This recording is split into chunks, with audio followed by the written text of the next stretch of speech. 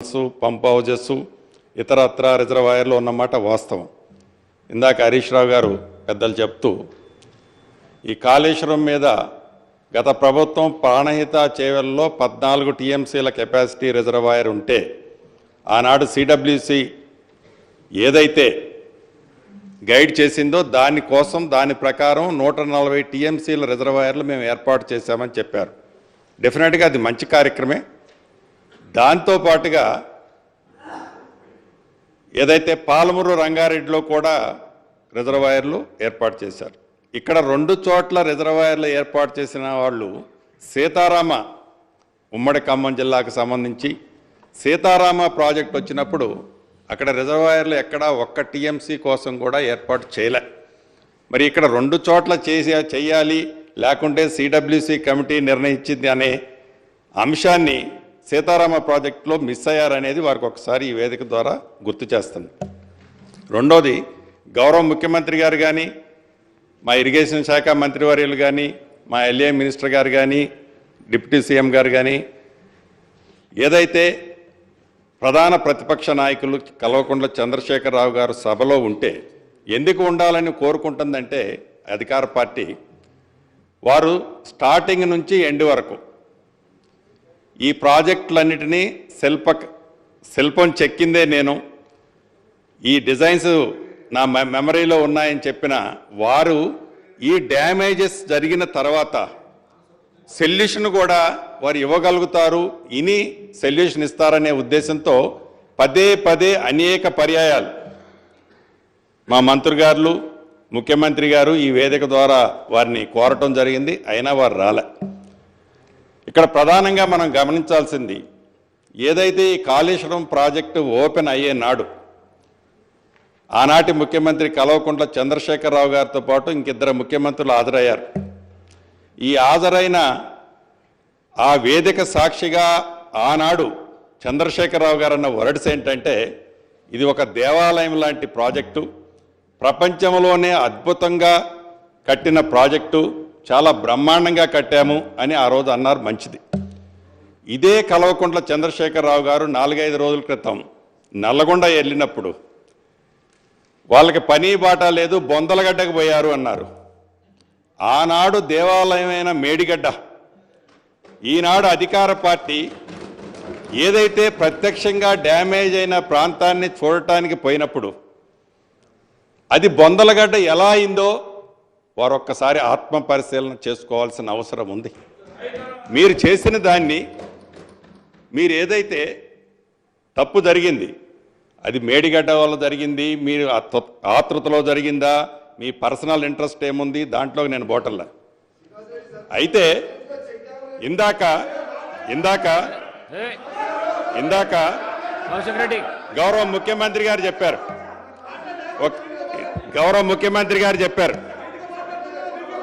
ఏదైతే గత ప్రభుత్వం తెలంగాణ ఏర్పడిన తర్వాత మొట్టమొదటిసారిగా ఆనాడు రిటైర్డ్ అయిన ఇంజనీర్లతో ఒక కమిటీ వేసి ఆ కమిటీ రిపోర్టుని అసెంబ్లీ సాక్షిగా తెలంగాణ ప్రజలకి పూర్తిగా వివరించారు. ఆ వివరించిన దాంట్లో భాగంగా అది అయిన తర్వాత దాని మీద ఈ 3 బ్యారేజీలకు సంబంధించింది ఆనాడు ఇంజనీర్స్ కమిటీ 3 బ్యారేజీలకు సంబంధించిన ఒక నివేదికలు అంటే ఎస్టిమేట్స్ ప్రిపేర్ చేశారు. ఇదైనా కొద్ది రోజులకే ప్రగతి భవన్లో సీఎం గారి సమక్షంలో అప్పుడు హరీష్ రావు గారు ఇరిగేషన్ మంత్రి గారు, అదే రకంగా ప్రశాంత్ రెడ్డి గారు, ఈ పల్లా రాజేశ్వర గారు పేర్లన్నీ దీంట్లో ఉన్నాయి. ఇవి మీకు సభకి మీరు డెఫినెట్గా ఇది కూడా రికార్డులో చేయాల్సిన అవసరం ఉంది. అంటే వారి ఆతృత, ఈ మినిట్స్లో కనిపిస్తున్న ఆతృత, వారి కంగారు, ఎంత తొందరగా కట్టాలి, ఎంత తొందరగా కట్టి ఆతృతే తప్ప ఈ ప్రాజెక్టు సస్టైనబిలిటీ ఎంతుంటుంది అనేది డెఫినెట్గా మిస్ అయ్యారన్నది ఈ సభ ద్వారా వారికి తెలియజేయదలుచుకున్నాను. దీంట్లో రెండో అంశం, ఇందాక మాజీ మంత్రివర్యులు హరీష్ రావు గారు చెప్తూ మహారాష్ట్రకు సంబంధించిన దాంట్లో గత ప్రభుత్వం అంటే కాంగ్రెస్ ప్రభుత్వంలో లెవెల్ 152 దగ్గర రిక్వెస్ట్ ఆనాడు ఉండే. ఈ 152ని 148కి మేము వాళ్ళు 148కి ఫ్రమ్ ది బిగినింగ్ నుంచి ఎప్పుడైతే ఆనాడు ఉమ్మడి ఆంధ్రప్రదేశ్లో ప్రాణేత చేవల్ల కట్టాలి అని అన్నప్పుడు 148లో మీరు కట్టుకోండి అనేది వాళ్ళు మొదటి నుంచి చెప్తున్నారు. దాన్ని మేమేదో సాధించినా మీరు ఏమి సాధించారు అని పెద్దలు హరీష్ రావు గారు ఈ వేదిక మీద ఇందాక వారు సంబోధించారు. మనం కొత్తగా సాధించింది ఏమీ లేదు. ఆనాడు మహారాష్ట్ర ప్రభుత్వం 148 కట్టడానికి వాళ్ళే అంగీకరించారన్నది కూడా వారు గమనించాల్సిన అవసరం ఉంది. దాన్ని ప్రత్యేకంగా మీరు సాధించింది లేదు. నిజంగా ఆ రోజు కాంగ్రెస్ ప్రభుత్వం దాన్ని యాక్సెప్ట్ చేసి ఉంటే ఆ రోజే అది కంప్లీట్ అయ్యేది. 142 నాట్ 152 138కి 148 152 148 ఈ 148 అనేది ఆ రోజే యాక్సెప్ట్ అనేది ఈ సభ ద్వారా మాజీ మంత్రివర్యులు హరీష్ రావు గారు గమనించాలనేది రెండో పాయింట్. మూడోది, ఏదైతే ఈ కాళేశ్వరం కానివ్వండి, ఈ కాళేశ్వరంలో 3 బ్యారేజీలు పదే మొన్న నల్గొండ సభలో కల్వకుంట్ల చంద్రశేఖరరావు గారు ఈనాటి ఉన్న ప్రభుత్వంలో ఉన్న పెద్దల దద్దమ్మలు అదే నేను ఉండుంటే నీళ్లు ఇచ్చేవాడిని, గోదావరి నీళ్లు డ్యామేజ్ అయినా కూడా గోదావరి నీళ్లు లిఫ్ట్ చేసి సస్యశ్యామలంగా నీళ్ళు ఇచ్చేవనేది ఆ వేదిక సాక్షిగా వారు చెప్పారు. వారిని ఈ వేదిక ద్వారా త్రూ హరీష్ రావు గారి ద్వారా ఒకటే మీ ద్వారా చెప్తున్నాను. ఇది నవంబర్ నెలలో, అంటే మీరు అధికారంలో ఉన్న 45 రోజులకు ముందే కూలిపోయింది మేడిగడ్డ ప్రాజెక్టు. 45 రోజులకు ముందు కూలిపోయిన తర్వాత ఈ 45 రోజుల్లో ఎన్ని క్యూసెక్స్ ఎన్ని టీఎంసీల వాటర్ని పంపు చేసి మీరు ఇరిగేషన్ కోసం రిజర్వాయర్లో నింపారు అనేది మీరు ఒక్కసారి ఆత్మ పరిశీలన చేసుకోండి. ఆనాడు ఆపద్ధర్మ ముఖ్యమంత్రిగా మీరే ఉన్నారు. కనీసం ఒక్క టీఎంసీ వాటర్నైనా రివర్స్ పంపించి ఈనాడు మీరు నేనున్నట్టయితే సస్యశ్యామలంగా నీరు ఇచ్చేవాడిని, రెండో పంటకు నీళ్ళు ఇచ్చేవాడిని అని చెప్తున్నారు. ఈ 45 రోజుల్లో కొత్త ప్రభుత్వం రాకముందు ఎలక్షన్ నోటిఫికేషన్ వచ్చిన తర్వాత ఆ 45 రోజుల్లో ఆ ప్రాజెక్టు కుంగిపోయి క్రాకులు ఇచ్చిన తర్వాత నీళ్లు ఉన్నాయని చెప్పిన మీరు ఎందుకు నీటిని రిజర్వాయర్లోకి మీరు పంపలేకపోయారు? అంటే కొత్త ప్రభుత్వం వచ్చిన ఈ 60 రోజులు 70 రోజుల్లో ఈ ప్రభుత్వం మీద పదే మీరు విమర్శలు చేసే పరిస్థితి ఈనాడు మీకు లేదు. మీరు కొత్త ప్రభుత్వానికి సూచనలు ఇవ్వగలుగుతారు. 10 సంవత్సరాల క్రితం ఉన్న ఉమ్మడి ఆంధ్రప్రదేశ్లో ఉన్న ఆనాటి కాంగ్రెస్ ప్రభుత్వంలో ఉన్న అంశాలని పదే ఆనాడు ఉమ్మడి ఆంధ్రప్రదేశ్లో తెలంగాణ రాష్ట్రానికి అన్యాయం జరిగిందని కాబట్టి తెలంగాణ రాష్ట్రం వచ్చిన తర్వాత మనందరం కొత్త జీవితాన్ని ప్రారంభించాం. పద్దాక పాత జీవితంలోకి పోయి ఆనాడు కాంగ్రెస్ పార్టీ ఆనాడు ప్రభుత్వం అన్నదానికంటే ఈ కొత్త ప్రభుత్వంలో మమ్మల్ని విమర్శించే పాయింట్ నాట్ వన్ కూడా లేదనేది గౌరవ సభ్యులు మీ ద్వారా గమనించాలనేది నేను తెలియజేసుకుంటున్నా. ఇక ఏదైతే ఈ రిజర్వాయర్లు బ్యారేజీలు ఉన్నాయో అది మేడిగడ్డ కానీ ఇతరత్ర బ్యారేజీలు ఎస్టిమేట్ మీరు ఒకటి చేశారు. ఎస్టిమేట్ చేసిన తర్వాత ఆ estimate cut off wall up stream కానీ down stream cut off wall కానీ ఆనాడు మీరు cut off wall RCC concrete వాల్తో చేశారు. చేసిన దాన్ని వర్క్ మీరు స్పీడ్ కావాలన్నా మీ ఇన్నర్ ఫీలింగ్ ఏంటో నాకు తెలియదు.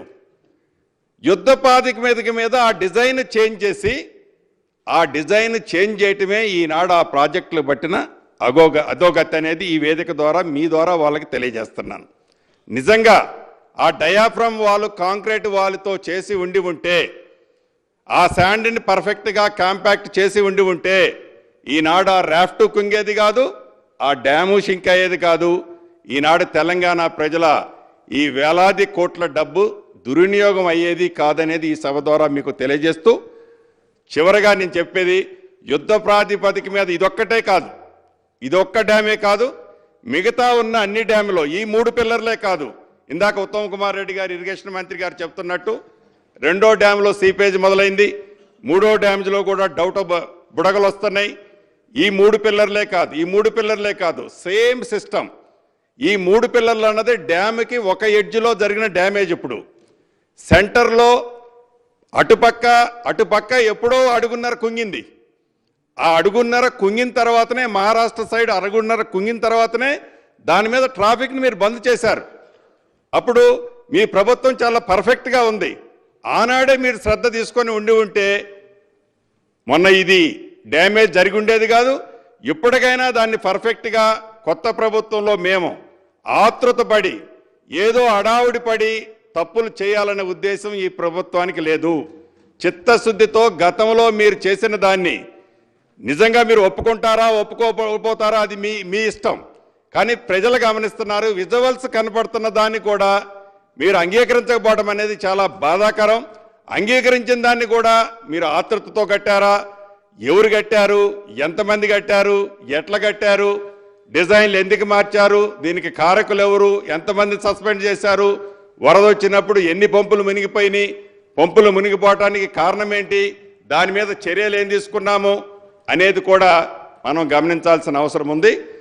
తప్పకుండా ఈ ప్రభుత్వం చిత్తశుద్ధితో గౌరవ మంత్రి గారు కానీ, ముఖ్యమంత్రి గారు కానీ, మా ఎల్ఏ మంత్రి గారు కానీ చాలా వివరంగా చెప్పారు. వీటి మీద మీరు చేసిన తొందరపడి ఈ ప్రభుత్వం తప్పులు చేయాలని ఈ ప్రభుత్వానికి లేదు అనేది చాలా స్పష్టంగా మీ ద్వారా గౌరవ మంత్రివర్యకు తెలియజేస్తూ, నిజంగా కల్వకుంట్ల చంద్రశేఖరరావు గారు కూడా సభకు వచ్చి ఉంటే వారు అనుభవంతో ఏదైతే దాన్ని ఇన్డెప్త్గా ఆనాడు స్టడీ చేసి కట్టారో ఆ కట్టింది యువతల డిబేట్ ఈనాడు జరుగుతున్న తర్వాత ప్రత్యక్షంగా కనపడుతుంది. కాబట్టి ఆ కనపడ్డ దాన్ని ఎలా రెక్టిఫై చేయాలనో మంచి సూచనలు ఇచ్చి ఉంటే ఈ ప్రభుత్వం తప్పకుండా స్వీకరించి ఉండేది. అటువంటి పరిస్థితి లేకపోవటం, వారి సభకు రాకపోవటం కూడా నిజంగా దురదృష్టకరం అని మీ ద్వారా ప్రధాన ప్రతిపక్ష సభ్యులకు తెలియజేసుకుంటూ సెలవు తీసుకుంటున్నాను.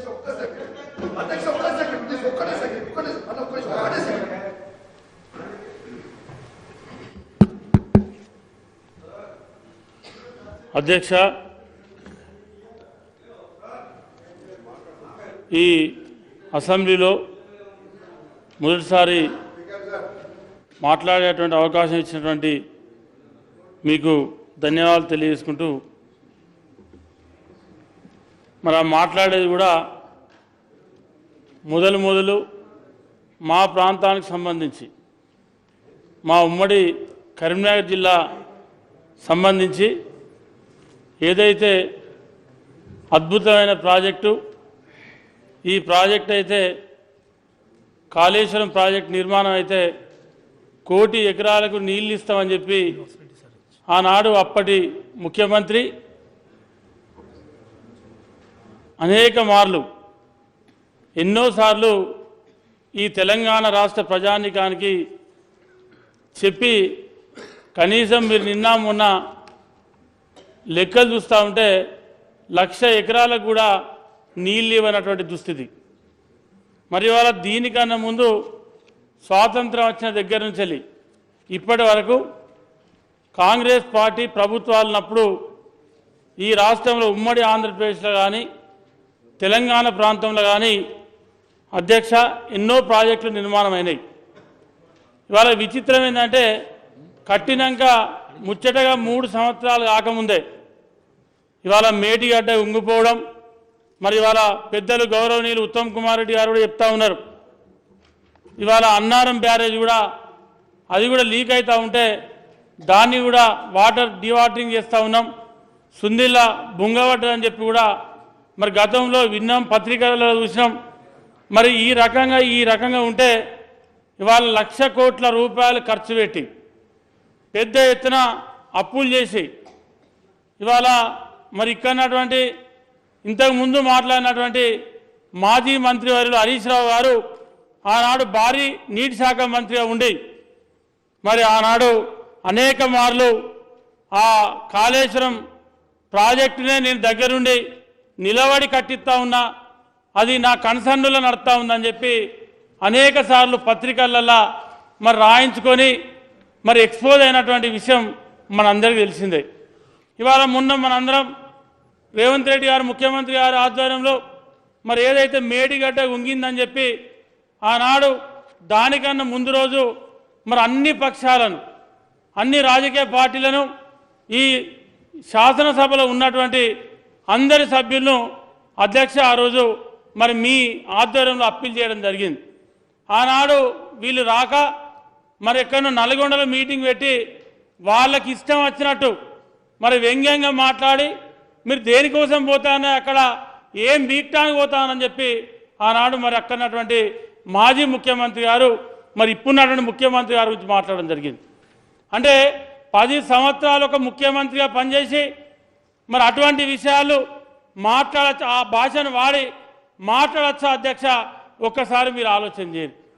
ఇవాళ ఉమ్మడి కరీంనగర్ జిల్లాకు సంబంధించి మా కరీంనగర్ జిల్లాను మొత్తం నిట్ట నిలువున ముంచి ఇవాళ టీఆర్ఎస్ పార్టీ ఆవిర్భావం నుండి ఇవాళ టీఆర్ఎస్ పార్టీ పుట్టినప్పటి నుండి ఇవాళ బీఆర్ఎస్ పార్టీగా మారే వరకు ఇవాళ వాళ్ళను ఇలా కేసీఆర్ గారిని కేసీఆర్ గారి కుటుంబాన్ని ఆ పార్టీని బతికిచ్చినటువంటి మా ఉమ్మడి కరీంనగర్ జిల్లాను మొత్తం సర్వనాశనంగా ముంచారు. మా జిల్లా కొరిగింది ఏం లేదు. ఇవాళ కాళేశ్వరం ప్రాజెక్టు కడితే ఇవాళ కాళేశ్వరం మంత్రి నియోజకవర్గం ఉంది. మేడిగడ్డ కానీ అన్నారం కానీ సుందిల్ల కానీ కనీసం ఒక్క సుక్క నీళ్ళు కూడా మంత్రి నియోజకవర్గానికి వెళ్ళే. అక్కడి నుంచి వస్తే ఇక్కడనే మా సోదరుడు మక్కాన్ సింగ్ గారు ఉన్నారు. రామగుండ నియోజకవర్గం ఇలా తలాపుకు నీళ్లుంటాయి, సముద్రం లెక్క నీళ్లుంటాయి, కానీ ఒక్క సుక్క నీళ్ళు కూడా అక్కడ సాగు భూమికి నీళ్లు రావు. మరి ఆ నీళ్ళు ఎక్కడికి పోయినాయి అంటే ఆ నుంచి వెళ్ళి అప్పుడు మరి ఎల్లంపల్లి శ్రీపాద ప్రాజెక్టుని కట్టింది ఆనాడు కాంగ్రెస్ ప్రభుత్వం. ఆ ప్రాజెక్టులో నీళ్లు నింపి మరి అక్కడి నుండి నంది మేడాలను తీసుకొచ్చి అక్కడి నుండి లిఫ్టుల ద్వారా ఇవాళ ఎక్కడ తీసుకుపోయారంటే సిద్దిపేట గజ్వేల్ నీళ్ళు తీసుకుపోయాం. కానీ మాకేం ఉరగలేదు. ఇవాళ మా ప్రాంతానికి కరీంనగర్ జిల్లాకు వచ్చినప్పుడు గతంలో ఏదైతే ఆనాడు కాంగ్రెస్ ప్రభుత్వం ఉన్నప్పుడు 1963లో జవహర్లాల్ నెహ్రూ గారు ప్రధానమంత్రి ఉన్నప్పుడు అధ్యక్ష ఆనాడు ఎస్ఆర్ఎస్పి ప్రాజెక్టుకు శంకుస్థాపన చేయడం జరిగింది. మరి ఆనాడు 112 టీఎంసీలతోని ప్రాజెక్టుకు శంకుస్థాపన చేసి పనులు ప్రారంభిస్తే మా ప్రాంతానికి ఉమ్మడి కరీంనగర్ జిల్లాకు 1983లో మరి మా ప్రాంతానికి ఎస్ఆర్ఎస్పి కాలువల ద్వారా నీళ్ళు వచ్చినాయి. ఎస్ఆర్ఎస్పి కాలువల ద్వారా నీళ్ళు వస్తే మరి ఆనాటి నుండి ఈనాటి వరకు మన మధ్యలో తెలుగుదేశం ప్రభుత్వం ఉన్నప్పుడు కాలువ లైనింగ్ జరగడం, డ్రాపులు పూర్తిగా సిమెంటు కాంక్రీట్తో నిర్మాణం జరగడం, మరి కాంగ్రెస్ ప్రభుత్వం ఉన్నప్పుడు ఉమ్మడి కరీంనగర్ జిల్లా అంతా కూడా ఆనాడు మొత్తం కాలువలు తవ్వడం జరిగింది. ఆనాడు ఫేజ్ 1 కానీ ఫేజ్ 2 కానీ ఎస్ఆర్ఎస్పి ప్రాజెక్టు ద్వారా ఆనాడు మా ప్రాంతానికి దాదాపు 9.5 లక్షల ఆయకట్టు ఆనాడు రావడం జరిగింది. మరి అప్పర్ ఏదైతే మిడ్ మానేర్ లోయర్ మానేర్ మీద 4,70,000 ఎకరాల అధ్యక్ష. ఇవాళ అది తప్ప ఇవాళ కనీసం ఇంతకుముందు గతంలో హరీష్ రావు గారు మాట్లాడినప్పుడు చెప్తా ఉన్నారు. అంతకుముందు ఓ గంట క్రితం మేము కరీంనగర్ జిల్లాలో ఉన్నటువంటి ఎస్ఆర్ఎస్పి ప్రాజెక్టుకు ఏదైతే కాలువలు ఉన్నాయో ఆ కాలువలన్నింటినీ చివరి ఆయకట్టుకు నీళ్ళు ఇచ్చామని చెప్పి ఇవాళ మీరు ఎవ్వరు నాతో నచ్చినా మీరు రండి, నేను చూపిస్తా. ఎక్కడ కూడా చివరి ఆయకట్టుకు నీళ్ళు ఇచ్చిన దాఖలాలు లేవు. మా నీళ్లను మా రైతుల పుట్టగొట్టి మా ప్రాంత రైతుల పుట్టగొట్టి మా దగ్గర మాయ మాటలు చెప్పి ఎప్పుడు ఎన్నికలు జరిగినా టీఆర్ఎస్ పార్టీకి బీఆర్ఎస్ పార్టీకి ఓట్లు వేయించుకొని కరీంనగర్ జిల్లా రైతులు ఉమ్మడి జిల్లా రైతుల పుట్టగొట్టిన తప్ప మీరు కానీ మాకు ఏ రోజు కూడా మా ప్రాంతానికి మీరు కాళేశ్వరం నీళ్ళు తీసుకొచ్చి మా నీళ్లతోని మా ప్రాంతాన్ని సస్యశ్యామలం చేసింది లేదు. మీరు ఏం చెప్పినారు ఆనాడు ఉద్యమ సమయంలో ఏమున్నది, ఇది ఇప్పుడు నీళ్ళు వస్తలేవు, రేపు తెలంగాణ రాష్ట్రం వస్తే కాలడ్డం పెడితే నీళ్ళు వస్తాయని చెప్పారు కేసీఆర్ గారు. కాలడ్డం పెడితే నీళ్ళు వస్తాయని చెప్పారు. పొలాలు పాకులు పడతాయని చెప్పారు. పొలాలలో చేపలు పట్టొచ్చని చెప్పారు. పొలాలు ఎండిపోవని చెప్పిండ్రు. కానీ మీరు ఏం చేసిండ్రంటే మా ప్రాంత రైతులను మోసం చేశారు. మీరు మా దగ్గర ఏం చేయలేదు. మీరు ఆనాడు కాంగ్రెస్ ప్రభుత్వం కట్టినటువంటి డ్రాప్ కూలిపోతే కూడా కనీసం డ్రాప్ను రిపేర్ చేయలేదు. మీరు ఎక్కడైనా డీపీలు షటర్ పోతే ఒక్క షటర్ నిర్మాణం చేయలేదు. మీరు ఇలా మీకు మా ఉమ్మడి కరీంనగర్ జిల్లా గురించి కానీ తెలంగాణ రాష్ట్ర ప్రజా రైతాంగం గురించి కానీ మాట్లాడేటువంటి హక్కు లేదు. ఎందుకంటే ఇవాళ డబ్బులు ఖర్చు పెట్టిండ్రు, కానీ ఎక్కడ కూడా అవి ఉపయోగానికి రాలేదు. ఇవాళ ఏదైతే మీరు కాళేశ్వరం ప్రాజెక్టు గురించి మీరు చెప్తా ఉన్నారు, ఆనాడు ఆ కాళేశ్వరం ప్రాజెక్టు పూర్తయితే 1 కోటి ఎకరాలకు నీళ్ళు వస్తాయని చెప్పారు. ఇవాళ 1 కోటి ఎకరాలకు నీళ్ళు వస్తాయని చెప్పి మీరు ఇచ్చిన లెక్కలనే 1,00,000 ఎకరాలు దాడుతలేవు. ఇవాళ మీరు 4 సంవత్సరాలు 3 సంవత్సరాలు నీళ్లు ఎత్తిపోతే కనీసం మీరు ఏ రోజు కూడా 30 టీఎంసీలు దాటి నీళ్ళు ఎత్తిపోయలేదు. ఇవాళ మా ప్రశాంత్ అనే నా మీద కత్తా ఉన్నాడు. నేను మాట్లాడేటన్ని అన్నా, నేను మీ హరీష్ రావు గారి లెక్క అబద్ధాలు ఆడేది లేదు, నాకేం అబద్ధాల లెక్కలు రావు. కాబట్టి పేరు తీసుకోకూడదు దయచేసి ప్లీజ్. కాబట్టి ఇప్పుడు వారు 2 గంటలు మాట్లాడినారు, 2 గంటలు మాట్లాడినారు. మేము ఏం మాట్లాడినా ఇప్పుడు ఏం మాట్లాడి వాళ్ళు ఇంతకుముందు ఏం చెప్పారు? మా ప్రాంతానికి కన్క్లూడ్ చేయండి ఇప్పుడు ఉమ్మడి కరీంనగర్ జిల్లాల 10 నిమిషాలు అవుతుంది నేను మాట్లాడటం, 10 మినిట్స్ అవుతుంది సార్ నేను మాట్లాడ 5 minutes. అయితే మా ప్రాంతానికి నీళ్ళు వస్తున్నాయి, తేలేందుకు నీళ్ళు ఇస్తున్నామని చెప్పారు. మీరు ఎవరన్నా మీరు హరీష్ రావు గారు వస్తారా, లేకపోతే ఇంకా మీరెవరైనా స్పీకర్ గారు మీరెవరైనా పంపిస్తారా? మీరు రాండి. మా ప్రాంతానికి నీళ్ళు ఎక్కడ కూడా కాళేశ్వరం జిల్లాలు మా పెద్దపల్లి జిల్లాలో 2 లక్షల ఆయకట్టు ఉంటుంది. పెద్దపల్లి జిల్లాలో 2 లక్షల ఆయకట్టు ఉంటుంది. 2 లక్షల ఆయకట్టు ఉంటే ఇలా రామగుండంలో 25,000 ఎకరాలు మంత్ని 4 గ్రామాలు కలుపుకొని ఎస్ఆర్ఎస్పి పార్క్ ఉంటుంది. 1 ఎకరం కూడా కాళేశ్వరం నీళ్ళు రాలే. మా పెద్దపల్లి నియోజకవర్గానికి వచ్చి దగ్గర 1,52,040 చిల్లర ఎకరాలు ఉంటుంది. ఇలా చెరువుల కుంటలు కలుపుకొని 1,65,000 నుంచి 1,70,000 ఎకరాలు ఉంటుంది. ఈ రోజు వరకు మా పెద్దపల్లి కన్క్లూడ్ చేయండి. విజయరామారావు గారు చేస్తా ప్రశాంత్ రెడ్డి గారు మాట్లాడండి. ఒక్క నిమిషం సార్. గౌరవ సభ్యులు వారు ఆవేదన చెప్తున్నారు. సరే, వారి ప్రాంతానికి సాగునీరు కావాలని ఆవేదన వారికి ఉండొచ్చు. అయితే ఇది ఎట్లుంటుంది అంటే సార్, ఇప్పుడు ఎస్ఆర్ఎస్పి ప్రాజెక్ట్ ఉంది సార్. 100 ఊర్లు మా ఆర్మూరు, ఆ పక్కన నిర్మలు, ఆ తాలూకా అంతా మునిగిపోయినాయి సార్. మా బాల్కొండ ప్రాంతం మునిగిపోయినాయి సార్. అయితే నా బాల్కొండ నియోజకవర్గంలో ఎస్ఆర్ఎస్పిది ఆయకట్టు ఎంత తెలుసా సార్? 7,000 ఎకరాలు. ఎస్ఆర్ఎస్పి మేము మునిగి వారి పెద్దపల్లికి నీళ్ళు పోతున్నాయి సార్. నా బాధ ఎవరికి చెప్పుకోవాలి సార్? అట్లా ప్రాజెక్టుల ఇప్పుడు అట్లా కాదు సార్. ఇప్పుడు సార్ ఆయకట్టు ప్రాజెక్టుల స్వరూపమే అట్లా ఉంటుంది సార్. అది అంతేగాని ఇక్కడ ప్రాజెక్టు కడితే ఇక్కడనే నీళ్ళు ఇవ్వాలి అట్లా ఉంటుందా సార్? అది శ్రీధర్ బాబు గారికి అన్నీ తెలుసుండి సార్ అట్లా ఉంటుందా సార్? అట్లా ఉండదు కదా. గౌరవ సభ్యులు అవకాశం ఉంటే ఇవ్వాలి సార్, అవకాశం ఉంటే ఇవ్వద్దని అనట్లేదు. వారి ఆవేదన వారు చెప్పుకొని నాకేం బాధ లేదు. కానీ నాకు అది చూసి నాకు ఆవేదన వచ్చింది సార్. ఇప్పుడు నాకు గుర్తుకొచ్చింది, నా 100 ఊర్లు మునిగిపోయినాయి కదా, నాకు 7,000 ఎకరాలే ఉన్నది ఎస్ఆర్ఎస్పిలో ప్రాజెక్ట్. ఇప్పుడు నేను ఎవరికి చెప్పుకోవాలి మరి? అప్పుడు డిజైన్ చేసింది, బిల్ట్ చేసింది అప్పుడు ప్రభుత్వాలే కదా అధ్యక్ష. ఇప్పుడు ఆ ప్రభుత్వాల మీద ఆక్రోశం వెలిబుచ్చుకోవాలన్నా? అట్లా ఉండదు. నాకు తెలుసు కాబట్టి, ప్రాజెక్టుల స్వరూపం నాకు తెలుసు కాబట్టి దయచేసి సభ్యులు అర్థం చేసుకోవాలి. Thank you. కన్క్లూడ్ చేయండి ప్లీజ్. ఇప్పుడు ప్రశాంత్ రెడ్డి గారు మాట్లాడినట్టు సరే, నేను మాట్లాడేదానికి మీకు బాధ అనిపిస్తుంది కావచ్చు, కానీ మా ఉమ్మడి కరీంనగర్ జిల్లా రైతులను కెళ్ళి పైప్ లైన్లు తీసుకుపోయి అక్కడి నుంచి వెళ్ళి ఆడ రిజర్వేయర్ కట్టి, ఇప్పుడు ఇక్కడ మేడారం రిజర్వేయర్ ఉంటుంది ధరంపూర్ కాన్స్టిట్యున్సీలో.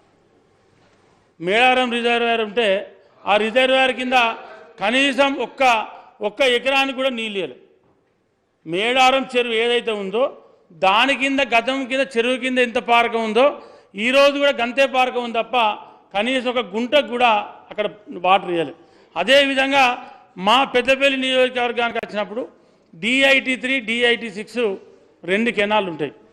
2 కెనాల కింద దాదాపు 1,53,000 ఎకరాలు 2 కెనాల కింద ఉంటుంది. DIT6 DIT3 ఎస్ఆర్ఎస్పి ప్రాజెక్ట్ కింద.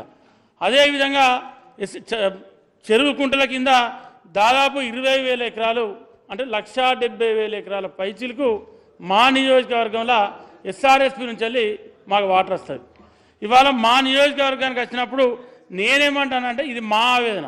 సరే ప్రశాంత్ రెడ్డి గారు అప్పుడు ఎమ్మెల్యే కాలే, అప్పటికి ఇంకా వారికి రాజకీయాలు కూడా మా లెక్కనే పూర్తిగా తెలుసో తెలియదు నాకు తెలియదు.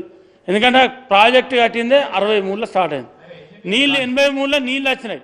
అంటే మనకు అప్పటికి మాకు కూడా చక్కగా మాకు మేము చిన్నపిల్లలం, మా దగ్గర నీళ్ళు వచ్చింది. ఇలా మా ప్రాంతం నుంచి వెళ్ళి నీళ్లు పోతాయి, మా నీళ్ళని మా జిల్లాకి వెళ్ళి ఎత్తుకుపోతారు, మా పెద్దపల్లి జిల్లాకి వెళ్ళి నీళ్లు పోతాయి. మాకు నీళ్లు రావన్నా వద్దా, మేము అడగన్నా వద్దా? తప్పకుండా అడిగే హక్కు మాకుంది, ఖచ్చితంగా అడుగుతాం, మాకు రావాలి నీళ్ళు. ఎందుకంటే ఇవాళ మీరు మీ ప్రభుత్వం ఉండి మీకు అధికారం ఉండి మీరు ఎక్కడ తీసుకుపోయారు నీళ్ళు? మెదక్ జిల్లాకు తీసుకుపోయారు. మెదక్ జిల్లాకు తీసుకుపోయే రోజు అక్కడ ఎక్కడికి పోయిన నీళ్ళు? ఫస్ట్ సిద్దిపేట పోయినాయి, అక్కడి నుంచి గజ్వేల్ పోయినాయి. మీరు ఆ 2 ప్రాంతాలు ఉంటే ఆ 2 ప్రాంతాలలో రైతులు సస్యశ్యామలం అయితే తెలంగాణ రాష్ట్రం మొత్తం రైతులందరూ నీళ్ళు వచ్చారు. మీ దృష్ట్యా మేమంటున్నాం, మా దగ్గరికి నీళ్లు పోతా ఉన్నాయి కాబట్టి మీరు మాకు నీళ్ళు ఇవ్వకుండా తీసుకుపోయినది మేము బాధపడతాం. మంత్రి నియోజకవర్గం అక్కడ కాళేశ్వరం మొదలుపెట్టి దగ్గర 60, 70, 80 కిలోమీటర్లు పైప్ లైన్ తీసుకొచ్చారు మంత్రిని కాన్స్టిట్యూన్సీకి. కనీసం ఒక్క గుంట కన్నా నీళ్ళు ఇచ్చారు ఎక్కడన్నా? దానికన్నా ముందు చిన్న కాళేశ్వరం ప్రాజెక్టు స్టార్ట్ అయింది, పైప్ లైన్ దాదాపు 70% నిర్మాణం పూర్తయింది. దాన్ని కనీసం మరి దాన్ని పూర్తి చేయాలన్నటువంటి ఆలోచన మీకు ఉండాలిగా. దాన్ని ముట్టుకోకపోతుంది. పెద్దపల్లి నియోజకవర్గాన్ని వదిలేత్తురి, రామగుండం వదిలేత్తురి. రామగుండం నియోజకవర్గంలో తలాపుకు సముద్రం ఉంటుంది, ఒక్క సుక్క నీళ్ళు ఇవ్వకపోతారు అక్కడ. ఇక్కడ ధర్మపురి నియోజకవర్గాన్ని ఇవ్వకపోతుంది. మీరు ఏడ నీళ్ళు ఇచ్చినో అది మీ విచక్షణకే మేము వదిలేస్తా ఉన్నాం. దానికి ఇంకా ముఖ్యమంత్రి మాజీ ముఖ్యమంత్రి గారు మాట్లాడబట్టి అక్కడే ఉండే బొందల గడ్డ ఏం గడ్డి వికపోతాను అక్కడికి అని చెప్పి. ఏం వికపోతాను అంటే మరి మీరున్నప్పుడు ఏం విక్టాను వేరు అక్కడికి, మీరు అధికారంలో ఉన్నప్పుడు ఏం విక్టాను వేరు అక్కడికి. ఎలా దేనికోసం వేరు మీరు అక్కడికి? ఇప్పుడు మాట్లాడేటప్పుడు కొంచెం ఆలోచన ఉండి మాట్లాడాలి, మాట్లాడే పద్ధతి ఉండాలి మాట్లాడటానికి. ఇవాళ నోరుందని చెప్పి ఏది పడుతుంది మాట్లాడితే అయిపోతా? అవునా నీ ముఖ్యమంత్రి చెప్పు, మాజీ ముఖ్యమంత్రికి ఇవాళ నల్గొండలో మీటింగ్ పెట్టి ఏం బిక్కానంటాడా? ఏం మాట్లాడుతాడా? ఒక ముఖ్యమంత్రిని పట్టుకొని రేవంత్ రెడ్డి ముఖ్యమంత్రి పట్టుకొని ఏం మాట్లాడుతాడు చెప్పు నువ్వు? కనీసం ఇంగిత జ్ఞానం ఉండాలి నీకు, నీ ముఖ్యమంత్రికి ఇంగిత జ్ఞానం ఉండాలి. ఫస్ట్ నువ్వు దాన్ని మాట్లాడు మా గురించి మాట్లాడు. నువ్వు ఏం మాట్లాడి నీ ముఖ్యమంత్రి? ఇవాళ ఒక మాజీ ముఖ్యమంత్రి 10 ఏళ్ళు ముఖ్యమంత్రి ఉంటాడు. మేము బొందల గడ్డగా చూస్తానికి కూలిపోయినటువంటి కుంగిపోయినటువంటి మేడిగడ్డను చూస్తానికి మేము పోయినాం. మా ముఖ్యమంత్రి గారి ఆధ్వర్యంలో రేవంత్ రెడ్డి గారి నాయకత్వంలో మేము దాన్ని చూసి మీరు ఏదైతే ఈ రాష్ట్ర ప్రజలను ఈ రాష్ట్ర రైతాంగాన్ని ముంచి కాళేశ్వరం ప్రాజెక్టును ఏటీఎం లెక్క పెట్టి దోసుకున్నారో, ఆ దోసుకొని ప్రాజెక్టును ముంచిండ్రో, ఆ ప్రాజెక్టును చూడడానికి ప్రజలకు తెలియజేయడం కోసం, ఈ రాష్ట్ర రైతాంగానికి తెలియజేయడం కోసం మేము అక్కడికి. కానీ మీ లెక్క నోరుందని చెప్పి ఇష్టం వచ్చినట్టు మాట్లాడలే. మీరు నోరుందని చెప్పి ఇవాళ ఇష్టం వచ్చినట్టు మాట్లాడితే ఇక్కడ చూసుకుంటా పడటానికి ఎవరు ఇక్కడ లేరు, సిద్ధంగా లేరు. మీరు ఒక్కటి మాట్లాడితే 4 మాట్లాడే దమ్ముంది, 4 మాట్లాడే శక్తి ఉంది. మీరు ఏళ్ళు పెడితే మేము కాలు పెడతాం. మామూలుగా మీరేం ఏదో వాటిగానే గవర్నమెంట్లో ఉండి పోలీసులను పెట్టి రాత్రిపూట అరెస్ట్ చేసి ముఖ్యమంత్రి లేకపోతే మంత్రులు తొవ్వంటి పోతా అంటే ఇళ్ళ ముంగట కావలు పెట్టే నైజాం మాది కాదు. కొట్లాడే దమ్ముంది, కొట్లాడే శక్తి ఉంది, మాట్లాడే శక్తి ఉంది. ఏదైనా చేస్తాం, మేము ఏదైనా చేయగలుగుతాం. ఇట్లా వాటిగానే మైకులు ముంగట పెట్టుకొని ఏదో ఉనికదంపుడు ముచ్చట్లు మాట్లాడే అవసరం మాకు లేదని చెప్పి ఈ సందర్భంగా ఇస్తూ నాకు మాట్లాడే అవకాశం ఇచ్చినటువంటి మా పెద్దలు గౌరవనీయులు మా స్పీకర్ గారికి ప్రత్యేక ధన్యవాదాలు, కృతజ్ఞతలు తెలియజేస్తూ ముగిస్తా ఉన్న. పాయల్ శంకర్ గారు.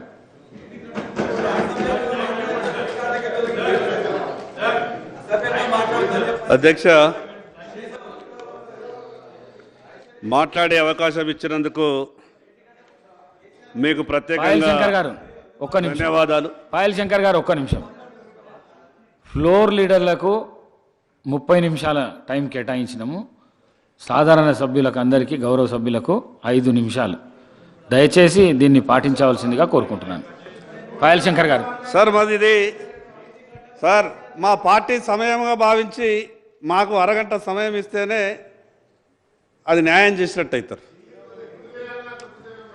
అంటే నన్ను సభ్యుడిగా కాకుండా పార్టీ సమయంగా భావించండి. అధ్యక్ష, ముందుగా మీకు ధన్యవాదాలు. ఈ కాళేశ్వరం ప్రాజెక్టు గురించి చర్చ వచ్చినప్పుడల్లా శాసనసభలో ఈ పెద్ద పెద్ద స్క్రీన్లు ప్రత్యక్షమవుతాయి. నేను ఇంతకుముందు కూడా టీవీలలో చూసినట్టు నాకు గుర్తున్నది. ఇంకొక విషయం ఏంటంటే ఈ పదే పదే ఒక పదం వాడుతున్నారు. ఆ పదానికి ఈ శాసనసభకు ఎందుకు అంత అవినాభావ సంబంధం ఉన్నది అర్థమైతలేదు. ఆ పదం వాడడం తప్పు అని అందరికీ తెలిసినా ఇటు నుంచి కానీ అటు నుంచి కానీ అదే పదాన్ని పదే పదే వాడే ప్రయత్నం చేస్తూ ఈ రెండు రాజకీయ పార్టీలు ఆ పదం ద్వారానే ప్రజల దృష్టిని ఆకర్షించాలని ప్రయత్నం చేస్తున్నాయేమో మాకైతే అర్థమైతలేదు. అధ్యక్ష, పొద్దున ఈరోజు నేను 6 గంటలకు మా ఇంటికి ఫోన్ చేసిన ఆదిలాబాద్కు. మా మనవడు ఫోన్ లేపి మాట్లాడితే ఎక్కువసేపు మాట్లాడే ప్రయత్నం చేస్తే నేనేమన్నా ఒక మాట అంటే, నువ్వు తొందరగా ఫోన్ పెట్టేరా బాబు, ఇవాళ అసెంబ్లీలో పెద్ద పెద్ద స్క్రీన్లు పెట్టిండ్రు, బాగా అవన్నీ చూపిస్తారట, నేను కొంచెం చదువుకున్నా కొత్తగా శాసనసభకు పోయినా కాబట్టి అని అంటే, ఏం పెట్టిండ్రు తాతయ్య అని వాడు అడిగిండు. ఏమో పెద్ద పెద్ద స్క్రీన్లు పెట్టిండ్రు అంటే వాడు అన్న మాటలు ఏంటంటే, మీకు సినిమాలు గిన చూపిస్తారా శాసనసభలు అన్నాడు. అధ్యక్ష, గతంలో కాళేశ్వరం రిడిజన్ గురించి మాట్లాడినప్పుడు ఈనాటి మాజీ ముఖ్యమంత్రి గారు ఆ రోజు ముఖ్యమంత్రి హోదాలో ఇక్కడ నుండి ఉత్తమ్ కుమార్ రెడ్డి గారు మాట్లాడినటువంటి మాట కూడా, వారిని అన్నటువంటి మాట కూడా నాకు ఇప్పటికీ గుర్తొస్తున్నది. మరి ఎందుకు ఇటువంటి ఈ గొప్ప శాసనసభలో ఆ రకమైనటువంటి పదాలు పదే పదే వస్తున్నప్పుడు ఆ రకమైనటువంటి పదాలు వాడడం వల్ల శాసనసభకు ఉన్నటువంటి గౌరవాన్ని దిగజార్చిన వాళ్ళమైతమేమో అని కొత్తగా వచ్చినటువంటి సభ్యున్ని నాకు అనిపిస్తున్నది. అధ్యక్ష, టిఆర్ఎస్ ప్రభుత్వం ఆలోచన విధానం చూస్తే కూడా గతంలో కాంగ్రెస్ ప్రభుత్వం ఆలోచన విధానాన్ని చూస్తే గతంలో టిఆర్ఎస్ పార్టీ తప్పులు చేసిందని లేదా వాళ్ళేమైనా పాపాలు చేసిందని, మీరేదో ఈ రాష్ట్రాన్ని గొప్పగా పరిపాలిస్తారని మీ చేతిలో రాష్ట్రాన్ని పెట్టిండ్రు. మీ చేతిలో రాష్ట్రాన్ని పెట్టిన తర్వాత ఏం జరగాల? రాబో 5 సంవత్సరాలలో ఈ రాష్ట్రంలో ఎంత గొప్ప కార్యక్రమాలు చేస్తారో చర్చ జరగాల. లేదు, పాత విషయాలు కూడా రావాలా. ఎందుకంటే టిఆర్ఎస్ పార్టీ చేసినటువంటి తప్పులు ఉన్నాయి. అంత పెద్ద లక్షల కోట్ల రూపాయల అప్పులు తీసుకొచ్చి ఒక్క రూపాయి కూడా పనికి రాకుండా అంత పెద్ద కాళేశ్వరంలో జరిగినటువంటి తప్పు మీద తప్పకుండా చర్చ జరగాల్సిందే. కానీ ఇప్పటి వరకు ఈ కొత్తగా వచ్చినటువంటి ప్రభుత్వం ఏం చేయబోతున్నదన్న విషయాన్ని మాత్రం ఎక్కడా స్పష్టం చేయలేకపోతా ఉన్నది. అధ్యక్ష, మేము అనుకున్నాం ఆంధ్రప్రదేశ్ రాష్ట్రం ఉన్నప్పుడే మా అటువంటి ఆదిలాబాద్కు అన్యాయం జరిగింది, తెలంగాణ రాష్ట్రం వచ్చిన తర్వాత మాకు న్యాయం జరుగుతుందని గొప్పగా ఆశపడ్డాం. మా జిల్లాలో ఏకైక ప్రాజెక్టు సార్ 10 సంవత్సరాలలో మొదలైంది కోట చెనాక అనే ప్రాజెక్టు. గౌరవ హరీష్ రావు గారికి చాలా తెలుసు ఆ విషయం మీద. ఆ కోట చెనాక అనే ప్రాజెక్టు 2014-15లో పరిపాలన అనుమతులు ఇచ్చిండ్రు 1300 కోట్ల రూపాయలతోని. ఇది 2023. 14-15లో పరిపాలన అనుమతులు ఇచ్చిన తర్వాత 2017లో ఆదిలాబాద్లో 50,000 ఎకరాలకు సాగునీరు అందిస్తాం.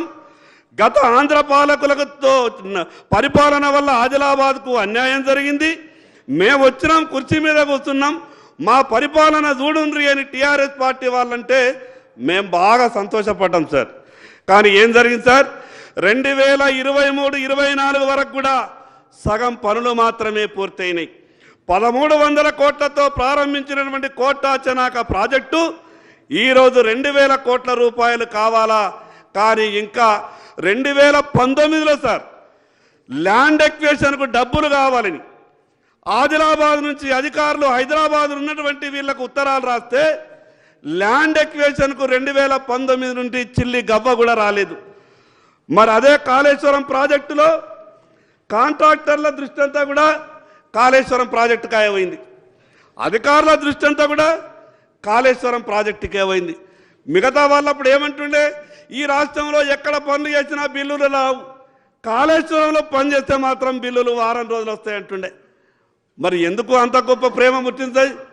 మరి అంత గొప్పగా మొత్తం నిధులన్నీ కూడా నీళ్ళలా కాళేశ్వరంలో పారించిండ్రు, లక్షల కోట్ల రూపాయలు ఖర్చు పెట్టిండ్రు.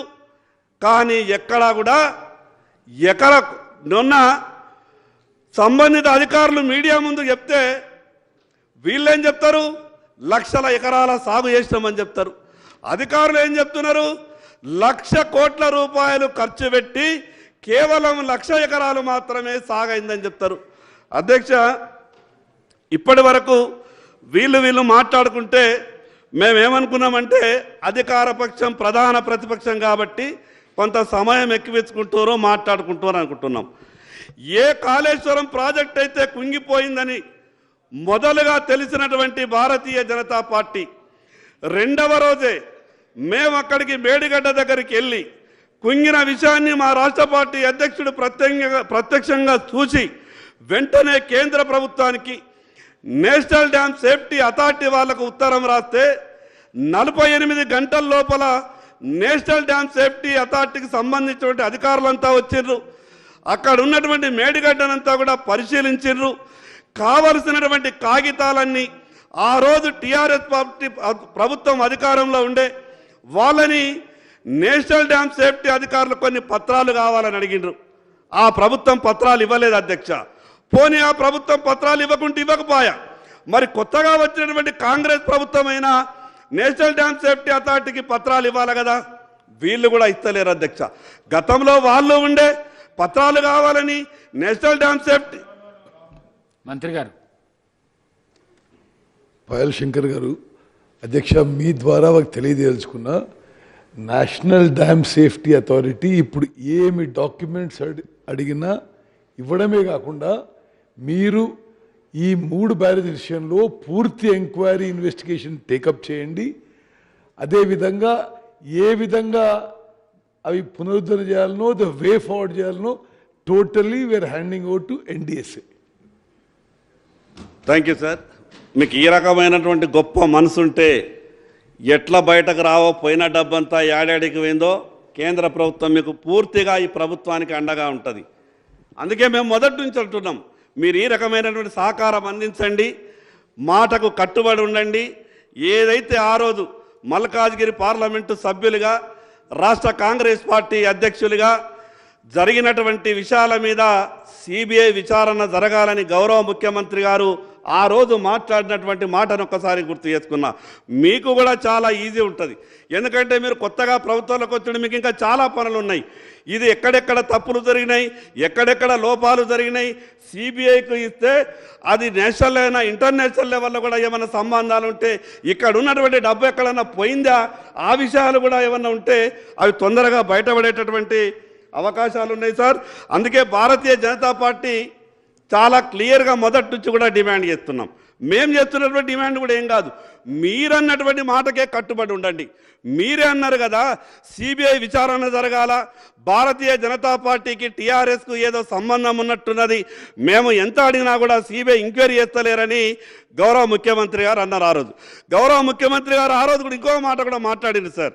వారు ఏమన్నారంటే, ప్రధానమంత్రి గారిది, అమిత్ షా గారిది నా దగ్గర అన్ని ఆధారాలు ఉన్నాయి, నేను కంప్లైంట్ చేయడానికి సిద్ధంగా ఉన్నా, భారతీయ జనతా పార్టీ నాయకులు వాళ్ళ అపాయింట్మెంట్ ఇప్పగలుగుతారా అని ఒక మాట మాట్లాడినారు.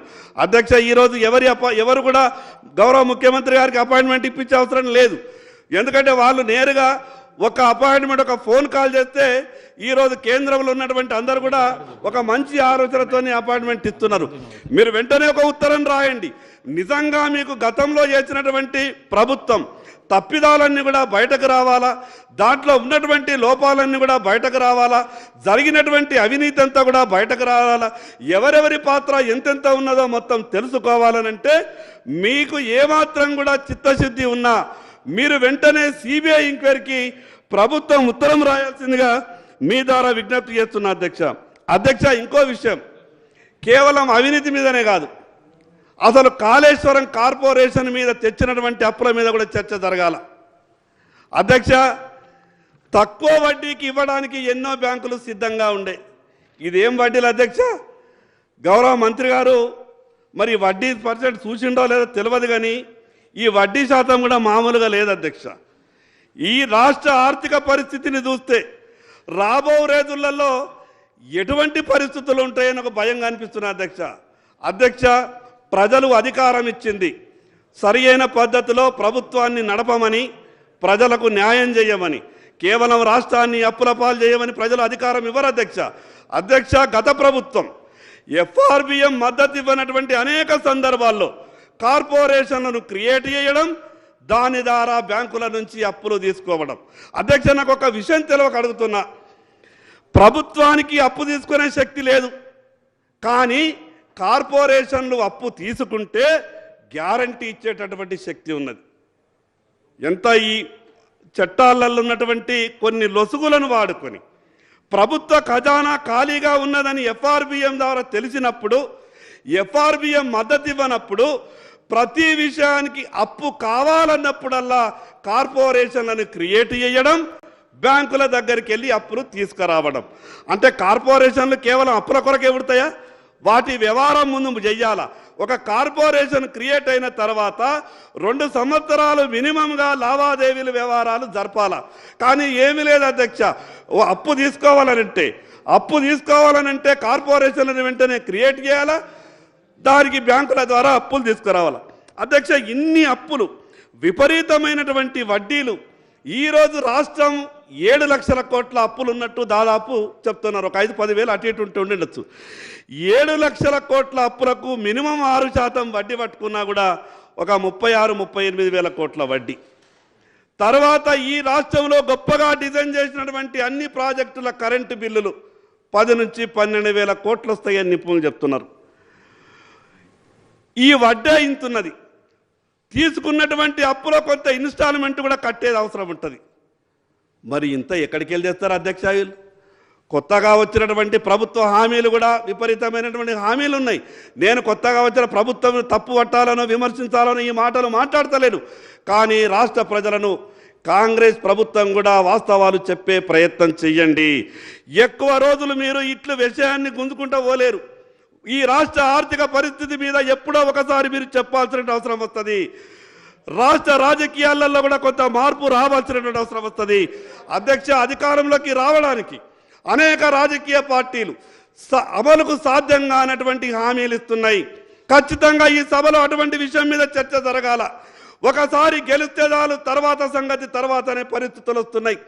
మరి ఈ రకంగా ప్రతి ఒక్కరు కూడా ఇదే వ్యవహారం చేసుకుంటూ పోతే ఈ రాష్ట్రాన్ని కాపాడే వ్యక్తులు ఎవరు? కేవలం 5 సంవత్సరాలు అధికారంలో ఉండడానికి, ఒకసారి గెలవడానికి మా నోటికి వచ్చినట్టు ఏమన్నా మాట్లాడతాం.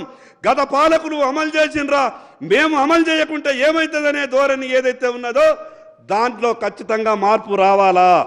అధ్యక్ష మార్పు ఇక్కడి నుండే మొదలు కావాలి. ఈ మార్పు ఇక్కడి నుండే మొదలు కావాలా. గతంలో టీఆర్ఎస్ పార్టీ చేసినటువంటి తప్పులను కాంగ్రెస్ పార్టీకి కూడా తెలుసు. మరి ఆ విధమైనటువంటి తప్పులను కాంగ్రెస్ పార్టీ కూడా పదే పదే చేస్తూ పోతే ప్రభుత్వాన్ని నడపడం కష్టమవుతుంది. అధ్యక్ష ఈ రాష్ట్రం నడుస్తున్నది ఒకటే నిమిషం ఈ రాష్ట్రం నడుస్తున్నది దేని మీద అధ్యక్ష? ప్రజల ఆరోగ్యం చెడిపోతున్నటువంటి ఏదైతే మత్తు పానీయాలు అమ్మితే నడిచే పరిస్థితి ఉన్నది.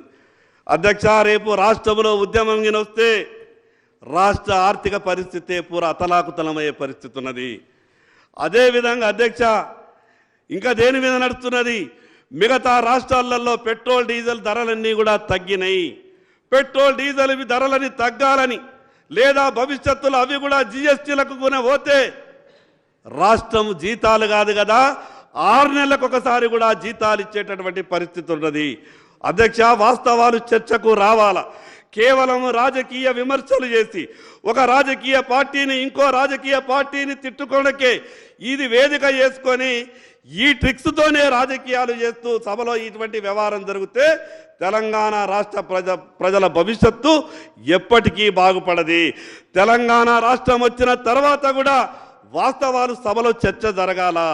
నేను ఒకటే విషయం ప్రభుత్వానికి విజ్ఞప్తి చేస్తున్న అధ్యక్ష, ప్రభుత్వం చాలా గొప్పగా చెప్పింది కాబట్టి మా అటువంటి ఆదిలాబాద్ జిల్లాకు గౌరవ ఇరిగేషన్ మంత్రి గారు సభలో ఉన్నారు కాబట్టి నాకు ఖచ్చితంగా కొంత నాకు మద్దతు ఇచ్చే విధంగా, నా మాటకు ఊరటనిచ్చే విధంగా జవాబు రావాలని కోరుకుంటున్నా.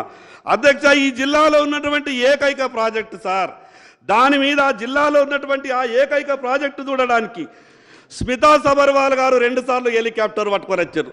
హెలికాప్టర్ తిరిగినప్పుడల్లా మాకు అనిపిస్తుండే అయిపోతుందేమో, 2 నెలల నిధులు వస్తాయేమో. దాని తర్వాత సోమేష్ కుమార్ గారు హెలికాప్టర్ పట్టుకొని వస్తుండే, ఇంకా ఆశపడుతుండే. చీఫ్ సెక్రటరీ గారే వచ్చారంటే ఇంకేం కావాలా, అయిపోతుందేమో అనుకుంటుండే. మళ్ళీ 3వసారి ఈ నీళ్లకు సంబంధించిన నిపుణులు వస్తుండే, ఎవరు వచ్చినా హెలికాప్టర్ దిగలే అధ్యక్ష. మాకేమనిపించిందంటే ఆదిలాబాద్ నుంచి హైదరాబాద్కు 3.5 గంటలు తోవ కారులో, కానీ అధికారులంతా హెలికాప్టర్లను వచ్చారు. ఆ అన్నిసార్లు వచ్చినటువంటి హెలికాప్టర్ ఖర్చు ఆ ప్రాజెక్టు గిన ఇస్తే ల్యాండ్ ఎక్విజిషన్కు ఒక 25% డబ్బులు గిన ముట్టిపోతుండేనేమో. అన్నిసార్లు హెలికాప్టర్ తిరిగింది, కుర్చేసుకొని కట్టిస్తామన్నారు. 2017లోనే నీళ్ళు ఇస్తామన్నారు. 2024 అయింది, చుక్క నీరు రాలేదు అధ్యక్ష. ఇంకొక విషయం చెప్తా అధ్యక్ష, ఆ ప్రాజెక్టు సంవత్సరానికి 60 కోట్ల రూపాయల కరెంటు బిల్లు కట్టాలి. ఇది సాధ్యమవుతుంది అధ్యక్ష? 60 కోట్ల రూపాయల కరెంటు బిల్లు కట్టాల. కేవలం 100 కోట్ల రూపాయలు ఖర్చు పెట్టి అక్కడ సోలార్ ప్లాంట్ ఏర్పాటు చేస్తే ఆ ప్రాజెక్టుకు సరిపడ కరెంటు ఉత్పత్తే కాకుండా ఇంకో 100 కోట్ల రూపాయలు మెయింటెనెన్స్ కూడా ఆ ప్రాజెక్టుకు వస్తుండే. అటువంటి ఆలోచన చేయలేదు అధ్యక్ష. ఈరోజు అక్కడ ఉన్నటువంటి ఆ కోర్టాచనాక అనే ప్రాజెక్టు ఈరోజు సగమే ఆగిపోయింది. మరి కొత్తగా వచ్చే ప్రభుత్వం దాన్ని పూర్తి చేయాలని కమిట్మెంట్ ఇవ్వాలి కదా. మాకు కావాల్సినవి 1000 కోట్లు అయితే పెట్టింది బడ్జెట్లో బహుశా 200 కోట్లే అనుకుంటా. నేను గౌరవ మంత్రివర్యులకు నా ఆదిలాబాద్ ప్రజల తరపున 2 చేతులు జోడించి విజ్ఞప్తి చేస్తున్నా, మీరు టీఆర్ఎస్ పార్టీ వాళ్ళ తిరగాకుండా. ఎందుకంటే జలయజ్ఞంలో మొదలుపెట్టినటువంటి ప్రాజెక్టులను టీఆర్ఎస్ పార్టీలు ముట్టుకోలేదు, చాలా తెలివిపరులు. వాళ్ళు చేసిన ప్రాజెక్టుల్లో మాకేమొస్తాయి అనుకున్నారో ఏమో కానీ ఆ ప్రాజెక్టులకాయ వాళ్ళు కన్నెత్తి చూడలేదు. మరి మీరు కూడా టీఆర్ఎస్ పార్టీ మొదలుపెట్టినటువంటి, టీఆర్ఎస్ ప్రభుత్వం మొదలుపెట్టేటువంటి మధ్యలో ఉన్నటువంటి ప్రాజెక్టులను గిన వాళ్ళు ఆలోచించినట్టే మీరు కూడా ఆలోచించి వాటిని కంప్లీట్ చేస్తే మా పరిస్థితి ఏంటిది? ఎందుకంటే మీకు ఒక రాష్ట్రమే కాదు, మీరు కూడా దేశాన్ని చూసుకోవాల్సి వస్తుంది. కాబట్టి ఉన్నటువంటి 2 రాష్ట్రాలలోనే అదొక పరిస్థితి ఉన్నది దేశంలో మొత్తం కింద. వాళ్ళు కనీసం రాష్ట్రంలో కింద మీద చేసుకుంటుండే. మీకున్న పరిస్థితి ఏంటంటే మీరు దేశంలో కూడా చూసుకోబడుతుంది. మీకున్న ఇబ్బంది దాన్ని మేము అర్థం చేసుకోగలుగుతాం. అందుకే అధ్యక్ష, ఈ ప్రభుత్వానికి ఏమాత్రం చిత్తశుద్ధి ఉన్నా ఒక ఉత్తరం ఈ ప్రభుత్వం తరపున కాళేశ్వరం మీద జరిగినటువంటి అవినీతినంతా కూడా సిబిఐ విచారణతోనే, సిబిఐ విచారిస్తేనే కానీ వాస్తవాలు బయటపడతాయి. కాబట్టి ప్రభుత్వం అదేవిధంగా గౌరవ ముఖ్యమంత్రి గారు మాట నిలుపుకొని గతంలో అన్నటువంటి మాటకు కట్టుబడి సిబిఐ విచారణ చేయించాల్సిందిగా భారతీయ జనతా పార్టీ తరఫున డిమాండ్ చేస్తా ఉన్నాం. గౌరవ ఇరిగేషన్ మంత్రివర్యులకు మరొక్కసారి విజ్ఞప్తి చేస్తున్నా, తక్కువ డబ్బుతో పూర్తయ్యేటటువంటి మా ఆదిలాబాద్ కోటా చెనాక ప్రాజెక్టుకు నిధులు విడుదల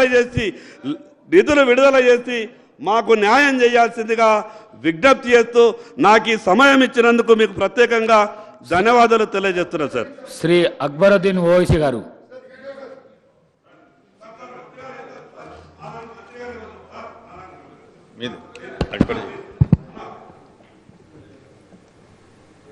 మినిస్టర్ గారు.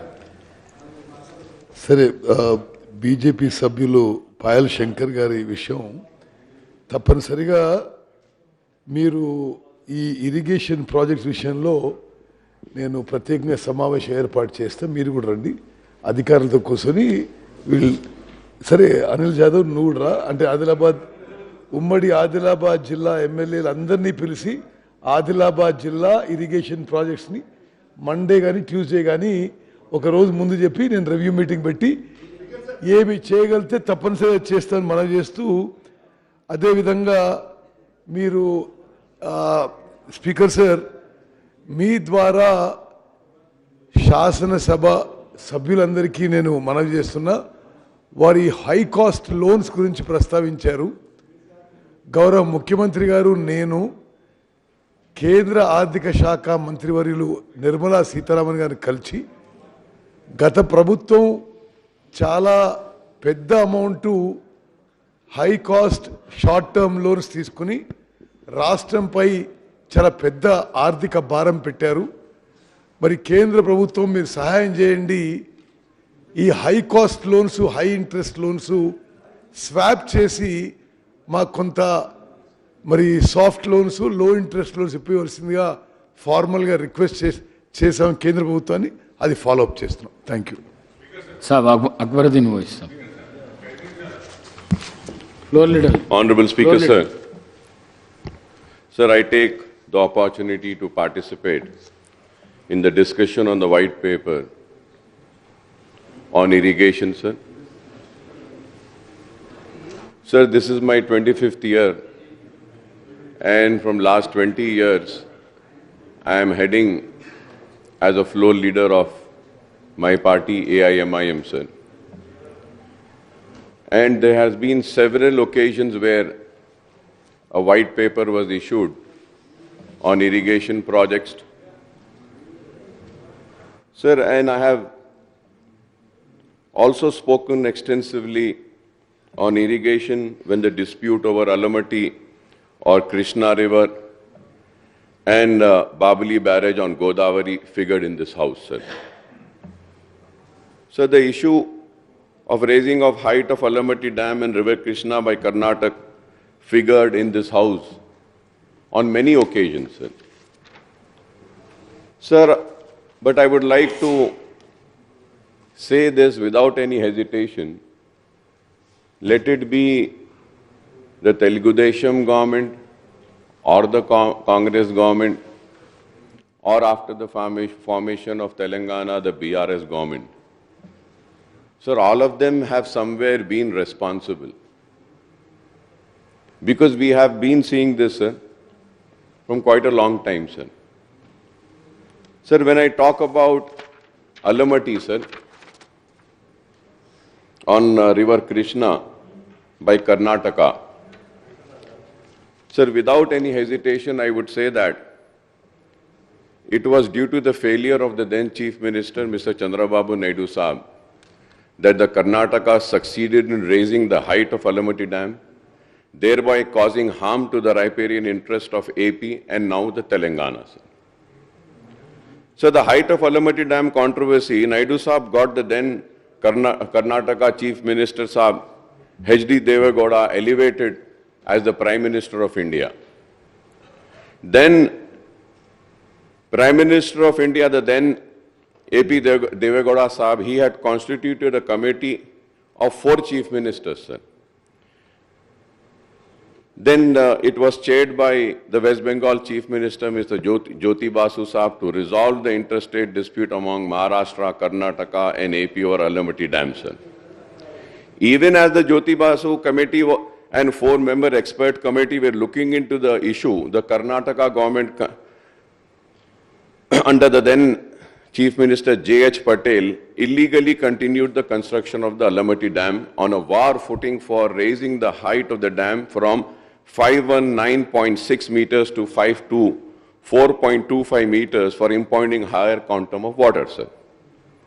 So during the earlier Congress regime in United AP 2004 and 14, Maharashtra government began work on Babali barrage for impounding more water for upstream of Sri Ram Sagar before River Godavari water flows into Telangana. Sir, it was in 2004 that the Maharashtra expedited the construction of Babali and 10 other barrages on the Godavari, raising the alarm in Andhra Pradesh. So the Babali issue also snowballed into big political issue, sir, in AP, with the main opposition, TDP and other parties, including, I was also there, sir, then, the AIMIM mounting pressure on the then YSR regime to get the work of Babali and other barrages stopped by the Congress government in Maharashtra. Sir, incidentally, United AP government took the dispute over Alamati Dam and Babali barrage and other barrages to Supreme Court, but could not get any relief. Sir, I'm just going into the history briefly, sir. So, pronouncing the judgment in the original suit 2 of 1997, other writ petitions between the state of AP versus state of Karnataka and others on 25th April 2000, the 5-member bench of Supreme Court headed by Justice S.B. Majumdar dismiss and dispose the original suit and other petitions without giving any relief to Andhra Pradesh. This is the history, sir. Subsequently, sir, the Krishna Water Dispute Tribunal 2, headed by Brijesh Kumar, upheld its award of 2010 for raising the height of Alamatti Dam from 519.60 meters to 524.26 meters. So the KWDT2 asked the Government of India to appoint Krishna Water Decision Implementation Board, giving representation to Karnataka, Maharashtra and AP as well as the Government of India. Pronouncing the judgment in the original suit number 1 of 2006, other writ petitions and the content petitions between the state of AP versus state of Maharashtra and others on 20th February 2013, a 3-judge bench on Supreme Court headed by Justice R.M. Lodha dismissed and disposed the original suit and other petition without giving any relief to Andhra Pradesh. Sir, when I was going to the CAG reports on performance audit on Kaleshwaram, in the note of the background of the KLIS, the CAG pointed out that the audit had reviewed the Pranahita, Chevella, Sujala, Saravanti as part of performance audit of Jalayagnam CAG report number 2 of 2012, Andhra Pradesh government, sir. Sir, I may recall that irrigation projects always quoted controversies in the state because of several reasons, sir. Some of the projects were taken up on the assured water, that is the quantum of water for river allocation of the states, and some others were taken up on so-called surplus water. That is the quantum of water not allocated to the state but available for use when the monsoons are normal or there are floods into the rivers. So some of the projects were completed within the stipulated time frame. Some other projects were delayed for years and decades despite the best efforts of the successive governments to complete them. Some projects were taken up without the mandatory clearance from the Central Water Commission, Ministry of Water Resources, Jal Shakti, Ministry for Environment and Forest and other authorities, sir. For some other projects, the clearance were obtained while they were being constructed. Time and cost overrun have been the common feature of the most of the irrigation projects taken up in United Andhra Pradesh and thereafter in Telangana state also, sir. Sir, when the Jalayagnam program was launched in 2004, by the Congress government headed by Dr. Y.S. Rajshekar Reddy, the main opposition TDP mounted a barrage of criticism, sir, and even termed it as the Dhanayagnam scheme for milking the contracts and the contractors. This was said, sir, then. Sir, after the formation of Telangana state, the TRS government redesigned the Pranahita Chevella project as Kaleshwaram lift irrigation scheme, launched several new projects and also expedited the work for the completion of some ongoing projects which were delayed for many years, sir. And this is also a fact, none can deny this.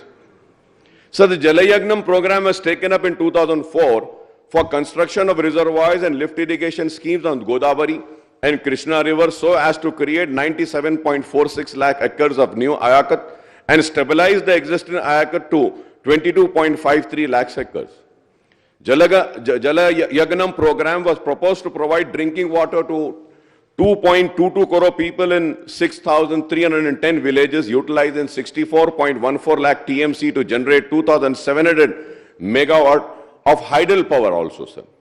The program comprised 86 projects with a cost of 1.86 lakhs crores. A dozen of these projects taken a period of 2004 and 5 with approval cost of 2,139 crores were brought under Jalayagnam to expedite their completion, sir. Also, 74 new projects were sanctioned between 2004 and 5 and 2008 and 9 with an approved cost of 1,83,470 crores. Sir, I repeat, sir. Sir, new projects were sanctioned between 2004 and 5 and 2008 and 9 with approved cost of 1,83,470, sir. Sir, I may also recall some observation of the CAG report on Jalayagnam with regard to B.R. Ambedkar, Pranahita, Chevella, Sujala, Saravanti, sir. The Pranahita Chevella project was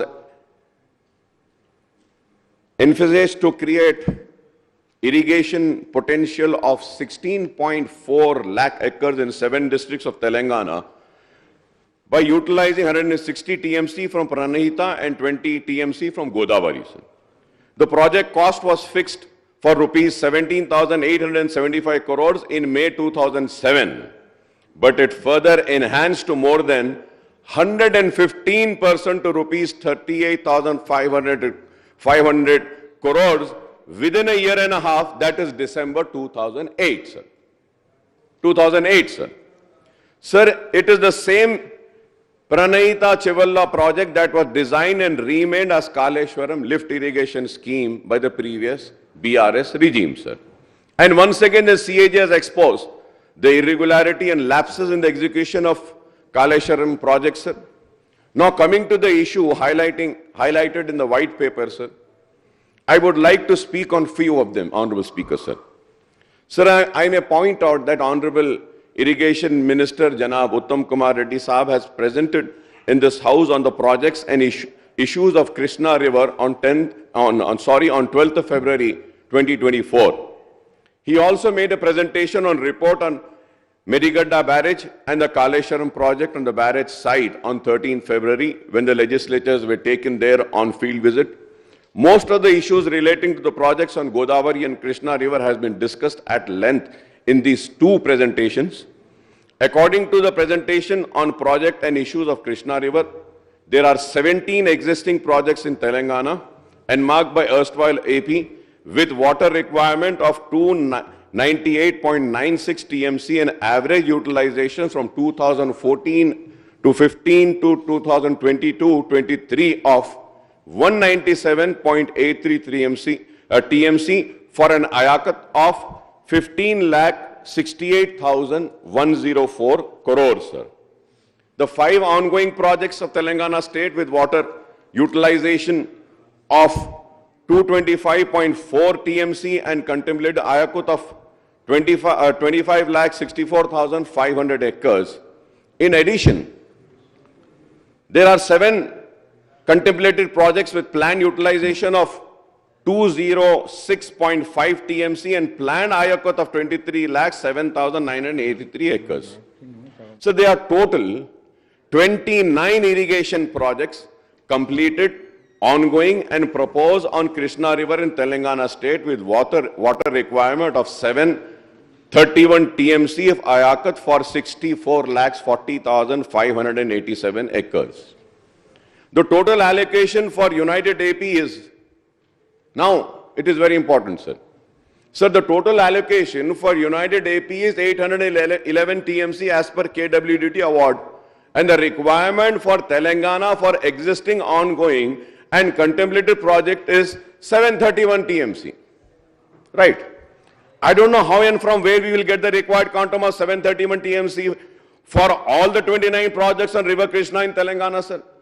Sir, you have only Honorable Irrigation Minister Saab, only in his presentation he has said that कि पूरे तेलंगाना के लिए जो allocation है 800 change बोले आप, और तेलंगाना के ये projects के लिए इतना पानी 731 होना है, तो ये कहां से आएगा? This needs to be replied, sir. Sir, Telangana state is not able to get its due share of Krishna waters ever since formation from the year 2014, sir. In fact, in construction of Alamatti and Upper Krishna project in Karnataka in mid-90s, the inflows into United AP were considerably reduced year after year. So who's responsible for this, sir? So I would say that the people who failed to protect the interest of the then AP are the ones who are responsible, sir. कि हमारा पानी हमको मिल ही नहीं रहा है, चाहे वो उस वक्त के आंध्र प्रदेश की कांग्रेस की हुकूमत हो या उस वक्त आंध्र प्रदेश की तेलुगु देशम की हुकूमत हो। ये लोग उस वक्त नाकाम होने की वजह से आज तेलंगाना को पानी के लिए तरसना पड़ रहा है, पानी नहीं मिल रहा है, और यही एक वजह थी जिसके लिए कि तेलंगाना की आवाम ने अलहदा रियासत का मुतालबा किया और तेलंगाना की जिद्दोजहद की और हासिल किया। Sir, in fact, since the construction of Alamatti and Upper Krishna projects in Karnataka in mid-90s, the inflows into United AP were considerably reduced year after year, sir. Now the two riparian states, AP and Telangana, have to share the reduced inflow in Krishna from Karnataka state. I would like the irrigation minister, Sahab, Mr. Uttam Kumar Reddy Sahab, to clarify on this crucial issue, sir, when he replies. So the irrigation minister, Sahab, has referred to the irrigation potential created and expenditure incurred on irrigation in Telangana since 1951 till now, sir. 1951 I was seen, sir. As per his statement, the total expenditure incurred on irrigation before formation of Telangana in 2004 was 54,234 crores. Sir, I have my own doubts.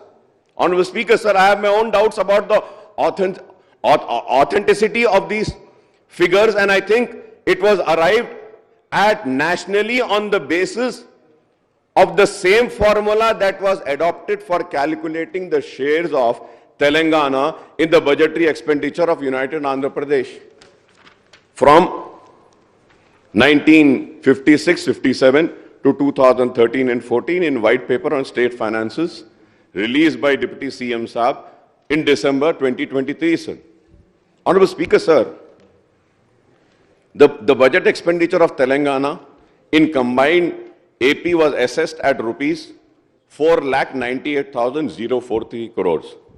That is 41.68% out of 11,94,945 crores.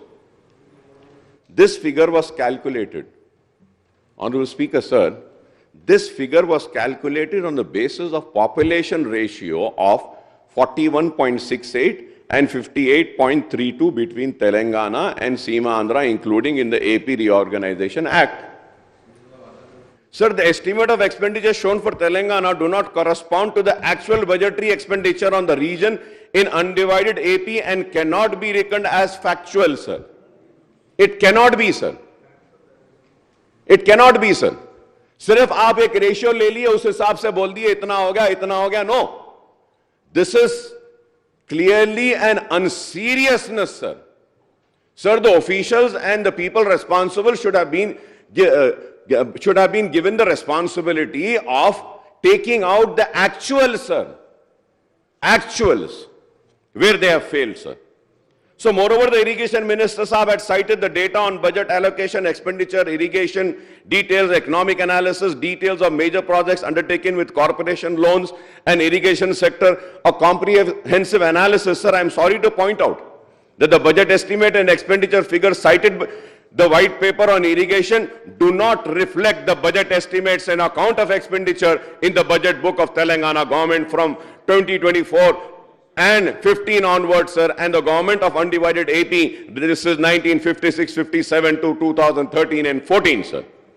So leaving aside what was the budgeted and spent on irrigation in United Andhra Pradesh, sir, including Telangana region up to 2014, the budget estimates for irrigation in Telangana states for 2015 and 2015 to 2023-24 as per white paper is rupees 1,33,791.52 crores and the expenditure is rupees 1,26,833.13 crore, that is 94.80%, sir. This is 94.80%, sir. Sir, most surprisingly, sir, the white paper says that for the irrigation sector, no loan were taken by AP from 1956-57 to 2013 and 14, and this exposes the shoddy figures cited in the white paper, sir. How can they say that no loan were taken by AP from 1956 and 57 and to 2013 and 14, and this exposes the real shoddy figures, sir. And I think this needs to be corrected.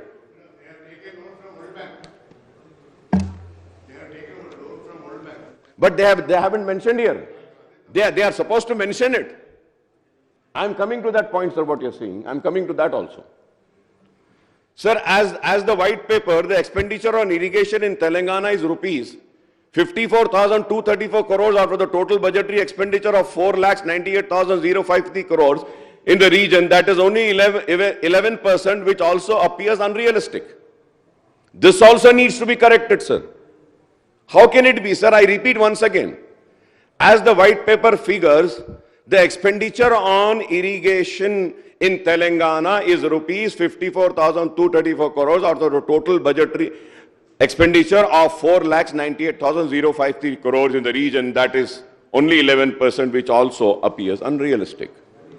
So going further ahead, sir, similarly, the loan figures for irrigation in Telangana state at rupees 84,090 crores do not match the actual loan amounts provided in the state budget account, and more so when the state is said to have taken zero loans in the 3 financial year, that is 2014 and 15, 15 and 16, and 23 and 24, sir. आपका देख लीजिए sir, उसमें है आपके उसमें 3 years, sir.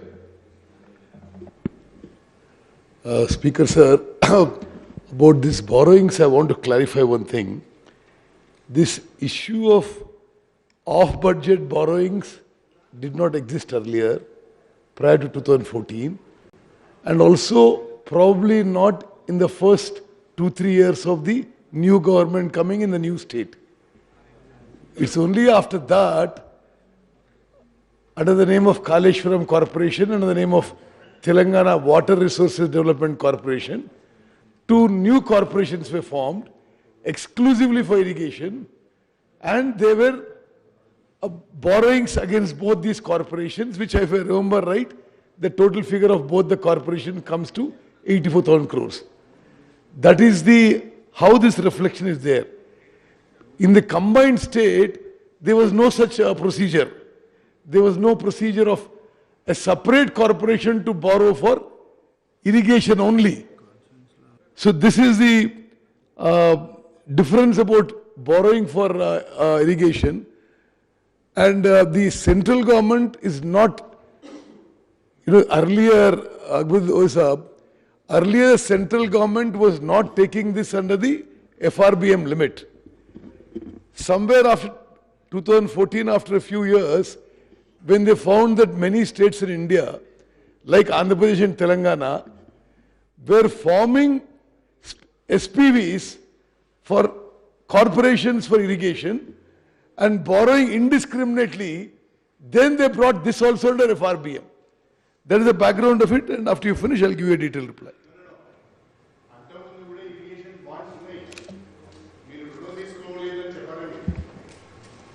Yes. Irrigation bonds ki special corporate setup ki, there's a difference. No. Anna, see, no. Irrigation bonds are raised by the government.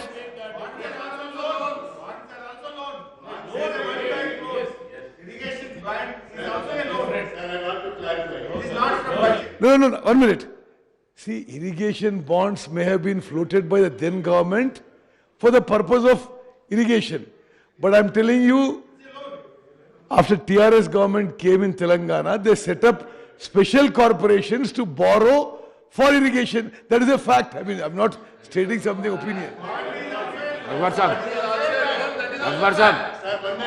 Akbaruddin Sahab.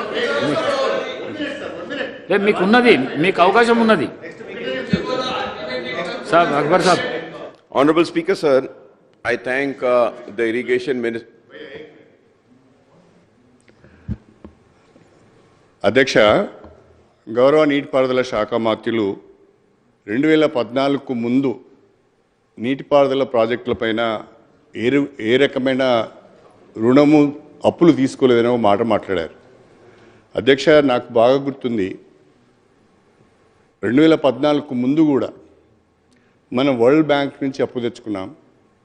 మనము irrigation బాండ్స్ను float చేసినాం. ఆ ఇరిగేషన్ బాండ్స్ ద్వారా వచ్చిన నిధులను, వరల్డ్ బ్యాంక్ నుంచి వచ్చిన అప్పులను కూడా మనము ఇరిగేషన్ ప్రాజెక్ట్స్లో వాడుకున్నాం. ఇరిగేషన్ బాండ్స్ అన్నా అప్పులే, వరల్డ్ బ్యాంక్ నుంచి వచ్చింది కూడా అప్పే. కాబట్టి అప్పే తీసుకోలేదని అనడము ఇది సభను తప్పుదో పట్టించినట్టుగా భావించవలసి వస్తుంది.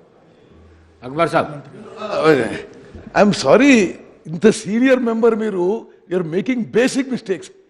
Irrigation bonds or World Bank is borrowed by the government of Andhra Pradesh or state government. 1 minute. This is a separate corporation. The corporation borrows and the government gives a guarantee. the structure is different in both. And also, Arey,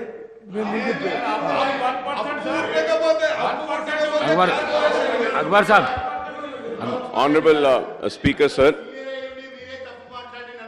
Sir, I thank Uttam Kumar Reddy Saab for giving a reply, sir. And I also thank Kadiyam Srihari Saab for once again replying. So I don't want to go into the detail. The only thing I would say that, sir, he is right in his place. He is also right, sir. But at the same time, bonds existed then. World Bank loan also existed then.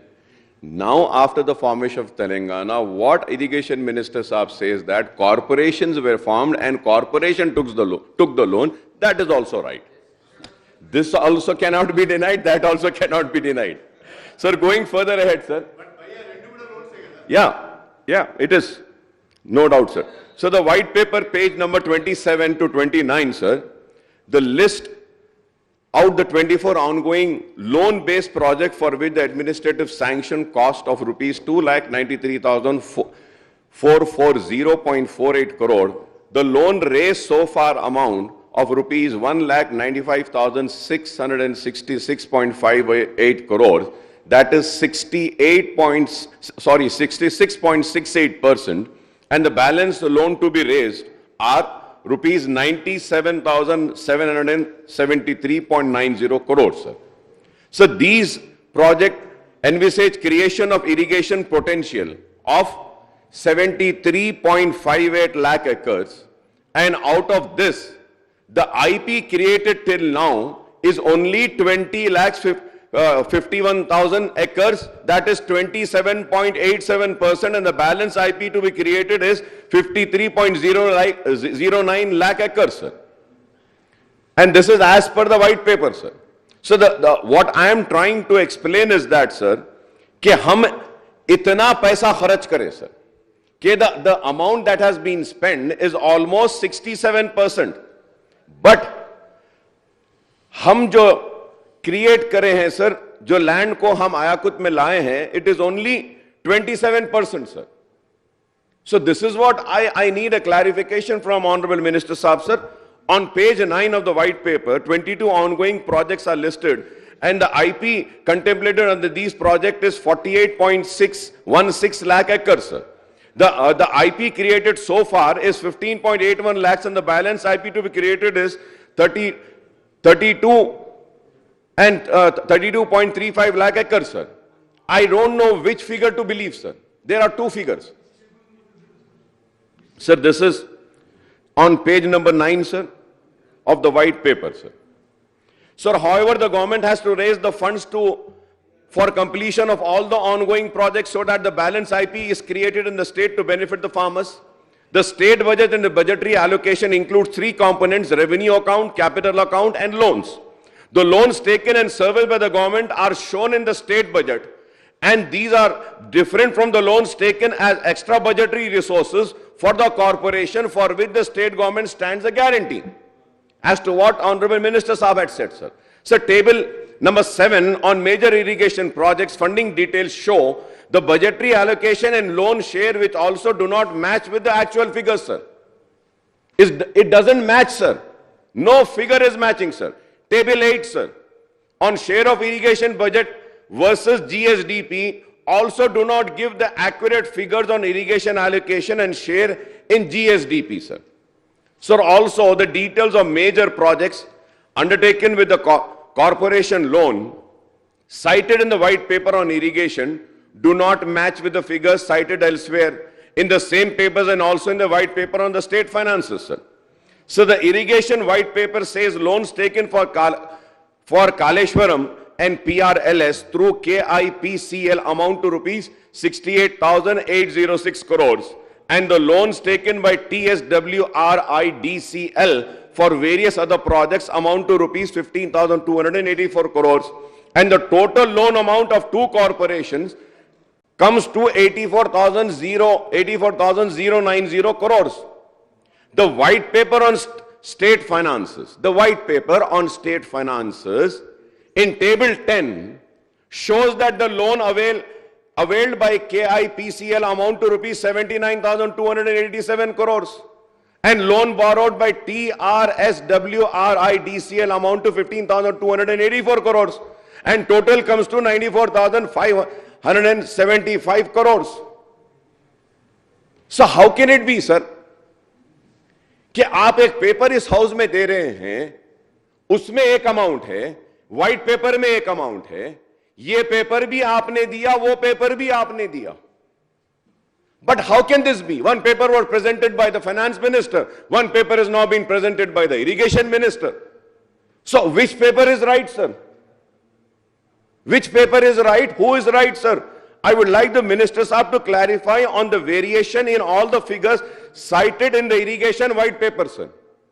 Sir, how can we have a healthy debate and a discussion when the figures itself are wrong? So we don't know how much of wrong information is also been given and shown. I have gone through a lot of documents, including budget books, CAG reports, and account on my findings are follows, sir. Sir, as per the budgetary data, sir. Sir, if I am wrong, sir, I have this paper, sir. Through you, I can send this to Honorable Minister Saab also, if he wants, sir, when I complete, or if he wants, he can see it, sir.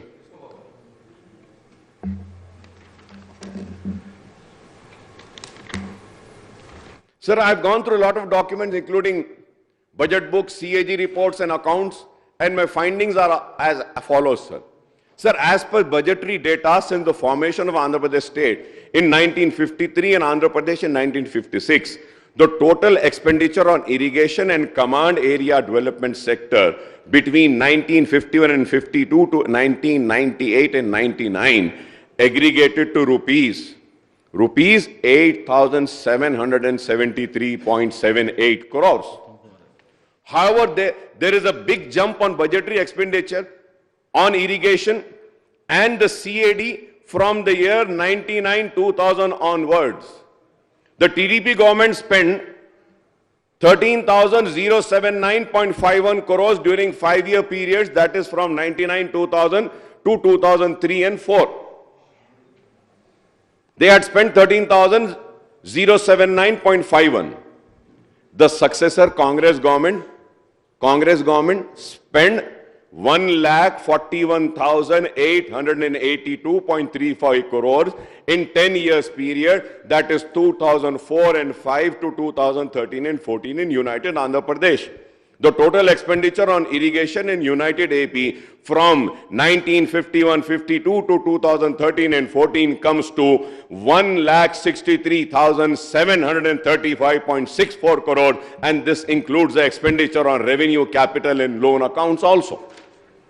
Subsequently, sir, after the formation of Telangana state, the BRS government spent 1,41,041.32 crores in 10 years period, that is from 2014 and 15 to 2023-24, including budget estimate of rupees 26,868.91 crores in the year 2023 and 2024, the current financial year, I mean.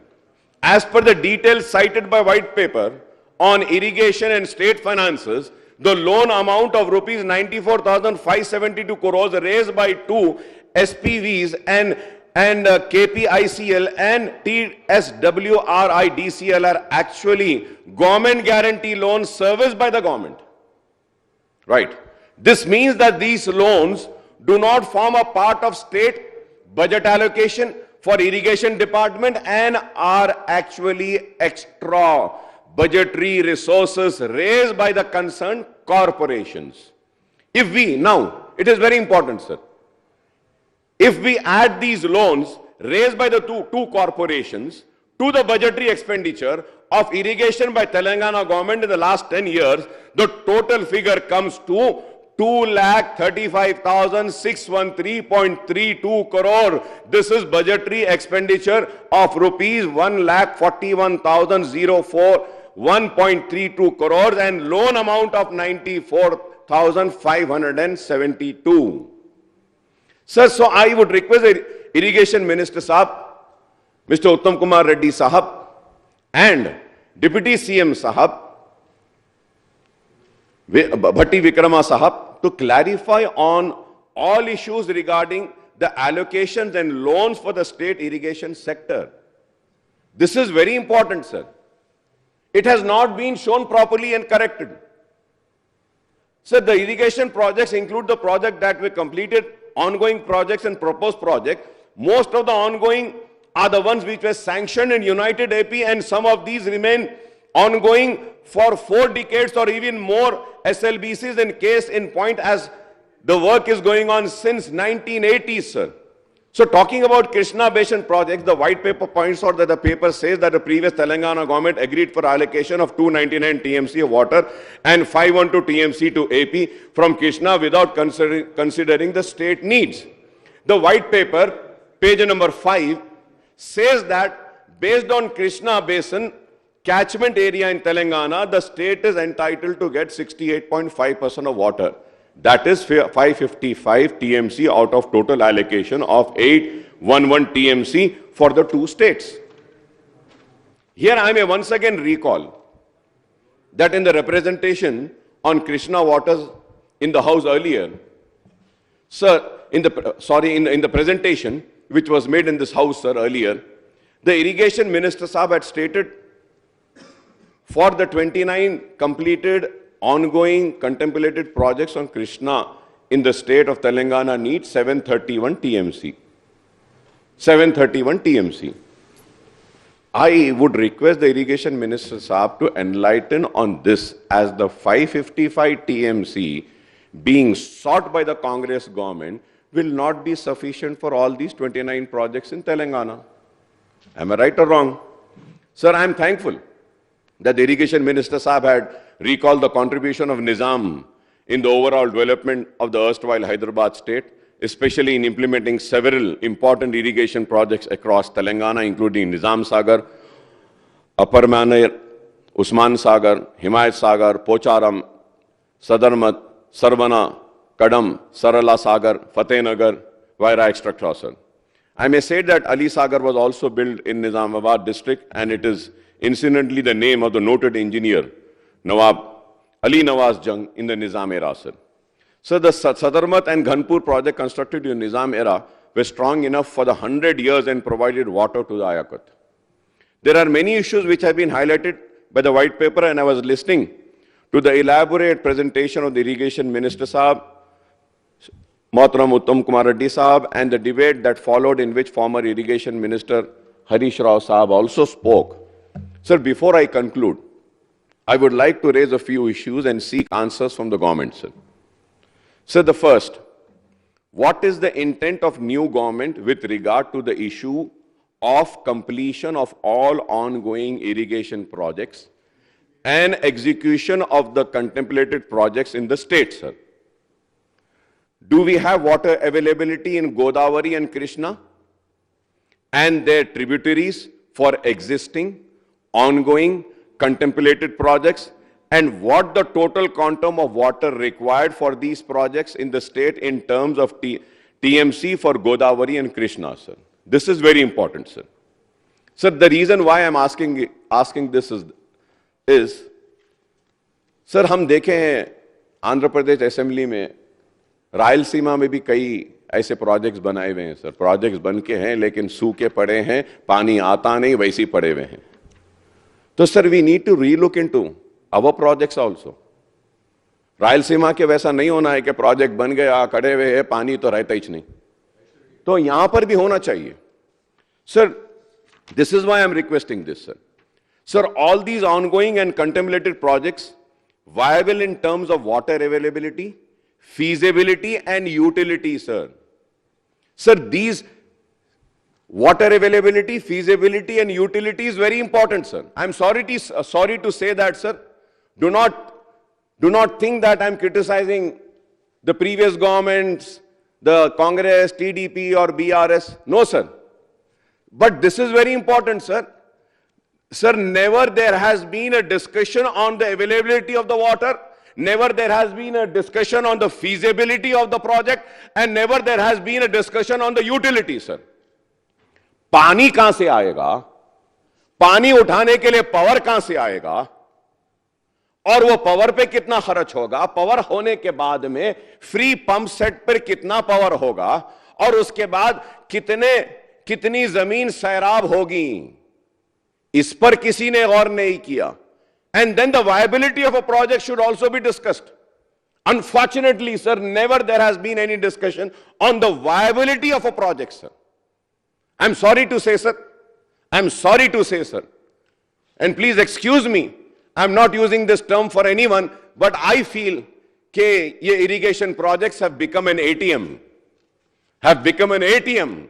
पहले के लिए और आने वालों के लिए या फिर इसके लिए 20 बरस से sir I am discussing on this ATM project sir, irrigation ATM projects. आवाम को कितना फायदा होता है नहीं मालूम sir. Sir it is estimated sir, most of the irrigation projects are lift irrigation project which needs power for the lifting of the water for supply. The CAG report on Kaleshwaram and white paper points out that if all pumps in the project are used, more electricity will be required than the requirement of the entire state for the day, sir. Sir, when I say, sir, few members might say that कि अकबर साहब आप 20 साल से हैं, आप क्या करें? Sir, I have these proceedings, sir. I have these proceedings of the House, sir. Sir, I have been saying this right from the time. Yes. From the year 2000, sir, I have, sir. 2016 may be last. I told the same thing, sir. कि power कहां से आएगा, कितना आएगा, कैसा आएगा. Sir, if I am wrong, I may be corrected, sir. Sir, it is estimated that the power bill for lifting water under Kaleshwaram project will be 10,000 crores per year, sir. Am I right or wrong? Yeah, you have to reply to me, sir. Sir, it is estimated the power bill for lifting water under Kaleshwaram projects would be 10,000, and what will be the quantum of power required for all lift irrigation projects in the state, sir? Honorable Minister Saab should reply, sir, on this. Sir, also, do we have the required installed capacity in the power sector for lifting the water from all the lift irrigation projects simultaneously? This also needs to be replied, sir. What will be the cost of power for lifting the water from these projects every year, apart from meeting the demands of all other consumers? When I say all other consumers, sir, Honorable Speaker, sir, free power cost every year estimated that, I might be wrong, but again, this was there in the white paper which was presented by the Power Minister, sir. Sir, 24 hours to agricultural sector, 12,000 crores. 200 units free to consumers, 4,800 crores. For Kaleshwaram project pumps, 10,374 crores. Remaining lift irrigation, 5,000 crores. The total comes to 32,174 crores. Sir, ये कैसा है, sir? This is why I am requesting and demanding that a viability study needs to be conducted, sir, on each and every project, sir. Sir, we need power to supply free power to farmers for their pump sets also. 200 units for free power to eligible households and power for the lift irrigation scheme in addition to all existing power consumers. What is the viability and feasibility of supply of power for these lift irrigation schemes, and what is the annual cost that has to be incurred by the government through budgetary allocation? This also needs to be replied, sir. All the existing ongoing and contemplated projects include the loan component, and the government needs to earmark huge amounts of funds running into thousands of crores of rupees for repayment of interest and principal amount also. It is not just this amount, sir. So the white paper points out that the state would have to pay the debt amounting to rupees 1.35 lakh crore in the next 10 years, sir. The total repayment of loan with interest in the next 5 years will require 77,369 crores. The total requirement of funds, now sir, the total requirements of funds to complete the ongoing and contemplated project is rupees 1,75,143 crores. Sir, I don't know whether we have the water availability and required power for all these irrigation projects. More importantly, do we have the financial resources available to the government to for completion of the ongoing contemplated projects, sir? Sir, through you, sir, without blaming anyone, I would like to make one suggestion to the government. Please prepare a draft action plan on irrigation sector and convey an all-party meeting to elicit views and suggestions from the political parties. There has to be consensus on what the state is doing in the key infrastructure sector, as the agriculture sector is the main source of livelihood for the farming community. It is very important, sir. Viability, feasibility has to be studied. हम पैसे पे पैसा खर्चते जा रहे हैं, पानी कहां से आएगा? पहला सवाल। अगर पानी आ गया तो वो पानी को लिफ्ट करने के लिए पावर कहां से आएगा? अगर पावर भी आ गया तो फ्री पंप पे फिर क्या?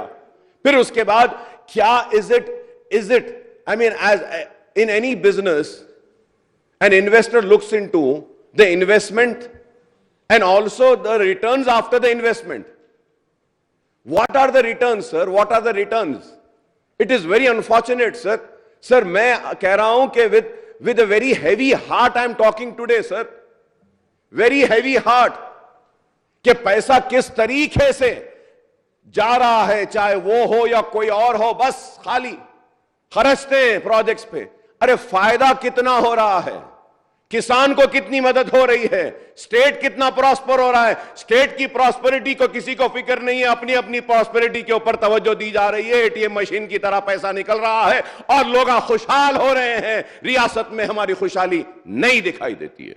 Sir, I would request the government to take all steps to ensure that Kaleshwaram project is restored to safety before the monsoon, sir. Sir, regarding the financial irregularities and technical flaws and lapses in the Kaleshwaram project, I would say the government is free to order whatever type of inquiry and investigation it wants. Harish Rao Saab also has said they are free, sir. But, sir, Honorable Speaker, sir, I would like to remind that the irrigation department engineers, officials are not the ones responsible for whatever has happened, and they should not be made, sir, scapegoats for the financial irregularities and technical flaws in the Kaleshwaram project, sir. ऐसा ही होता है कि बड़े बड़े लोगों के झगड़े में एक गरीब पीछे में आ जाता है।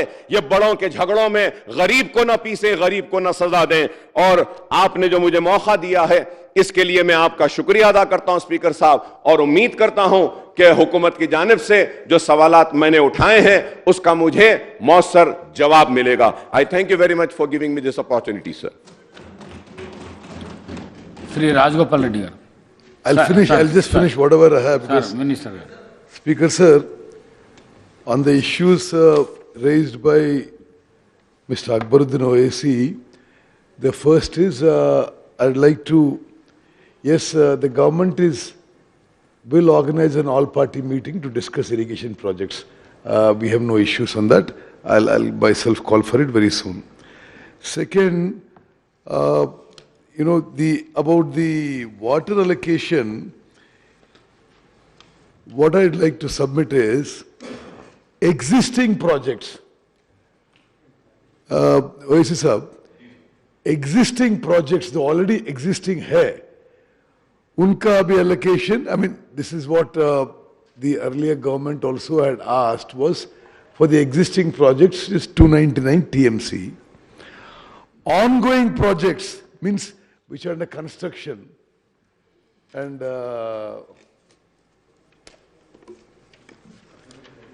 which are under construction, for that the water required is 225 TMC. This is Krishna waters, what I was mentioning, Krishna waters. Contemplated projects, there is no work on the ground and no money expended so far. This is like a proposal in one's mind. There is no such thing on the ground as yet. Now, about water allocation, Bachawat award was 811 TMC, N block to combined Andhra Pradesh.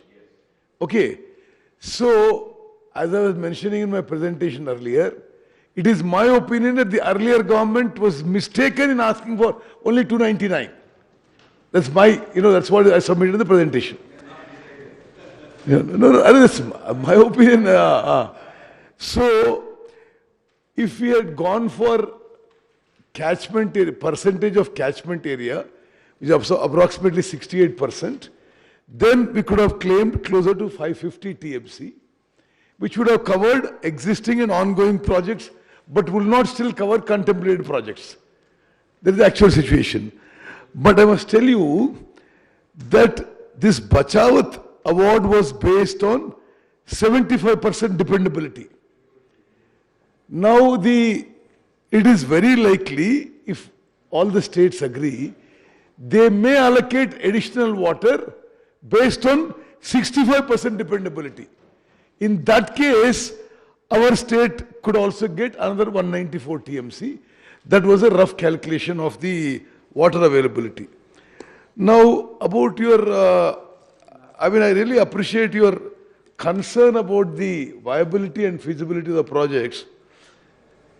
You are probably aware that I was an MLA and MP from Nagarjuna Sagar project Ayakat, 7 times consecutive about the same year as you were. So, in those years, I'm just speaking broadly and not politically now, irrigation projects were always viable because most of them were gravity flow. Most of the irrigation projects all over the country or all over the world. Or they were small lift irrigation schemes, which still had certain viability. Now, what you are saying is of a serious concern because it is now that we are lifting water by 500 meters and transporting it by 250 kilometers to do flood flow, paddy cultivation. Now, is this viable? Yes. So, this is something that requires serious deliberation.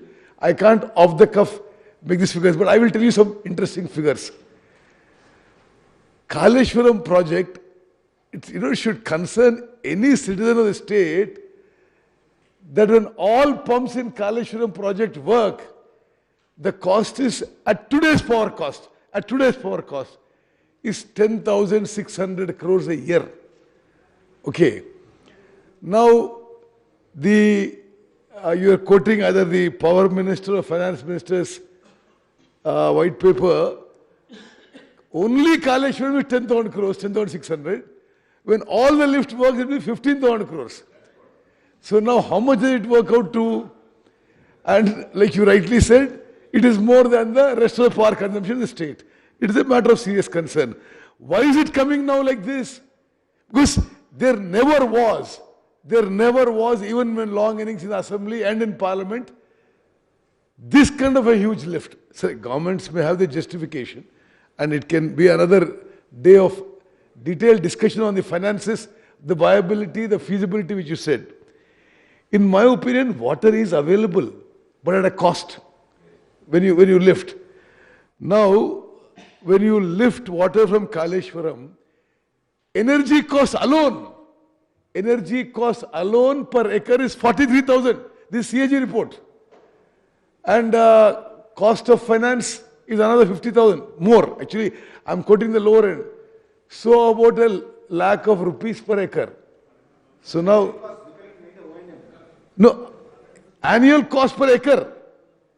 Now, whether it is a viable, feasible, that judgment I leave it to you, because it's a government of the day, it's a policy decision.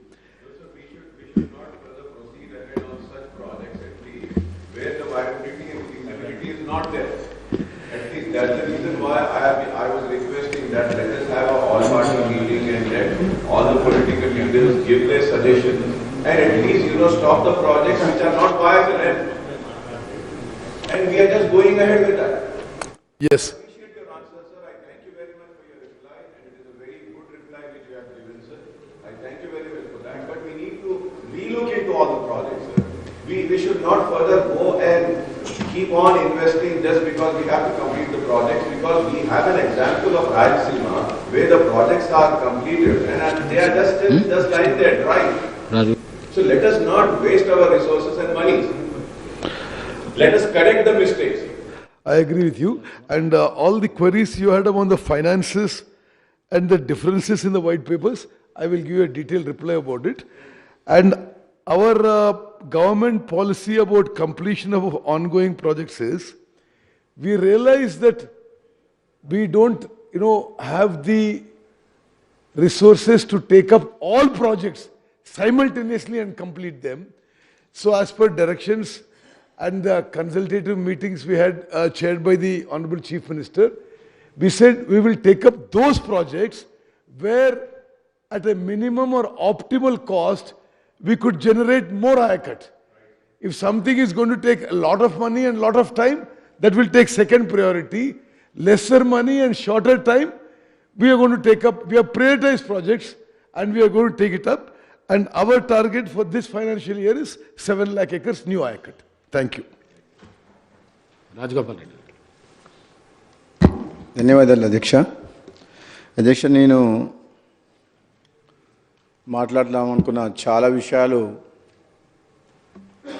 నీటిపారుదల శాఖ మంత్రులు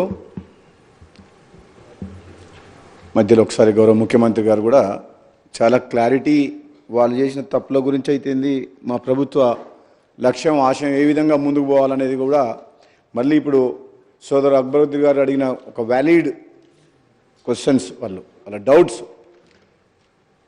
దానికి ఇప్పుడే మళ్ళా మంత్రివర్యులు మంచి సమాధానం చెప్పిన అధ్యక్ష. బేసికల్గా వ్యవసాయం అనేది గ్రావిటీ కెనాల్స్ ద్వారా, వర్షాభావ పంటలు, కాలువల ద్వారా, చెరువుల కుంటల ద్వారానే ఒకప్పుడు వ్యవసాయం జరిగేది. ఏదో చిన్న చిన్న లిఫ్ట్లు అనేది సాధ్యమవుతుంది, కానీ ఈ లక్షల కోట్ల రూపాయలు హై రేట్ ఇంట్రెస్ట్లకు తీసుకొచ్చి రుణాల ద్వారా పెద్ద పెద్ద లిఫ్ట్ ఇరిగేషన్ ప్రాజెక్ట్స్, 100 మీటర్లు 100 కిలోమీటర్లు తీసుకొచ్చిన ప్రాజెక్టులు ప్రాక్టికల్గా ఫైనాన్షియల్గా వైబుల్ కావాలి అధ్యక్ష. ఎందుకంటే మనకు వచ్చే రిటర్న్స్ ఏదైతే ఉందో పర్ ఏకర్ చూసుకుంటే, మనం చేసే ఇన్వెస్ట్మెంట్ అయితే ఉంటుందో పర్ ఏకరు, అది కూడా ఈరోజు మన గౌరవ మంత్రివర్యులు ఉత్తమ్ కుమార్ రెడ్డి గారు చాలా క్లియర్గా ఎన్ని లక్షల కోట్లు ఖర్చు పెడితే పర్ ఏకర్ ఎంత కాస్ట్ పడ్డది ఈ ప్రభుత్వంలో, గతంలో మనం ఎన్ని వేల కోట్లు ఖర్చు పెడితే ఎన్ని ఎకరాలకు సాగునీరు అందించినాం, ఈ ప్రభుత్వం వచ్చిన తర్వాత మనము ఎంత అమౌంట్ ఖర్చు పెడితే పర్ ఏకర్ ఎంత కాస్ట్ పడ్డది చాలా క్లియర్గా ఇచ్చింది అధ్యక్ష. నేను మీ ద్వారా గౌరవ ముఖ్యమంత్రి గారికి, మన మంత్రివర్యులు ఉత్తమ్ కుమార్ రెడ్డి గారికి ధన్యవాదాలు, అభినందనలు. తెలంగాణ ప్రజల పక్షాన ఈ ప్రాజెక్ట్స్ మీద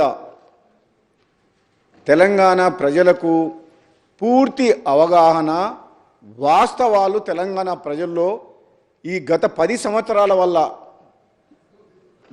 గత 10 సంవత్సరాల లోపల ఈ ప్రభుత్వం చెప్పే మాటలకు, చేతలకు ఏ విధంగా ఈ రాష్ట్రం అప్లపాలైంది, ఏ విధంగా ఈరోజు ప్రాజెక్టు పేరు మీద దోపిడీ జరిగిందనే విషయం చాలా ఎంత బ్రహ్మాండంగా ఈరోజు గత 10 ఏళ్లలో జరిగిన విషయాలని ఈరోజు మన ప్రజెంటేషన్, పవర్ పాయింట్ ప్రజెంటేషన్ బాగా ఇచ్చిన అధ్యక్ష. ఇది చాలా మంచిది, ఈ ప్రజలకు తెలవాల్సిన అవసరం కూడా ఉంది. ఎందుకంటే ముఖ్యమంత్రి గారు, మంత్రివర్యులు చెప్పినట్టు కాళేశ్వరం అని చెప్పేది ఒక సినిమా, కాళేశ్వరం అంటే ఏదో అని చెప్పి ప్రజలలో ఒక అపోహలు కలిగించారు. కానీ ఆ లాస్ట్కు కాళేశ్వరం అనే ప్రాజెక్టు అది కేవలం కాంట్రాక్టర్ల కోసం దోపిడీ చేసింది, పేరు మీద దోపిడీ చేసింది తప్పితే నిజంగా అది రైతుల కోసం కొట్టిన ప్రాజెక్టు కాదు.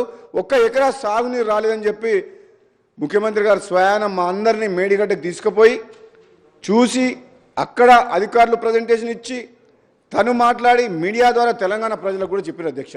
అది ముమ్మాటికి నిజం అధ్యక్ష.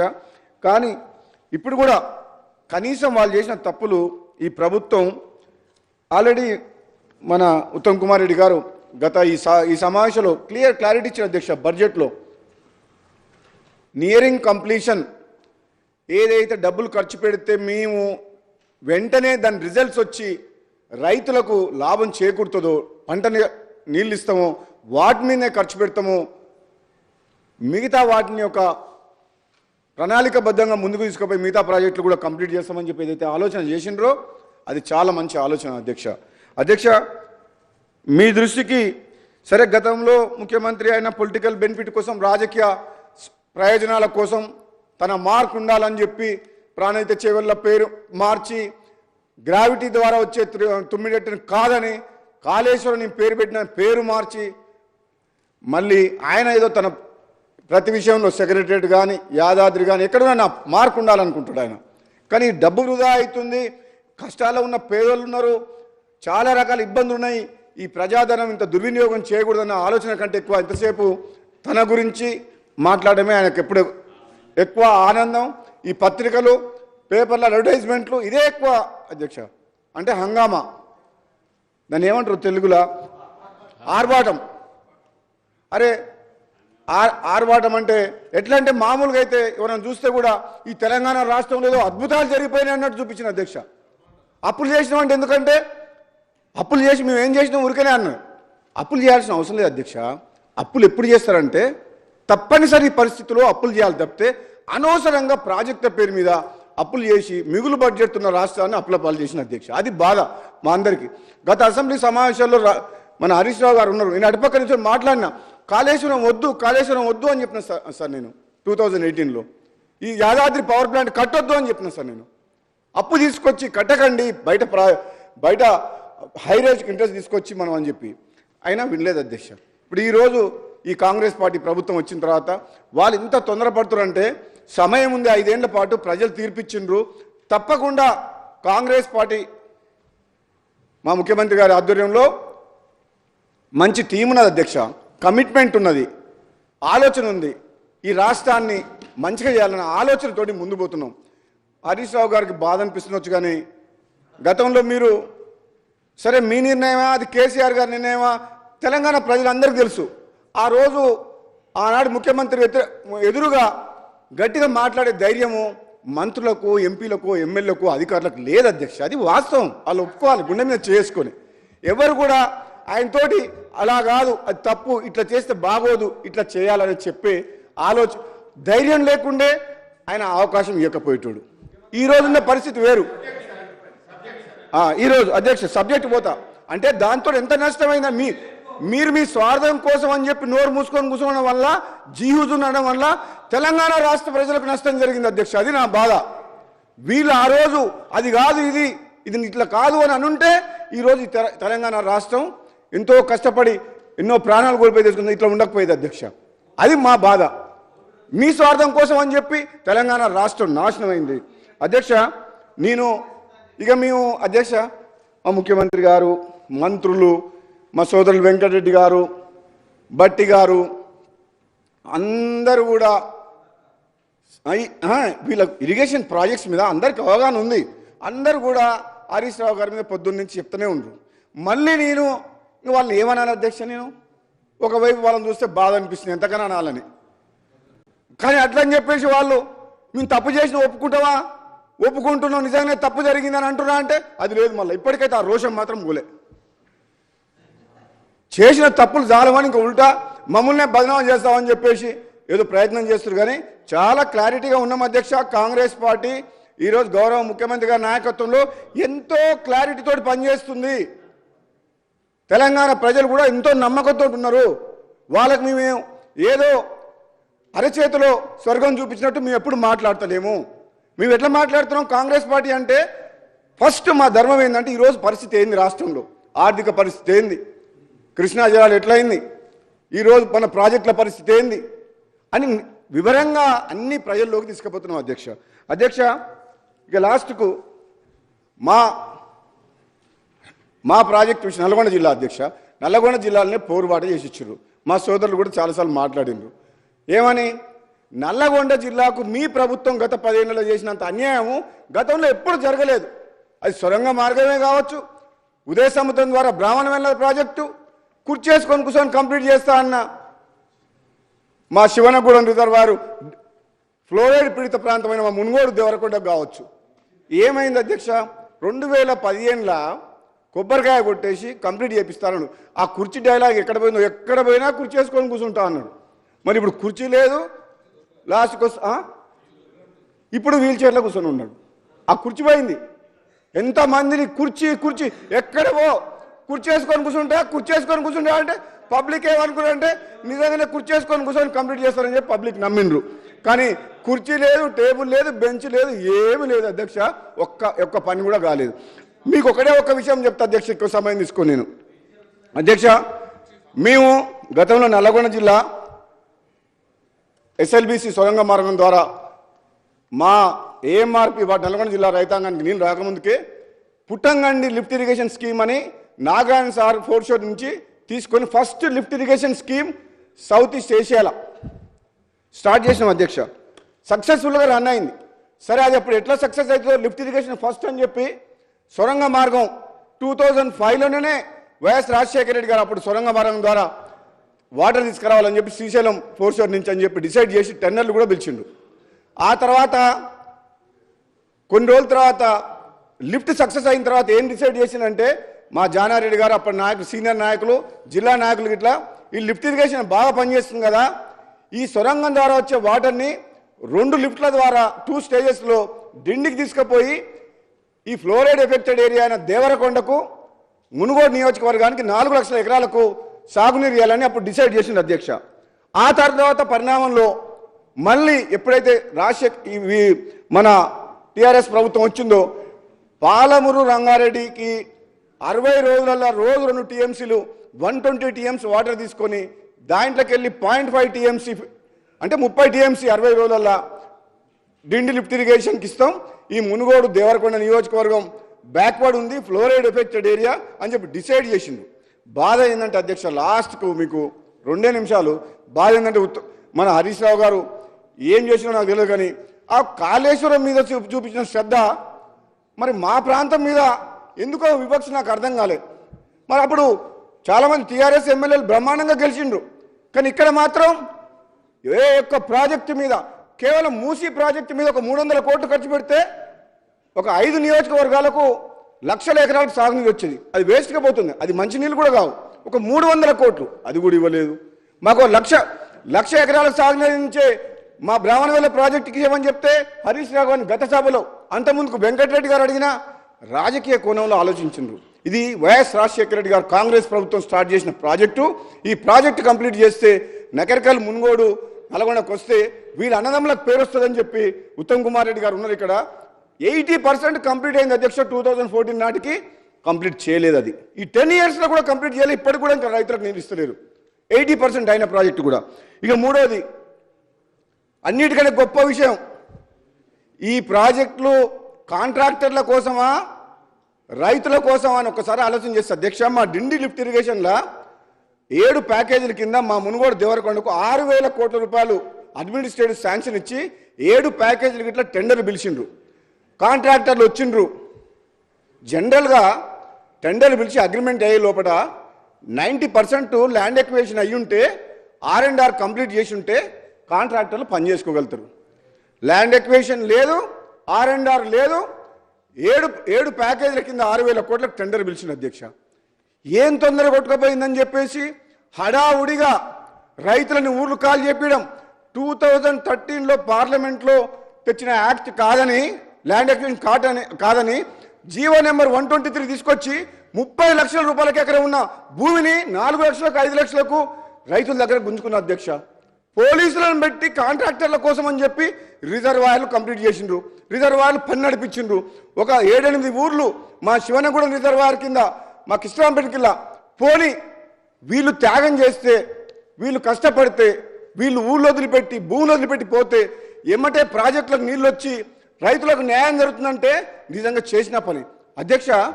ఆ రిజర్వాయర్లకు వాటరు వచ్చేటందుకు హెడ్ వర్క్స్ పాలమూరు రంగారెడ్డి నుంచి, నార్లాపూర్ మెయిన్ సోర్స్ అక్కడి నుంచి తీసుకురావాలన్నా, దాని నెక్స్ట్ రిజర్వాయర్ ఏదుల, దాని తర్వాత వట్టెం, ఈ 3 దగ్గరికి వెళ్ళి తీసుకురావచ్చు.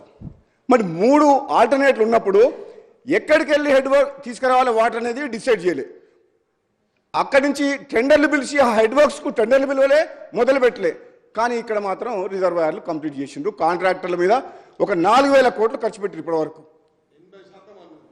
అధ్యక్ష. పైసలు ఇంట్రెస్ట్లో తీసుకొచ్చి ఆ ప్రాజెక్టులు కట్టి జనమంతా రోడ్ల మీదకి వచ్చిండ్రు. పోనీ వాళ్ళకు నీళ్ళు లేవు, ప్రాజెక్టులు హెడ్ వర్క్స్ కంప్లీట్ కాలేదు. ఈరోజు నేను బాధతోటి ఆవేదనతో అధ్యక్ష, ఇటువంటి తప్పులు చాలా చేసిండ్రు. పాలమూరు రంగారెడ్డిలో కానీ మల్లన్న సాగర్లో కానీ, అసలు మల్లన్న సాగర్ 50 టీఎంసీలు అవసరం లేదు అధ్యక్ష. కొండపోచమ్మ 15 టీఎంసీ అవసరం లేదు అధ్యక్ష. 3 టీఎంసీ ఉన్నది కొండపోచమ్మని ఒక రింగ్ బండ్ కట్టి 15 టీఎంసీ ఒక గంగాలం లాగా తయారు చేసి అది కట్టిండు. అక్కడి నుంచి ఆయన ఫామ్ హౌస్లకు డైరెక్ట్ కాలువ. కొండపోచమ్మ యాక్చువల్గా మా టెక్నికల్గా చెప్పాలంటే అది సేఫ్టీ కాదు. ఆన్ గ్రౌండ్ ఎటువంటి కొండలు లేకుండా 50 టీఎంసీ 28 కిలోమీటర్స్ రింగ్ బండ్ లాగా బండ్ ఫామ్ చేసిండ్రు. అది సేఫ్టీ కాదు. ఇవన్నీ విషయాలు తెలిసే చేసిండ్రు అధ్యక్ష. నేను మీ ద్వారా మా మంత్రి గారిని, ముఖ్యమంత్రి గారిని, ఈరోజు తెలంగాణ రాష్ట్రంలో కాంగ్రెస్ పార్టీ వచ్చిన తర్వాత ఉత్తర తెలంగాణ, దక్షిణ తెలంగాణ, ఇది గజ్వేల, సిరిసిల్ల, సిద్దిపేటన అనే వివక్ష లేకుండా తెలంగాణ రాష్ట్రం మొత్తాన్ని అభివృద్ధి చేసుకోవాల్సిన బాధ్యత మన మీద ఉన్నది. కాబట్టి మన ప్రభుత్వం మీద ముఖ్యమంత్రి గారిని, మంత్రి గారిని కూడా అధ్యక్ష నేను మీ ద్వారా ఇస్తున్నా. ఎందుకంటే ఈరోజు ప్రజెంటేషన్లో మాట్లాడినప్పుడు జిల్లా మంత్రి అయినా సరే, మా జిల్లా మంత్రి ఉత్తమ్ కుమార్ రెడ్డి గారు ఎట్లా మర్చిపోయారు, మమ్మల్ని మర్చిపోయారు. ఎస్ఎల్బీసీ పెట్టినరు, అన్ని పెట్టినరు. కానీ మా డిండి, మునుగోడు, దేవరకొండ మన బాలనాయక్ గారు ఉన్నారు అధ్యక్ష. అక్కడ మొత్తం కంప్లీట్ ప్రపంచంలోనే హైయెస్ట్ ఫ్లోరైడ్ మునుగోడు నియోజకవర్గం. సాగునీరు, తాగునీరు విషయంలో చాలా ప్రయారిటీ ఇవ్వాల్సిన కాన్స్టిట్యున్సీ. ఈ 2 నియోజకవర్గాల్లో ఫ్లోరైడ్ ఉంది, ఎక్కువ ఎఫెక్టెడ్ ఏరియా, బాగా కరువు కూడా ఉంది. కాబట్టి ఆ ప్రాజెక్ట్స్ ఆల్రెడీ వాళ్ళు వదిలేసిండ్రు గాలికి. ఆ హెడ్ వర్క్స్ ఏదుల నుంచి అయితేనే కరెక్ట్ అనేది నేను కూడా గత 5 సంవత్సరాలుగా రీసెర్చ్ చేసిన, అధికారులతో, ఇంజనీర్లతో రివ్యూ చేసిన ఎమ్మెల్యేగా ఉన్నప్పుడు. గతంలో నేను శాసనసభ్యునిగా ఉన్నప్పుడు చాలాసార్లు మాట్లాడినా వాళ్ళు పట్టించుకోలేదు, కనీసం డిసైడ్ చేయలేదు, టెండర్లు పిలవలే.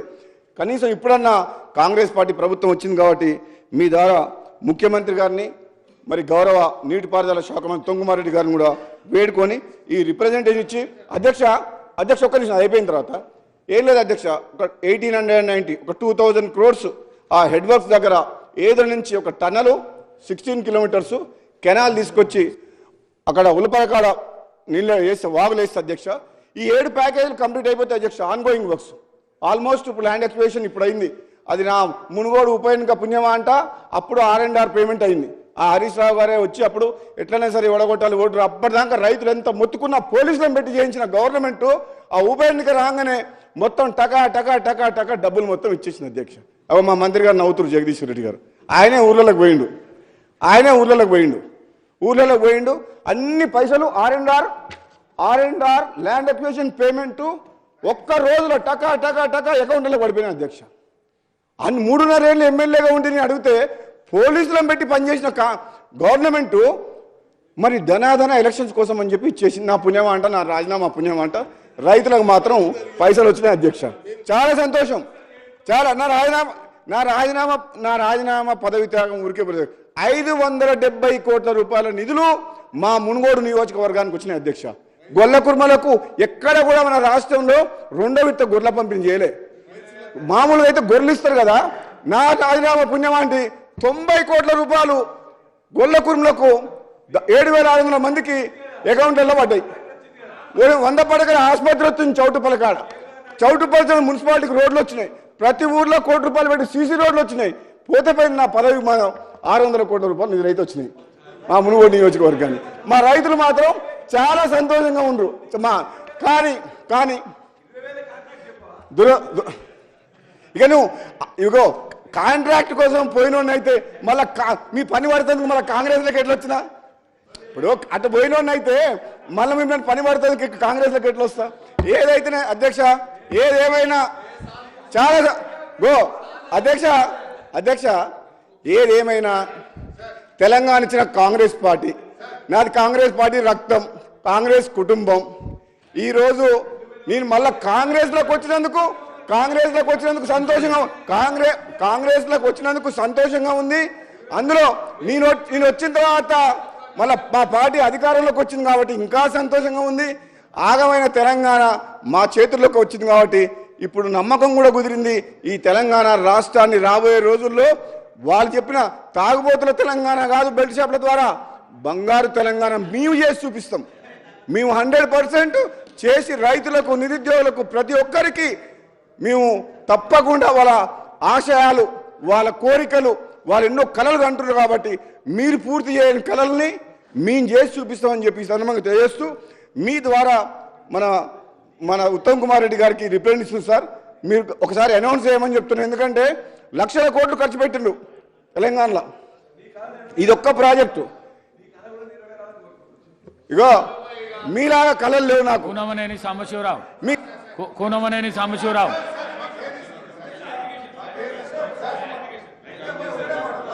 లాస్ట్ అధ్యక్ష, ఒకటే లాస్ట్ మాట చెప్తా.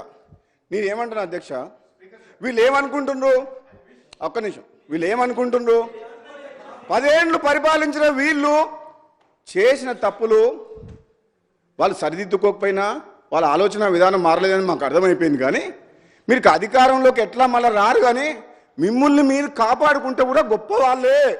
మీరు చేసిన తప్పులతోటి చట్టం తన పని తను చేసుకుంటూ పోతుంది. మిమ్మల్ని కాపాడటం బ్రహ్మదేవుని వల్ల కూడా కాదు. అంటే కొన్ని లక్షల కోట్ల రూపాయలు, వేల కోట్ల రూపాయలు ప్రజాధనాన్ని లూటి చేసింది కదా. మీరు అవినీతి కాదు, దోపిడీ చేసిండ్రు మీరు ప్రాజెక్టుల పేరు మీద. కాబట్టి తప్పకుండా మీరు మీ శిక్ష అనుభవిస్తారు. మీరు కొంచెం టైం తొందర పెట్టకండి. మీరు ఇంకా టైం ఉంది, ఇప్పుడే వచ్చినాం గవర్నమెంట్లో కాబట్టి మాకు సహకరించండి. మేము చెప్తే వినండి. విన్నా కానీ మిమ్మల్ని వదిలిపెట్టే ప్రసక్తే లేదు. మేమైతే వదిలిపెట్టలేదు. థ్యాంక్ యూ అధ్యక్ష, ఇది మీకు పంపిస్తున్నాం. Thank you.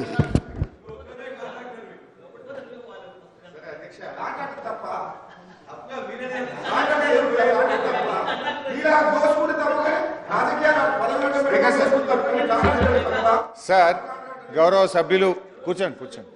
సరే, ఇప్పుడు ఏమైపోయిందంటే అధ్యక్ష, సభలో ప్యాషన్ అయిపోయింది.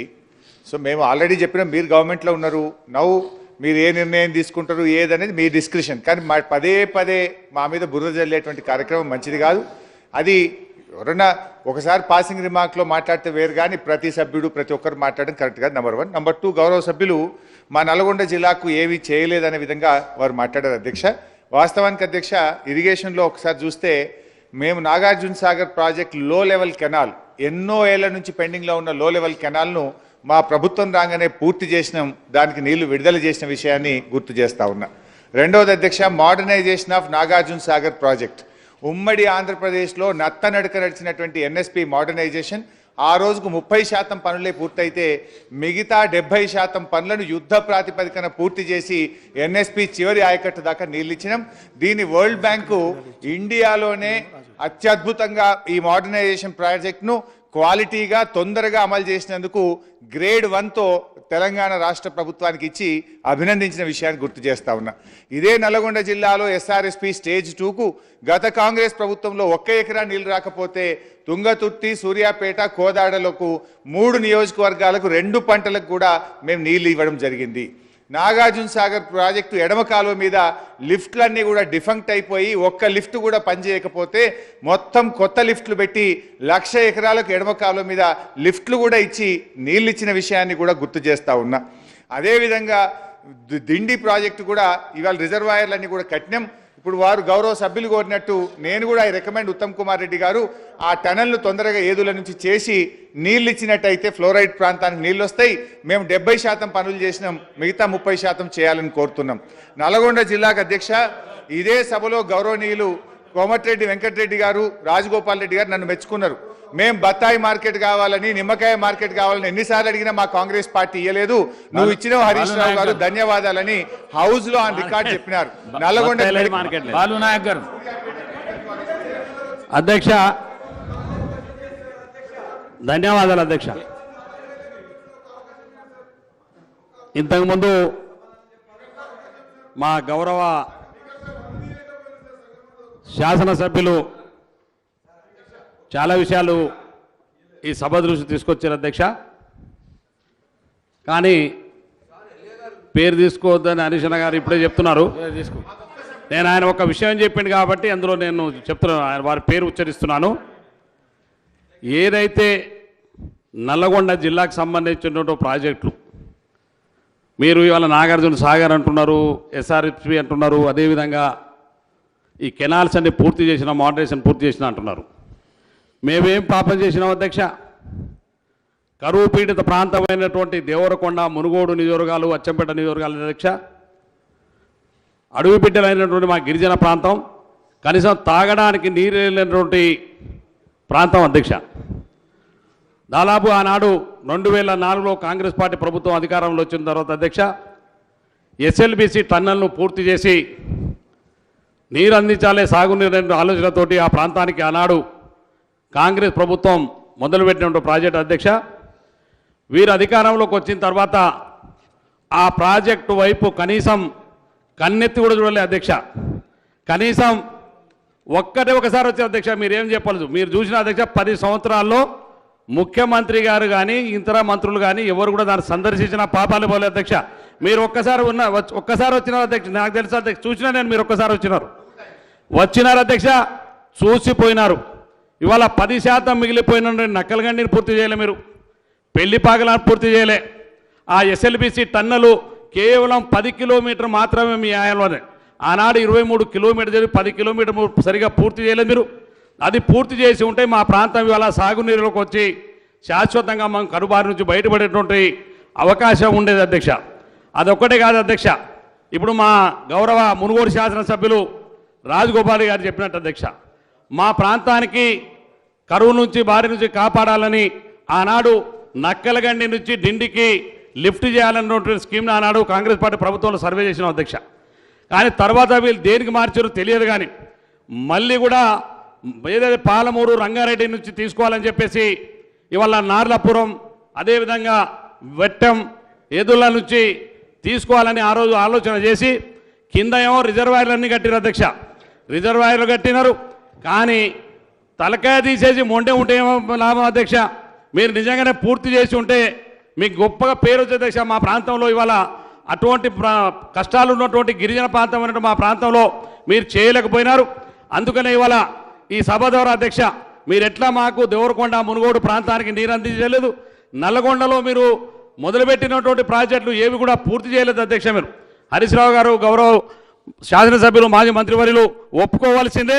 మీరు నల్లగొండ జిల్లాలో మన సభలో ఎన్ని మాటలు మాట్లాడినా నల్లగొండ ప్రజలు మీరు ఈ ప్రాంతంలో ఉన్నటువంటి కొత్త ప్రాజెక్టులు ఒక్కటి కూడా మేము ఆనాడు మొదలుపెట్టిన ప్రాజెక్టులు ఒక్కటి కూడా మీరు పూర్తి చేయలేని మాట వాస్తవం ఒప్పుకోవాలి. నేను రాజకీయాల వరకు మాట్లాడతలేదు అధ్యక్ష. నాకున్నటువంటి అవకాశాన్ని బట్టి సందర్భాన్ని బట్టి మీకు మాట్లాడతాం. మీరు ఆనాడు కాంగ్రెస్ ప్రభుత్వం మొదలుపెట్టిన ఏ ఒక్క ప్రాజెక్ట్ని 10% మిగిలి ఉన్న ప్రాజెక్టును కూడా మీరు పూర్తి చేయలేదు అధ్యక్ష. కానీ ఇవాళ అధ్యక్ష నేను గౌరవ ముఖ్యమంత్రి గారికి అదేవిధంగా మా ఇరిగేషన్ శాఖ మంత్రి గారికి అధ్యక్ష, నా ప్రాంతం శాశ్వతంగా కరుబారిని వాళ్ళ మంచినీళ్ళు తాగడానికి నీళ్ళు లేవు అధ్యక్ష. ఇవాళ వేసవి వచ్చింది, వీళ్ళు మిషన్ పగిన నీళ్ళు కూడా ఇవాళ మాకు దొరకట్లేదు అధ్యక్ష. ఇవాళ మాకు సాగునీరు కానీ మంచినీరు కావాలంటే మాకు ఏకైక లక్ష్యం డిండి ఎత్తిపోతులను పూర్తి చేయడం తప్ప మాకు ఇంకో మార్గం లేదు అధ్యక్ష. ఆ సోర్సు మరి ఎక్కడి నుంచో తొందరగా పూర్తి చేయాలని గౌరవ మంత్రి గారికి గౌరవ ముఖ్యమంత్రి గారికి తమరి ద్వారా ఈ రిప్రజెంటేషన్ని వారికి పంపిస్తున్నారు అధ్యక్ష. గౌరవ ముఖ్యమంత్రి గారిని మా గిరిజన ప్రాంతం కోరిక అధ్యక్ష. ఇరిగేషన్ శాఖ మంత్రి గారు కూడా మా కష్టాలు తెలుసు. దయచేసి మా ప్రాజెక్టును వెంటనే పూర్తి చేయడానికి అందరూ కూడా ఇప్పుడు ఇంక్లూడ్ చేయమని చెప్పేసి వారిని కోరుకుంటూ మీకు ధన్యవాదాలు చెల్లిస్తున్నాం అధ్యక్ష. కోనమనే సాంబశివరావు గారు. Thank you sir. ఇవాళ చర్చ అంతా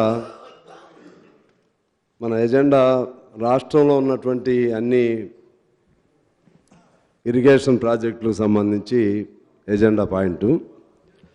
దీనిలో ప్రధానంగా చాలా సమయం ప్రాణహిత చేవేళ్ల నుంచి కాళేశ్వరంగా ఎందుకు మారింది, ఆ వైపుగా వెళ్ళిపోయింది. కాళేశ్వరంలో ఉన్నటువంటి లోటుపాట్లు కానీ కాళేశ్వరం వలన జరిగిన నష్టాలు, ఆ ఫోకస్ తగ్గింది. తర్వాత మన రాష్ట్రానికి అటు కృష్ణా జలాలకు సంబంధించి జరగబోతున్న నష్టం పైన కూడా పూర్తిగా చర్చ జరగలేదు అధ్యక్ష. ఈ సందర్భంగా నేను మీ ద్వారా ఒక మౌలికమైనటువంటి ప్రశ్న నేను అడగాలనుకుంటున్నాను. మిత్రులు హరీష్ రావు గారు మాట్లాడుతూ వాళ్ళ పేరు తీసుకోవట్లేదు, వేరే కాదు, సిఏజీకి సంబంధించి దానిపైన ఆయన మన్మోహన్ సింగ్ గారి దగ్గర నుంచి అనేక మంది సిఏజీకి సంబంధించి చేసినటువంటి వ్యాఖ్యానాలు. సిఏజీ అంటే అది ఒక ఏదో ఆటలో బొమ్మ లాంటి అనే భావన నాకు వచ్చింది. అసలు వాస్తవంగా మేమేమనుకున్నామంటే సిఏజీ అంటే అది రాజ్యాంగపరమైనటువంటి అత్యున్నతమైనటువంటి సంస్థ. అది ఆ సిఏజీలో వచ్చేటువంటి ఏ రిపోర్ట్స్ అయినా సరే అవి దానికి పూర్తి స్థాయి వ్యాలిడిటీ ఉంటుందని అనుకోవటం జరిగింది. మరి ఇవాళ ప్రధానంగా ఈ కాళేశ్వరం ప్రాజెక్టు పైన వచ్చినటువంటి ఇంకా ఇతర అంశాల మీద కూడా మీరు ఇక్కడ సిఐజీ క్యాగ్కి సంబంధించినటువంటి రిపోర్ట్ ప్రవేశపెట్టారు. దానిలో ప్రధానంగా కాళేశ్వరం పైన వచ్చినటువంటి అనేక అంశాలు చర్చకు వచ్చిన సందర్భంగా మా మిత్రులు ఆ విధంగా అన్నారు. నాకు తెలిసి దానిపైన కూడా ఒక క్లారిటీ కూడా ఉండాలి. ఎందువల్లంటే ప్రతి సందర్భంలో కూడా కేంద్రంలో కానీ రాష్ట్రంలో కానీ ప్రతి అసెంబ్లీల్లో సిఏజీ ఆయా సందర్భాల్లో ప్రతి సంవత్సరం ప్రవేశపెడతా ఉంటారు. అసలు దానిపైన విలువ లేనటువంటి కేవలం అందులో రిపోర్ట్స్ పెట్టి ఆ రిపోర్ట్స్లో లోపాలున్నా లోటుపాట్లున్నా లేకపోతే ఏదైనా వాళ్ళ అబ్జర్వేషన్స్ ఉన్నా రిమార్క్స్ ఉన్నా దానిపైన చర్యలు లేకపోతే ఆ క్యాగ్కి అర్థం కూడా ఉండదు. అందువలన నేను దానికి ఇప్పుడు కూడా విలువైనటువంటి రిపోర్ట్గానే నేను భావిస్తూ ఆ క్యాగ్ రిపోర్ట్లో ఉన్నటువంటి అంశాల ప్రాతిపదికన కొన్ని మీ దృష్టికి తీసుకొద్దాం అనుకున్నాను. దానిలో ప్రధానంగా ప్రాజెక్టు కాస్ట్ బెనిఫిట్ ప్రయోజనం 1.1:51 అని మెన్షన్ చేశారు అధ్యక్ష. అంటే 1:51 అంటే కేవలం రూపాయి ఖర్చు పెడితే 51 పైసలు మాత్రం ఇప్పుడు ఉపయోగం జరిగింది. అలాగే ఇంకొద్ది రోజులైతే 75కు తగ్గిపోతుంది. అంటే పావలా వరకే. అంటే ఆ ప్రాజెక్టులో ఇప్పుడు ఇదే పద్ధతిలో నడిస్తే మొత్తం 1,00,000 కోట్లు ఖర్చు పెడితే లేదా ఇంకా చాలా పెరుగుతుంది చెప్తాను. అది చివరికి దానిలో 1,00,000 ఖర్చు పెడితే ఉదాహరణకి 25,000 కోట్లు మాత్రమే ఉపయోగంలో ఉంటుంది. ఆ 75,000 కోట్లు కాగ్ రిపోర్ట్ ప్రకారమే. అది ఎలా ఎటుపోతుంది అనేది మనం ఆలోచన చేసుకోవాల్సినటువంటి అవసరం ఉంది అధ్యక్ష. అలాగే మిత్రులు మాట్లాడుతూ బడి పిల్లలు మార్క్స్ రాకపోతే తల్లిదండ్రులకు చెప్పే సంజాయిషిలాగా చెప్తా ఉన్నారు. అప్పుడు అది కూలిపోయింది ఇది కూలిపోయింది కాబట్టి ఇది కూలిపోతే తప్పేమిటి అన్నట్లుగా ఆ భావన వస్తుంది. అంటే నాకంటే తక్కువ మార్కులు వచ్చిన పిల్లాడు ఉన్నాడు కదా, నేను బెటర్ కదా అని చెప్పినట్లుగా ఉంది. అందువలన అదే కాకుండా ఒక్కో ప్రాజెక్టు పూర్తి అవ్వడానికి అప్పుడు 40 ఏళ్ళు పట్టింది, అది 35 ఏళ్ళు పట్టింది. అంటే అవి కాదు కదా ఉదాహరణ తీసుకోవాల్సింది. ఇవాళ మరి సరైన పద్ధతుల్లో వాస్తవం జరిగింది. మీరు విచారణ చేసుకోండి, తప్పేంటో ఒప్పేంటో చూడండి, భవిష్యత్తులో ఎలా పోవాలో చూడండి. ఇటువంటి కన్స్ట్రక్టివ్గా మాట్లాడాలి. అది అలా కాకుండా చిన్నపిల్లలు మాట్లాడుకున్నట్టుగా అనిపించింది అధ్యక్ష. దానికి సంబంధించి దాంతోపాటు ఇక నేను కొన్ని అంశాలు టకటగా చదువుతూ ఉంటాను టైం సేవ్ చేయటంలో భాగంగా. ఇవాళ ప్రాణహిత చేవేళ్ల 2005లో ప్రవేశపెట్టినప్పుడు 16,000 కోట్లు, ఆ ప్రభుత్వ కాలంలోనే 17,000 కోట్లు ప్రాథమిక అంచనా, ఆ తర్వాత 38,000 కోట్లు. తర్వాత టీఆర్ఎస్ ప్రభుత్వం అధికారంలోకి వచ్చిన తర్వాత కేంద్ర జల సంఘానికి సమర్పించిన నివేదికలో 81,911 కోట్లు, ప్రస్తుత అంచనా 1,47,427 కోట్లు. ఇది ఇంకా ఎంతైనా పెరగవచ్చు అనేది దాదాపు 2 లక్షల కోట్లు కూడా వచ్చని అంటున్నారు. అంటే ఆ ప్రాజెక్టులో ఉన్నటువంటి దానిలో కాస్ట్ బెనిఫిట్కి సంబంధించి అసలు ఎంత మేరకు ప్రయోజనం ఉంది, దాన్ని ఎలా చేయాలనేది గౌరవనీయులైనటువంటి ముఖ్యమంత్రి గారు అలాగే ఇరిగేషన్ శాఖ మంత్రి గారు ఇప్పుడు దీన్ని బేస్ చేసుకుని జాగ్రత్తగా ఆలోచన చేయాలని చెప్పి నేను కోరుతా ఉన్నాను. అలాగే దీనిపైన ఎకరాకి మూలధనం 6,42,000 అని, లిఫ్టులకు 8,459 మిలియన్ మెగావాట్స్. అలాగే ఇది మన రాష్ట్రంలో స్థాపిత విద్యుత్తులో దాదాపు 46.82%. ఇప్పటికైతే ఇప్పుడు మన మొత్తం రాష్ట్రంలో మొత్తం ఉత్పత్తి అయ్యేటువంటి జనరేట్ అయ్యేటువంటి విద్యుత్తులో ఒక కాళేశ్వరానికే సగం అయిపోతుంది.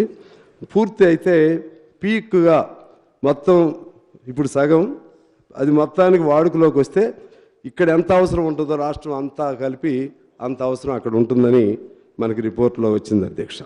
దీన్ని ఎలా మీట్ చేస్తారో ఆలోచన చేయాల్సిన అవసరం ఉంది. అలాగే విద్యుత్ అప్పులకి చెల్లింపులకి సంవత్సరానికి 25,000 కోట్లు. దీని మీద నేను మాట్లాడుతున్నాను అధ్యక్ష. 25,000 కోట్లు చెల్లించాల్సిన అవసరం ఉంటుంది. దీన్ని ఎలా మీట్ అవుతారో కూడా ఆలోచన చేయాలి. అదే పద్ధతిలో మొత్తంగా 14 ఏళ్లలో తీర్చాల్సింది 1,41,544 కోట్లు ఈ 14 ఏళ్లలో. మళ్ళీ పెరిగే కొందికి అది 2 లక్షల కోట్లు కూడా ఇద్దని అందులోనే రిపోర్ట్లోనే ఉంది అధ్యక్ష. ఈ విధంగా ఇది ఇప్పుడు మొన్న మేము వెళ్ళొచ్చాం, ముఖ్యమంత్రి గారి ఆధ్వర్యంలో మేము అక్కడికి వెళ్ళొచ్చాం. డైరెక్ట్గా ఆయనే చెప్పారు, మన ఈఎన్సీ తనకున్న అధికారయుతంగా రిపోర్ట్స్ని బట్టి చెప్పారు. పూర్తయింది 98,000 ఎకరాలు, ఖర్చు దాదాపు 1,00,000. దీని కొరకు భూసేకరణ జరిగింది 66,000 ఎకరాలు. ఇంకా భూసేకరణ జరగవలసింది ఇంకొక 31,000. అంటే 1,00,000 ఎకరాలు సాగుకు వస్తే 1,00,000 ఎకరాలు దాని కింద ల్యాండ్ ఎక్విజిషన్లో 1,00,000 ఎకరాలు కోల్పోతున్నారు రైతుల అధ్యక్ష. ఈ విధంగా ఇలా మనం ఇవాళ ఎందుకు ఈ దేశంలో ఈ రాష్ట్రంలో అంతా బాగుంది, అన్ని పారామీటర్స్లో నెంబర్ వన్ అని చెప్పుకుంటూ ఎందుకు ఈ విధంగా జీతాలు ఇవ్వలేని దుస్థితిలోకి ఎందుకు వచ్చారంటే కాళేశ్వరం. ఆ కాళేశ్వరం అనేది జిందా తిలిస్మాత్నాక అన్ని రోగాలకి అదే సంజీవినిలాగా అన్నిటికీ కాళేశ్వరం అని పేరు పెట్టి ఎక్కడ వచ్చిన డబ్బులన్నీ కూడా అటువైపు మళ్ళించిన దానికి కూడా కాస్ట్ బెనిఫిట్ కూడా ప్రయోజనం కూడా లేకుండా ఇది అవినీతి అనాలా, దుర్వినియోగం అనాలా, అసమర్థత అనాలా, నిర్వహణ లోపం అనాలా, ఏం చేయాలో వాళ్ళు ఆలోచన చేసుకోవాలి అధ్యక్ష. దానికి సంబంధించి ఆ విధంగా మన ప్రాజెక్టు కూడా ప్రారంభమైంది. ఎప్పుడు 2005లో దీనికి శంకుస్థాపన జరిగింది ప్రాణహిత చేవేళ్ళ. ఇప్పుడు 2024 అంటే దాదాపు 20 ఏళ్ళు. మళ్ళీ ఇంకెన్నేళ్ళు అవుతుందో తెలియదు అధ్యక్ష. ఇట్లా ఇంకెన్నేళ్ళు పడుతుందో తెలియదు. దాని మీద కూడా మనం ఇప్పుడు ప్రభుత్వం ఆలోచన చేయాలి, వారు కూడా ఆలోచన చేసుకుంటే మంచిది అధ్యక్ష. అలాగే ఎకరాకి ఎకరాకి లెక్కేస్తే కరెంటు 50,000 రూపాయలు పడుతుందని, అసలు వడ్డీ కలిపితే 1,00,000 ఖర్చు అవుతుంది. రైతుకు వచ్చే ఆదాయం 25,000 నుంచి 30,000. ఈ గ్యాప్ ఎలా పూడుస్తారో కూడా చేయవలసినటువంటి అవసరం ఉంది అధ్యక్ష. అలాగే 25,000 కోట్ల విలువైనటువంటి 17 పనులు డిపిఆర్ లేకుండానే కాంట్రాక్టర్లకు ఎందుకు అప్పచెప్పారో చెప్పవలసిన అవసరం ఉంది. అలాగే అవసరం లేకున్నా కూడా 2 టీఎంసీలే అవసరం ఉన్నా సరే ఇంకొక 25,000 కోట్ల కోసం ఇంకొక టీఎంసీని ఎందుకు పెంచారో చెప్పాల్సిన అవసరం ఉంది అధ్యక్ష. మల్లన్న సాగర్లో అక్కడ భూకంప జోన్ అని ముందే తెలిసి ఉన్నప్పుడు కూడా కాగు నివేదిక ఆ ప్రాంతంలో కాగు నివేదిక ప్రకారంగా ఇప్పుడు డీప్ సీటెడ్ వెర్టికల్ ఫాల్స్ అంటే లోతైనటువంటి పగుళ్లతో ఉన్నదని తెలిసిన తర్వాత కూడా 50 టీఎంసీల నీరు అక్కడ నిలవుండే విధంగా మల్లన్న సాగర్ని తయారు చేసి అక్కడ రైతులను ఇబ్బంది పెట్టి రైతుల మీద అక్కడ ఆ ప్రాంతంలోనే అనేక నెలల తరబడి నిరాహార దీక్షలు చేశారని కూడా మనకు తెలుసు అధ్యక్ష.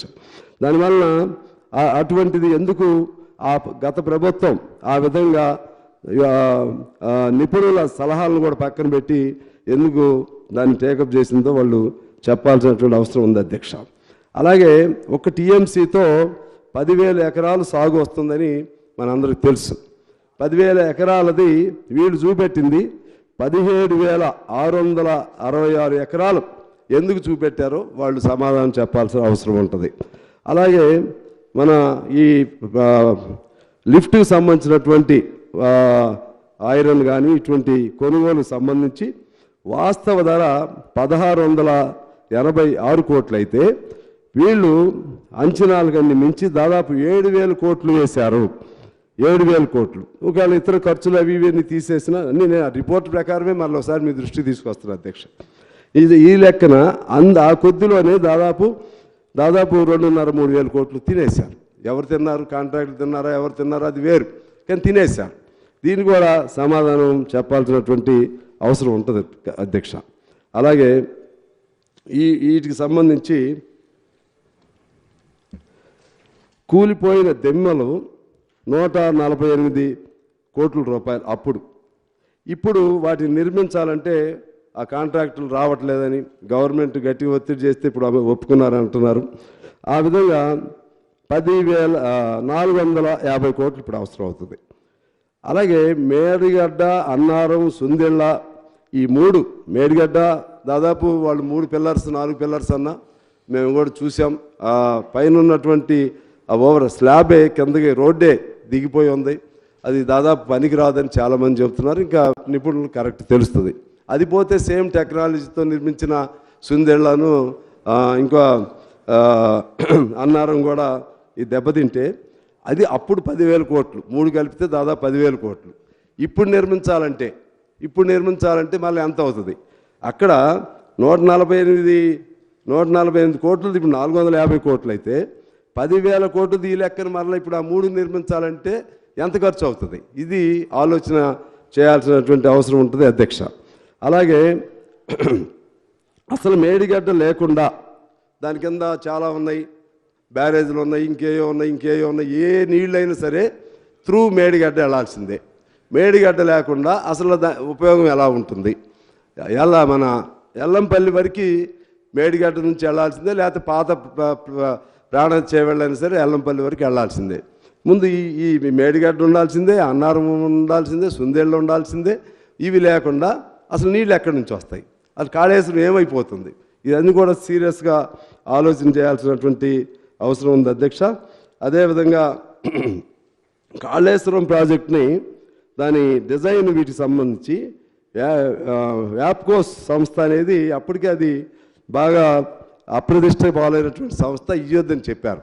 ప్రత్యేకించి మరలా ఆ డిజైన్ అదంతా వాళ్ళకే ఎందుకు ఇచ్చారనేది కూడా వాళ్ళు సమాధానం చెప్పాల్సినటువంటి అవసరం ఉంది అధ్యక్ష. అదేవిధంగా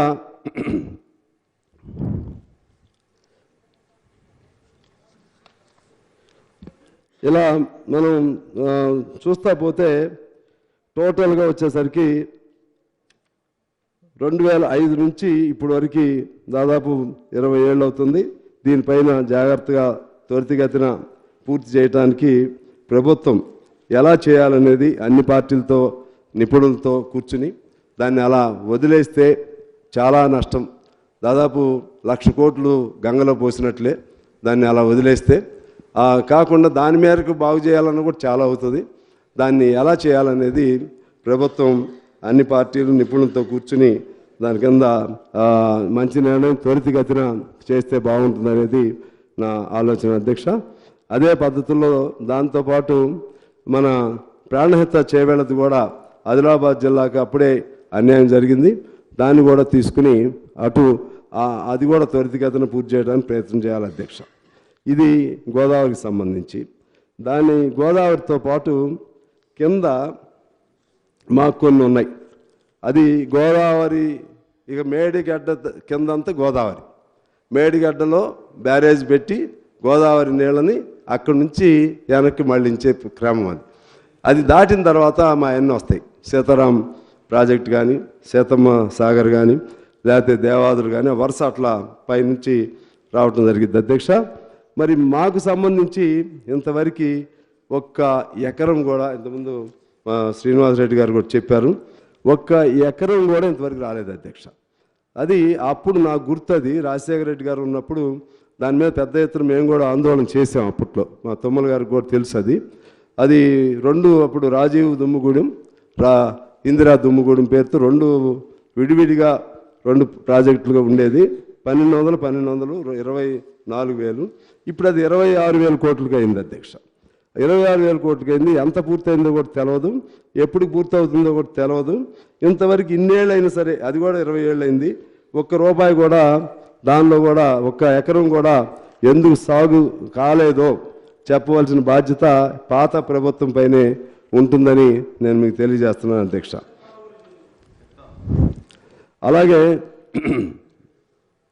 కృష్ణా సంబంధించి ఇంకోటి భక్త రామదాస్కు సంబంధించి మా నాగేశ్వరరావు గారు చాలా శ్రద్ధ పెట్టి చేశారు. దానికి సంబంధించి కూడా ఒకటి కరెక్ట్ చేసుకోవాల్సిన అవసరం ఉంటుందని నా అభిప్రాయం. దాని ఒరిజినల్ ఆయకట్టు అంటే పాలేరులోకి తీసుకొచ్చేటువంటి అది కాకతీయ కాలువ నుంచి రావాలి. శ్రీరామ్ సాగర్ నుంచి కాకతీయ కాలువల నుంచి ఆ కాకతీయ కాలువల నుంచి పాలేరులు తీసుకురావాలి. అప్పుడు నీళ్లు అక్కడ బాగా ఉన్నాయని దాదాపు నాగార్జున సాగర్ నీళ్ళే తీసుకొచ్చి శ్రీరామ్ సాగర్ని మా భక్త రామదాస్ పేరుతో పాలేరు ప్రాజెక్టుని కట్టారు. రేపు అసలు నాగార్జున సాగర్కి ఇబ్బంది వస్తే ఇబ్బంది వస్తుంది. అక్కడ నాగేశ్వరరావు గారు ఏదైనా ఉంటే నన్ను సరిచేయాలి. నాకు తెలిసి అది దాని ఆయకట్టు శ్రీరామ్ సాగర్ ఆయకట్టు, శ్రీరామ్ సాగర్ నీళ్లు శ్రీరామ్ సాగర్ నుంచి నీళ్లు రావాలి. మీరు పెట్టింది ఏంటంటే నాగార్జున సాగర్ నీళ్లు పెట్టారు, అది పాలేరుది. అది దానివలన రేపు ఇబ్బంది వస్తుంది. అది కూడా చూడాల్సినటువంటి అవసరం ఉందని చెప్పి తెలియజేస్తున్నాను అధ్యక్ష. ఈ కృష్ణాకు సంబంధించి సరే మొన్న డీటెయిల్గా డిస్కషన్ చేసుకున్నాం. దానిలో భాగంగా మరలా అటు లోతుకి నేను వెళ్ళను, కానీ 2005లో పోదిరెడ్డిపాడుపై 11 టీఎంసీలని 44గా మార్చుకున్నప్పుడు అడ్డుకో లేకపోవటం అన్ని పార్టీలది తప్పే. అప్పుడు సిపిఐ ఉన్నా, సిపిఎం ఉన్నా, లేకపోతే టీఆర్ఎస్ ఉన్నా అందరూ తప్పే. దాని నుంచి మళ్ళా 2015 జూన్ 18న అంటే 2014 బైఫర్కేషన్ యాక్ట్లో కృష్ణా గోదావరి పైన యాజమాన్య పర్యవేక్షణ హక్కు కేంద్రానికి ఇచ్చినప్పుడు అడ్డం చెప్పలేకపోవటం కూడా తప్పే. అదేవిధంగా 2015 జూన్ 18న ఏపీ తెలంగాణ ముఖ్యమంత్రుల మధ్య ఒప్పందం జరిగినప్పుడు తెలంగాణకు 299 టీఎంసీలకి అంగీకరించడం తప్పే. అది అడాక్ ఒప్పందం అయినా సరే ఏ పేరైనా కానీ. అలాగే జనంలో గొడవ వచ్చిన తర్వాత అప్పుడు 50% కావాలని డిమాండ్ చేసిన విషయం కూడా మొన్న కూడా గుర్తు చేసాం అధ్యక్ష. అలాగే దాని తర్వాత 2020లో జగన్మోహన్ రెడ్డి మరలా రాయలసీమ లిఫ్ట్ ఇరిగేషన్ పేరుతో 3 టీఎంసీలను తీసుకెళ్ళిపోవటం, అప్పుడు అడ్డుకోలేకపోవటం కూడా తప్పే. అలాగే ఆయన తండ్రి 44 టీఎంసీ క్యూసెక్స్ 11 టీఎంసీల నుంచి 44,000 క్యూసెక్స్ మార్చుకుంటే ఈయన జగన్మోహన్ రెడ్డి గారు ఇంకా ధైర్యంగా 84,000 క్యూసెక్స్కి దాన్ని మార్చుకున్నారు అధ్యక్ష. దాన్ని కూడా మనం ఏం ఫైట్ చేయలేకపోయాం. అదేవిధంగా ఇవాళ పోతిరెడ్డిపాడుకి రాయలసీమ లిఫ్ట్ పేరుతో అంద్రినేవా పేరుతో ఇవన్నీ పోతే ఇక మనకి నీళ్ళు అంటూ వాళ్ళకేం 18-20 రోజుల్లో నీళ్ళు వెళ్ళిపోతాయి. వాళ్ళకి రిజర్వాయర్స్ కూడా ఉన్నాయి, మనకంటూ నీళ్లు లేవు. వీటికి మనకి కృష్ణాకి నీళ్లు రావాలంటే ఎక్కడి నుంచి రావాలి? పైనుంచి రావాలి. పైనుంచి రావాలంటే ఆలమట్టి ఒకటి కట్టేసి ఉంది, నారాయణపూర్ ఉంది, గిరిజాపూర్ ఉంది, అలా వరుసగా ఇప్పుడైతే ఇంతవరకు రాలేదు అధ్యక్ష. బాగా వర్షాలు వచ్చి వాళ్ళు నీళ్లు వదిలితేనే మనకు వస్తాయి. అప్పుడు మళ్ళీ ఈ తగులు వస్తాయి మనకి. వాళ్ళు వదలాలి నీళ్లు, వర్షాలు రావాలి, కర్ణాటక వాళ్ళు వదలాలి, వచ్చిన నీళ్ళని రాయలసీమ వాళ్ళు తీసుకెళ్లకుండా ఆపాలి. అప్పుడు ఆ నీళ్లు మనకి మిగిలితే మా జిల్లాకైనా లేకపోతే నల్గొండ జిల్లాకైనా ఉపయోగం ఉంటుంది. అందువల్ల అసలు నీళ్ళే లేనటువంటి పరిస్థితుల్లో మనం పడ్డాం అధ్యక్ష. రేపు భయానకమైన పరిస్థితి ఏంటంటే నీకు మొత్తం మన రాష్ట్రంలో దాదాపు 1,20,000 ఎకరాలు సాగుకు ఉంది. 40 ఎకరాలు 40,000 అటు ఇటు పోయిన 1,20,000లో అంచనా ఒక్క కాళేశ్వరం నుంచే దాదాపు వాళ్ళ అంచనా 18 లక్షల ఎకరాలు పెట్టారు. 18 లక్షల ఎకరాలు పెట్టారు, అయింది 1,00,000. 1,00,000 ఎకరాలు ఇచ్చామంటున్నారు. 1,00,000 ఎకరాలు ఇప్పటికే నీళ్ళు ఇచ్చామంటున్నారు. అసలు వాళ్ళు పెట్టిందే 18 లక్షలు. సరే వాళ్ళు ఏదైనా అన్నాయండి, కానీ రేపు భవిష్యత్తులో కాళేశ్వరం లేకపోతే గోదావరి దెబ్బతింటుంది. ఎందుకంటే మొత్తం లింక్ దాని అట్లా ఆ చక్రబంధంలో బిగుసుకుపోయింది గోదావరి. అటు నుంచి చూస్తే కర్ణాటక నుంచి రాకపోతే మన కృష్ణా డెల్టా అటు దెబ్బతింటాం. రాయలసీమని కట్టడి చేసుకోకపోతే ఇంకా దెబ్బతింటాం. టోటల్గా మీ మీద చాలా ఇప్పుడు గురుతర బాధ్యత ఉంది ముఖ్యమంత్రి గారు. గోదావరి కృష్ణా రెండింటినీ సమన్వయం చేసుకోకపోతే రాష్ట్రం దుర్భిక్ష ప్రాంతమైనటువంటి ప్రమాదం కనపడతా ఉంది. ఎందుకంటే గోదావరి నీళ్ళు ఎక్కువ ఉన్నాయి, కానీ ఎక్కువ ఉన్న నీళ్ళని తీసుకెళ్ళడానికి అవకాశం లేకుండా అక్కడ బంధించబడింది. మేడిగడ్డ దగ్గర బంధించబడింది, అటువంతా ఆగిపోయింది. సరే మా ఎప్పుడుగో అవుతాయి, మా కిందయి సీతారామ సాగర్ ఇవన్నీ, కానీ కృష్ణాయి మాత్రం మన చేతుల్లో లేదు. అందువలన బీజేపీ కానీ కేంద్ర ప్రభుత్వం కానీ అందరిని కలుపుకుని ఆ వైపుగా చేయాలని నేను కోరుతూ ఆఖరిగా 2-3 అంశాలు చెప్పి నేను సెలవు తీసుకుంటాను అధ్యక్ష. ముఖ్యంగా ఈ ఈ పెద్ద పెద్ద ప్రాజెక్టుల వలన చాలా ఇబ్బంది వచ్చింది. పెద్ద భవిష్యత్తులో దానివల్ల అన్ని రకాల అటు భూకంపాలు కానీ ఇంకా చాలా వస్తాయి. తర్వాత ఇదే విధంగా సంవత్సరాల తరబడి నడుస్తూ ఉంటుంది. ఈ సంవత్సరాల తరబడి నడిచే క్రమం ఆ లోపు ఇంకా చిన్న మైనర్ ఇరిగేషన్ ప్రాజెక్టులు ఉన్నాయి. వాటిని పూర్తి చేసుకుంటే ఒక 2-3 వేలు పెడితే మైనర్ ఇరిగేషన్ చెరువులు కానీ ఇవన్నీ పూర్తి అవుతాయి. అదేవిధంగా మధ్య తరహా ప్రాజెక్టులు ఒక 35-36 ఉన్నాయి. దాని మీద ఒక 2-3 వేలు పెడితే మొత్తం కూడా అవి ఒకసారి పూర్తవుతాయి. గత 20-25 ఏళ్ల నుంచి దాని మీద డబ్బులు పెడతానే ఉన్నారు, కొద్దిగా పెడుతున్నారు, అది అవ్వట్లేదు. అలాగే ఐడీసీ లిఫ్ట్కి సంబంధించి కూడా దాదాపు 614 ఉన్నాయి. దాని కింద కూడా అవి కూడా త్వరితగతిని పూర్తి చేసుకుని ఆ లిఫ్ట్ నిర్వహణ గ్రామ పంచాయతీలకు కానీ ప్రభుత్వ ఆధ్వర్యంలో చేయాలి అధ్యక్ష. ఇప్పుడు రైతులకు ఇవ్వటం వలన, రైతుల్లో సమన్వయం చేయలేకపోవటం వలన చాలా లిఫ్టులు మూలన పడ్డాయి. దాన్ని కూడా మీరు ఆ విధంగా చేయాల్సినటువంటి అవసరం ఉందని మీకు తెలియజేస్తున్నాను. అలాగే బోర్లు 27 లక్షలు ఉన్నాయి. ఆ బోర్లకు సంబంధించి భూగర్భ జలాలను మెయింటైన్ చేసే విధంగా కూడా ప్లాన్ చేస్తూ ఆ విధంగా బోర్లకు లింకప్ చేయాలి. అలాగే దానిలో ఇప్పుడు మా ప్రాంతంలో ఏంటంటే ఫారెస్ట్ ఏరియాలో మనకు అటవీ హక్కుల పట్టా అయితే ఇచ్చారు కానీ ఈ బోర్ వేయడానికి ఫారెస్ట్ వాళ్ళు ఒప్పుకోవట్లేదు.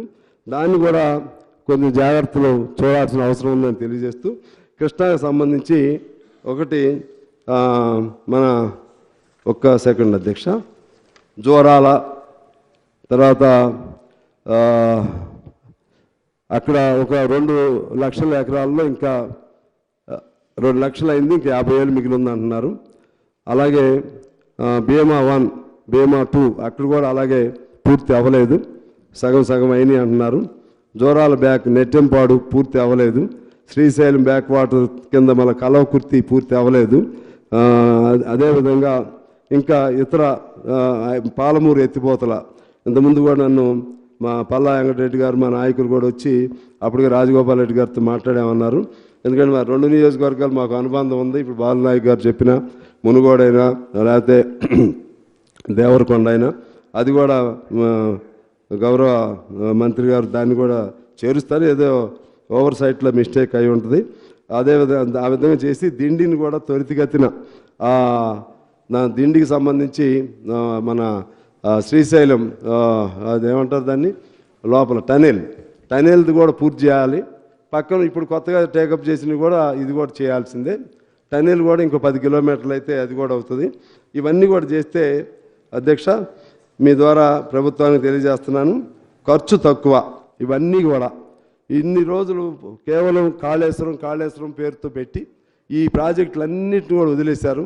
ఇవన్నీ కూడా ఒక్క సంవత్సరంలో ముఖ్యమంత్రి గారికి మన ఇరిగేషన్ మంత్రి గారు ఉత్తమ్ గారికి కూడా చెప్తున్నా, మీరు ఇవన్నీ ఒక్క సంవత్సరంలో ఉన్నాయి. చిన్న చెరువులు, మధ్య చెరువులు, అదేవిధంగా ఇప్పుడు ఈ ఆగిపోయినటువంటి కృష్ణా కింద ఉన్న జోరాల బ్యాక్ వాటరు, అలాగే శ్రీశైలం బ్యాక్ వాటరు, ఈ ప్రాజెక్టులన్నింటినీ ఒక్క ట్రిప్తోనే లేపేయచ్చు. లిఫ్ట్లకు సంబంధించి కూడా మీరు దాని నిర్వహణ బాధ్యతని గ్రామ పంచాయతీలకు ఇచ్చే విధంగా చేస్తే అవి కూడా నడుస్తాయి. అలా మొత్తంగా ఒక సమగ్రమైనటువంటి వాటర్ ప్లాన్, ఇరిగేషన్ ప్లాన్ ఉండి ఏ చుక్కను కూడా పోనీయకుండా, ఏ చుక్క కూడా వృధా కానీయకుండా భారీ ప్రాజెక్టు పేరుతో పెట్టుకుని దానికి భారీగా డబ్బులు పెడుతూ భారీగా సమయాన్ని కేటాయించే కంటే అవి ఉంటే కొంత అవసరం ఉంటే దాన్ని కొంత మేరకు పరిమితం చేసుకుని ఈ చిన్న మైనరు ఇటువంటి వాటి మీద ఎక్కువ శ్రద్ధ పెట్టి ఆ విధంగా ఒక వాటర్ పాలసీ, ఒక స్పష్టమైన పాలసీతో మనము రాష్ట్రాన్ని ముందుకు తీసుకెళ్లాలని కోరుతూ మీకు ధన్యవాదాలు అధ్యక్ష. శ్రీ కడియం శ్రీహరి గారు,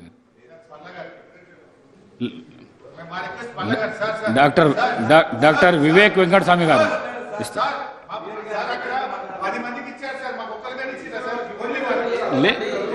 కడియం శ్రీహరి గారు కడియం శ్రీహరి గారు అని అధ్యక్ష, పిలుస్తున్నా నేను. మీకు ధన్యవాదాలు.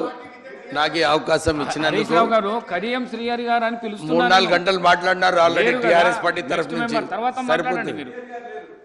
వారి తర్వాత మీరు మాట్లాడండి. మాట్లాడండి. అధ్యక్ష, ధన్యవాదాలు నాకు టైం ఇచ్చినందుకు. ఇంతకుముందు ఈ ప్రాణహిత చేవెళ్ళ గురించి మాట్లాడేటప్పుడు గౌరవ ముఖ్యమంత్రి గారు రేవంత్ రెడ్డి గారు ఆ రోజు చెప్పారు. కీర్తిశేషులు వెంకటస్వామి గారు ఆ రోజు ప్రాణహిత చేవెళ్ళ ప్రాజెక్ట్ పెట్టాలని రాజశేఖర్ రెడ్డి గారితో చాలా చర్చలు చేశారు. అప్పుడు ఆ రోజులలో అందరూ అనుకున్నారు ప్రాణహితలో నీళ్ళు లేవు, ఇది ఫెయిల్డ్ ప్రాజెక్ట్ అని చెప్పి చాలామంది ఆ రోజులలో చర్చ పెట్టారు. కానీ అప్పుడు వెంకటస్వామి గారు రాజశేఖర్ రెడ్డి గారిని 3 సార్లు హెలికాప్టర్లో తీసుకువెళ్ళి అక్కడ నీళ్లు ఉన్నాయి, ఈ ప్రాజెక్ట్ పెడితే తెలంగాణలో కరీంనగర్, ఆదిలాబాదు తెలంగాణ ప్రజలకు న్యాయం అవుతుందని చెప్పి ఆ రోజులలో ప్రాణహిత చేవెళ్ళ ప్రాజెక్ట్ శాంక్షన్ చేయడం జరిగింది. చాలామంది ఆల్రెడీ ఈ విషయం మాట్లాడినారు. 38,000 కోట్ల ప్రాజెక్టులో ఆల్రెడీ 11,000 కోట్ల రూపాయలు ఖర్చు పెట్టినారు. కేవలం ఇంకా 25-26,000 కోట్ల ఖర్చు పెడితే ఈ ప్రాజెక్ట్ పూర్తిగా అవుతుందని. కానీ ఈ రీడిజైనింగ్ పేరుతో అందరు కూడా ఇదే చెప్పారు. ఈ రీడిజైనింగ్ ఎందుకు చేసినారు? ఇంజనీర్లు, ముఖ్యమంత్రి ఆ రోజులలో కేసీఆర్ గారు అన్నారు, నేను 80,000 పుస్తకాలు చదివినాను, నాకు డిజైనింగ్ నేనే కష్టపడి ఈ ప్రాజెక్ట్ని డిజైన్ చేసినానని చెప్పి చాలా గొప్పగా చెప్పుకున్నారు. కానీ నిజంగా చూస్తే ఇది 5 సంవత్సరాలలో ఈ కాళేశ్వరం ప్రాజెక్ట్ ఇంప్లిమెంట్ చేసిన తర్వాత 180 టీఎంసీ మీరు క్యాల్కులేట్ చేసుకుంటే ఇప్పటి వరకు ఈ 5 సంవత్సరాలలో 940 టీఎంసీ నీళ్లు పంపింగ్ చేసే అవసరం ఉండే. కానీ కేవలము 18% పంపింగ్ జరిగింది. అంటే ఎంత ఇన్ఎఫిషియెంట్గా ఈ ప్రాజెక్ట్ వైబిలిటీ గురించి ఇప్పుడే అక్బరుద్దీన్ గారు మన గౌరవ ఇరిగేషన్ మంత్రి గారు ఏదైతే చెప్పారో నిజంగా ఇన్ఎఫిషియెంట్గా ఈ ప్రాజెక్ట్ కన్స్ట్రక్ట్ చేయడం జరిగింది. గ్రావిటీతో వచ్చే నీళ్లకు దీన్ని లిఫ్ట్ ప్రాజెక్ట్ చేసి more than 100 meters lifting Kaleshwaram నుంచి చేస్తున్నారు అధ్యక్ష. ఈ ప్రాజెక్ట్ వలన ప్రత్యేకంగా మా చెన్నూరు నియోజకవర్గం, మంత్రి నియోజకవర్గం, మంచిర్యాల నియోజకవర్గం ఇవన్నీ కూడా బ్యారేజ్ కట్టడం వలన ఈ బ్యాక్ వాటర్స్తో సుమారు 1,00,000 ఎకరాలు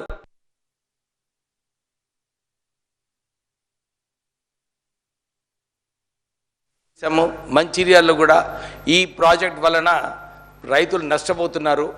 ఆల్రెడీ 2 సంవత్సరాలు వారికి నష్ట పరిహారం కల్పించాలి, ఈ రైతులకు ఏదో ఆదుకోవాలని చెప్పి చాలాసార్లు ధర్నా చేసినప్పటికీ కూడా ఆనాటి ప్రభుత్వము అసలు కొద్ది కూడా కదలిక లేకుండే.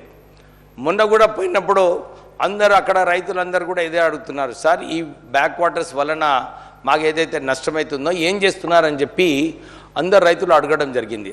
నేను గౌరవ ఇరిగేషన్ మంత్రి గారిని ఇదే కోరినాను, సార్ ఈ బ్యాక్ వాటర్స్ వలన మీరు ఏదో ఒక ప్రాజెక్ట్ తీసుకొని బ్యాక్ వాటర్స్ వలన నష్టపోకుండా చూడాలని చెప్పి నేను వారిని కోరడం జరిగింది. వారు అదే చెప్పారు. ఒక ఇంజనీర్ని పంపించినారు, ఒక ప్రపోజల్ ఆల్రెడీ డిపార్ట్మెంట్కి పుట్టప్ చేస్తున్నారు. నేను ఇరిగేషన్ మంత్రి గారికి ఇదే కోరుతున్నాను, మీరు దీంట్లో తొందరగా చొరవ తీసుకొని ఏదో ఒక నిర్ణయం తీసుకుంటే ఈ వచ్చే వానకాలం ముందే ఈ సొల్యూషన్ ఇవ్వాలని చెప్పి నేను మీ ద్వారా వారిని కోరడం జరుగుతుంది. అంతేగాక ఇంతకుముందు చాలామంది చెప్పినట్టు ఈ 2 టీఎంసీ నీళ్ళు ఈ కాళేశ్వరం ప్రాజెక్ట్లో ఇది ఇంప్లిమెంట్ కాలేదు ఫుల్లీగా. ఇప్పుడే చెప్పినట్టు కేవలము 162 టీఎంసీ నీళ్ళే వాళ్ళు పంపింగ్ చేశారు. ఈ 2 టీఎంసీ నీళ్ళే మొత్తంగా ఇంప్లిమెంట్ చేయకుండా మళ్ళీ 3 టీఎంసీ నీళ్ళు అని చెప్పి మళ్ళీ ఒక 25-30-40 వేల కోట్ల ప్రజాధనం వృధా అయింది అధ్యక్ష. దీని మీద నిజంగానే వారు చెప్పినట్టు ఒక ఎంక్వైరీ పెట్టి ఎవ్వరు దీనికి రెస్పాన్సిబుల్.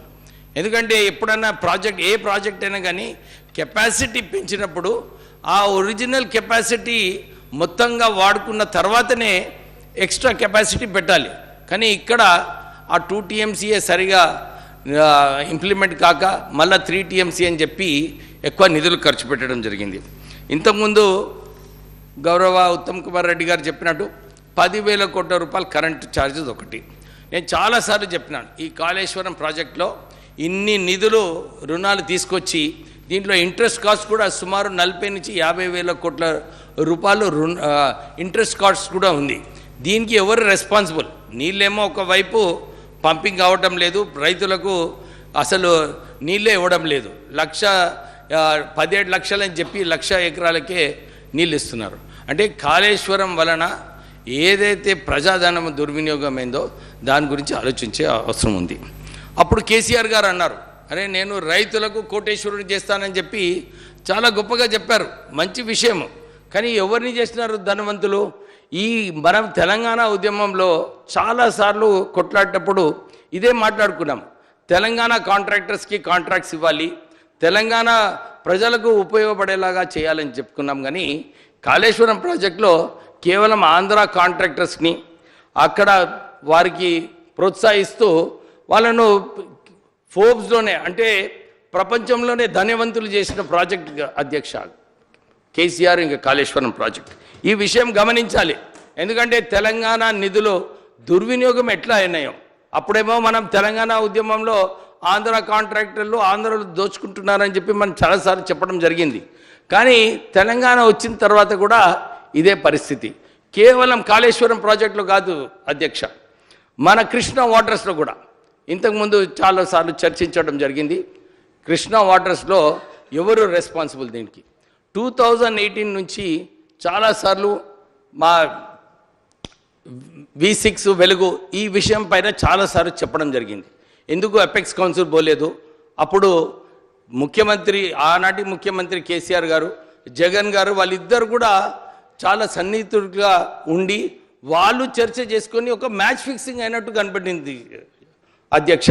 ఎందుకంటే చాలామంది స్పీకర్స్ ఇంతకుముందు కూడా చెప్పారు, పోతిరెడ్డి పాడపైన ఏదైతే 11,000 క్యూసెక్స్ హెడ్ రెగ్యులేటర్ ఉందో దాన్ని 44,000 క్యూసెక్స్ చేసి మళ్ళీ దాని తర్వాత 80,000 క్యూసెక్స్ చేయడము, మళ్ళీ సంగమేశ్వర్ ప్రాజెక్ట్స్, ఇవన్నీ కూడా ఇల్లీగల్ ప్రాజెక్ట్స్ అధ్యక్ష కృష్ణా వాటర్ మీద. అప్పుడు ఆనాటి ప్రభుత్వం ఎందుకు దానికి వ్యతిరేకంగా మాట్లాడలేదు? అప్పుడు ఎపెక్స్ కౌన్సిల్ పోకుండా ఆ కాంట్రాక్ట్ మళ్ళీ మెగా ఇంజనీరింగ్కి ఇవ్వడము, తెలంగాణ ప్రాంతంలో అక్కడ జట్టి పెట్టి ఇక్కడి నుంచి ఇసుక కంకర్ అన్నీ కూడా ఆంధ్రాకి దోసుకు వెళ్ళడం జరిగింది. ఇంత దాని గురించి రాసినప్పుడు కూడా ప్రభుత్వం ఏం చర్యలు తీసుకోలేదు. కానీ V6 వెలుగు ఈ దీనిపైన కథనాలు వేసినందుకు బ్యాన్ చేయడం జరిగింది అధ్యక్ష. సుమారు 150 కోట్ల అడ్వర్టైజ్మెంట్స్ కూడా ఇవ్వలేదు. కానీ వాళ్ళు బ్యాన్ చేయడం వలన రేటింగ్స్ పెరిగినాయి ఆ సంస్థకు. అంటే వాళ్ళు ఏదైతే ఆలోచనతోని కృష్ణా వాటర్స్ మీద జగన్కి ఎట్లా ప్రోత్సహించడం జరిగింది, తెలంగాణ ప్రజలకు ఎంత నష్టమైంది. మొన్న కూడా గౌరవ ముఖ్యమంత్రి గారు మాట్లాడేటప్పుడు ఇదే చెప్పారు, కృష్ణా వాటర్స్ మీద ఏదైతే ఎవరైతే రెస్పాన్సిబిలిటీ తీసుకోవాలో అది కేవలం కేసీఆర్ గారు తీసుకోవాలి. ఎందుకంటే ఈ ప్రాజెక్ట్స్ కూడా హ్యాండ్ ఓవర్ చేయడంలో మనం వైట్ పేపర్లో చూస్తే అక్కడ స్పష్టంగా కనబడుతుంది. మురళీధర్ రావు గారు ఇంకా అప్పుడు చీఫ్ సెక్రటరీ గుప్తా రజత్ గుప్తా గారు వాళ్ళిద్దరు కూడా మా మీటింగ్లో చెప్పడం జరిగింది, మేము హ్యాండ్ ఓవర్ చేస్తున్నామని. అంటే ఇవన్నీ కూడా చూసుకుంటే మన కృష్ణా వాటర్స్ పైన ఏదైతే రాయలసీమ వారు కేసీఆర్ గారు కూడా చాలాసార్లు చెప్పారు, నేను రాయలసీమని సస్యశ్యామలం చేస్తామని చెప్పి వారు చాలా గొప్పగా చాలాసార్లు చెప్పుకున్నారు. ఈ తెలంగాణకు ఏదైతే అన్యాయం జరిగిందో అక్కడ, ఎందుకంటే ఈ ఇల్లీగల్ ప్రాజెక్ట్స్ పోతిరెడ్డి పాటిపైన ఈ గాండ్రా హవేలీ, ఈ సంగమేశ్వరం ఇవన్నీ కూడా లేదు అధ్యక్ష. భగావత్ అవార్డులో ఏదైతే ప్రాజెక్ట్స్ కట్టాలనో ఈ కృష్ణా వాటర్స్ పైన ఈ ఇల్లీగల్ ప్రాజెక్ట్స్ కేవలము మంచినీటి సౌకర్యం అని చెప్పి 2 TMC నుంచి 3 TMC తీసుకెళ్లారు సంగమేశ్వర్లో. అంటే ఎందుకు ఆపలేదు అని చెప్పి మనం అందరం చర్చించే అవసరం ఉంది. ఇంకో విషయం అధ్యక్ష, రీడిజైనింగ్ ఇంతకుముందు కూడా చెప్పాను.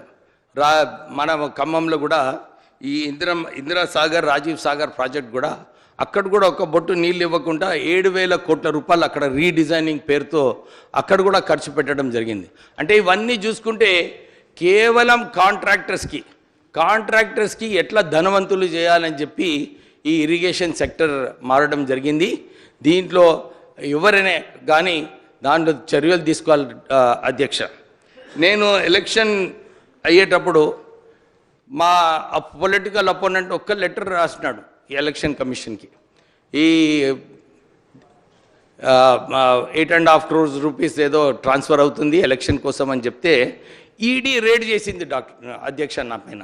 నేనేమంటున్నా అంటే అది తర్వాత కూడా ఆల్రెడీ ప్రూవ్ అయింది పోలీస్ ఎంక్వైరీలో, కోర్టులో కూడా ఇదేం లేదు నార్మల్ ట్రాన్సాక్షన్ అని చెప్పినారు. ఈ లక్షలాది కోట్ల రూపాయలు కాళేశ్వరంలో ఇంకా మన కృష్ణా వాటర్స్ పైన ప్రాజెక్ట్స్లో ఇంత దుర్వినియోగం జరిగేటప్పుడు ఎందుకు ఈడీ అక్కడ రేడ్ చేయడం లేదు? ఎందుకంటే అక్కడ కూడా మనీ లాండరింగే ఉంది, అన్ని పైసలని ఇంతకుముందు పాయల్ శంకర్ గారు చెప్పినట్టు కాళేశ్వరం ప్రాజెక్టులో ఒక కాంట్రాక్టర్కి ఈరోజు బడ్జెట్ ఎస్టిమేట్ చేంజ్ కావాలంటే 24 hours చేంజ్ అయ్యేది అధ్యక్ష. రేట్లు కూడా మీరు చూసుకుంటే పంప్స్ రేట్స్ చూసుకుంటే కూడా మీరు ఎక్కడన్నా కంపేర్ చేసుకోండి. కాళేశ్వరం ప్రాజెక్టులో మన తెలంగాణ ప్రాంతంలో ఉన్న కాస్ట్ ఏదైతే ఉందో మోటార్స్లో అన్నిటికన్నా ఎక్కువ కాస్ట్ మన తెలంగాణ ప్రాంతంలో ఉన్నాయి. అంటే దీంట్లో కేవలము కాంట్రాక్టర్స్కి ఏదైతే లాభం పొందిందో ఆ లాభం వలన మన రాష్ట్రం నష్టపోయింది. అధ్యక్ష, నేను మీ ద్వారా మన ఇరిగేషన్ 1 minute కంప్లీట్ చేస్తాను. మన గౌరవ ముఖ్యమంత్రి గారికి ఇంకా ఇరిగేషన్ మంత్రి గారికి ఒక్క అప్పీల్ ఉంది. ఇన్ని కాంట్రాక్ట్స్ ఇస్తున్నారు, మా weaker section contractors BC SC STs కాంట్రాక్టర్స్కి కూడా 5 కోట్లు 10 కోట్ల కాంట్రాక్ట్స్ ఏదైతే చిన్న కాంట్రాక్ట్స్ ఉన్నాయో ఇవి వాళ్ళకి ఇస్తే చాలా బాగుంటుంది. ఎందుకంటే ఈ వేరే స్కీమ్స్ ఏది ఉన్నా కానీ ఎకనామికలీ ఈ సెక్షన్స్కి స్ట్రాంగ్ చేయకుంటే ముందుకు వెళ్ళలేరు. సో మీ ద్వారా నేను వారికి అప్పీల్ చేస్తున్నాను, ఆ కాంట్రాక్టర్స్కి కూడా కాంట్రాక్ట్స్ ఇవ్వాలని చెప్పి కోరుతున్నాను. థ్యాంక్ యూ అధ్యక్ష. శ్రీ పల్లా రాజేశ్వర రెడ్డి గారు. అధ్యక్ష, ఇరిగేషన్ శ్వేతపత్రం మీద మాట్లాడటానికి అవకాశం ఇచ్చినందుకు మీకు ముందుగా ధన్యవాదాలు తెలియజేస్తున్నాను. మా నాయకుడు కేసీఆర్ గారికి ఈరోజు జన్మదిన శుభాకాంక్షలు కూడా తెలియజేస్తున్నాను. గౌరవ ముఖ్యమంత్రి వర్యులు రేవంత్ రెడ్డి గారు, అదేవిధంగా ప్రభుత్వం, ఉత్తమ్ కుమార్ రెడ్డి గారు మీరు ఎట్లయితే ప్రజెంట్ చేసినరో అదేవిధంగా మాకు కూడా అవకాశం ఇచ్చినట్లయితే ఖచ్చితంగా రాష్ట్రానికి ఉపయోగపడే విధంగా 10 సంవత్సరంలో గత కేసీఆర్ గారి ప్రభుత్వం ఏ ఆలోచనతో చేసింది, ఏ ఉద్దేశంతో చేసిందని చెప్పేసి మీకు ఖచ్చితంగా ప్రజెంట్ చేసి మిమ్మల్ని ఒప్పించి మెప్పించేవాళ్ళం. ఒక లెవెల్ ఫీల్డ్ అని ఉన్నట్లయితే ఉండేది, దాని ద్వారా రాష్ట్రానికి ఉపయోగం జరిగేది. మీ అందరికీ వీళ్ళందరూ కూడా ఏదో బాగా నష్టం జరిగిందని చెప్పేసే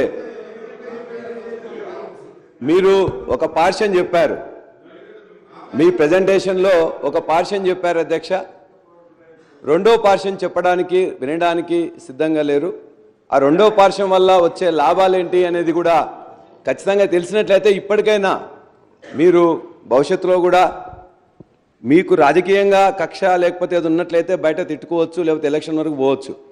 కానీ మళ్ళీ 5 సంవత్సరాలు కావాల్సిన ప్రాజెక్టులను మీరు ఏ విధంగా తీర్చిదిద్దాలనుకుంటున్నారో, ఈ 5 సంవత్సరంలో మిగతా ప్రాంతాలకు కూడా నీళ్ళు ఇవ్వాలనుకుంటున్నారో, గత ప్రభుత్వం అనుకున్న ఈ ప్రాజెక్టులో పెట్టిన డబ్బు వృధా కాకుండా ఉండాలంటే, ఉన్న ఇన్ఫ్రాస్ట్రక్చర్ను ఉపయోగించుకోవాలంటే ఖచ్చితంగా గత ప్రభుత్వం యొక్క ఆలోచనల్ని ఓపెన్ మైండ్తో మీరు ఇంటే మాత్రం ఖచ్చితంగా ఎంతో కొంత అప్రిషియేట్ చేస్తారని చెప్పేసి నా నమ్మకం.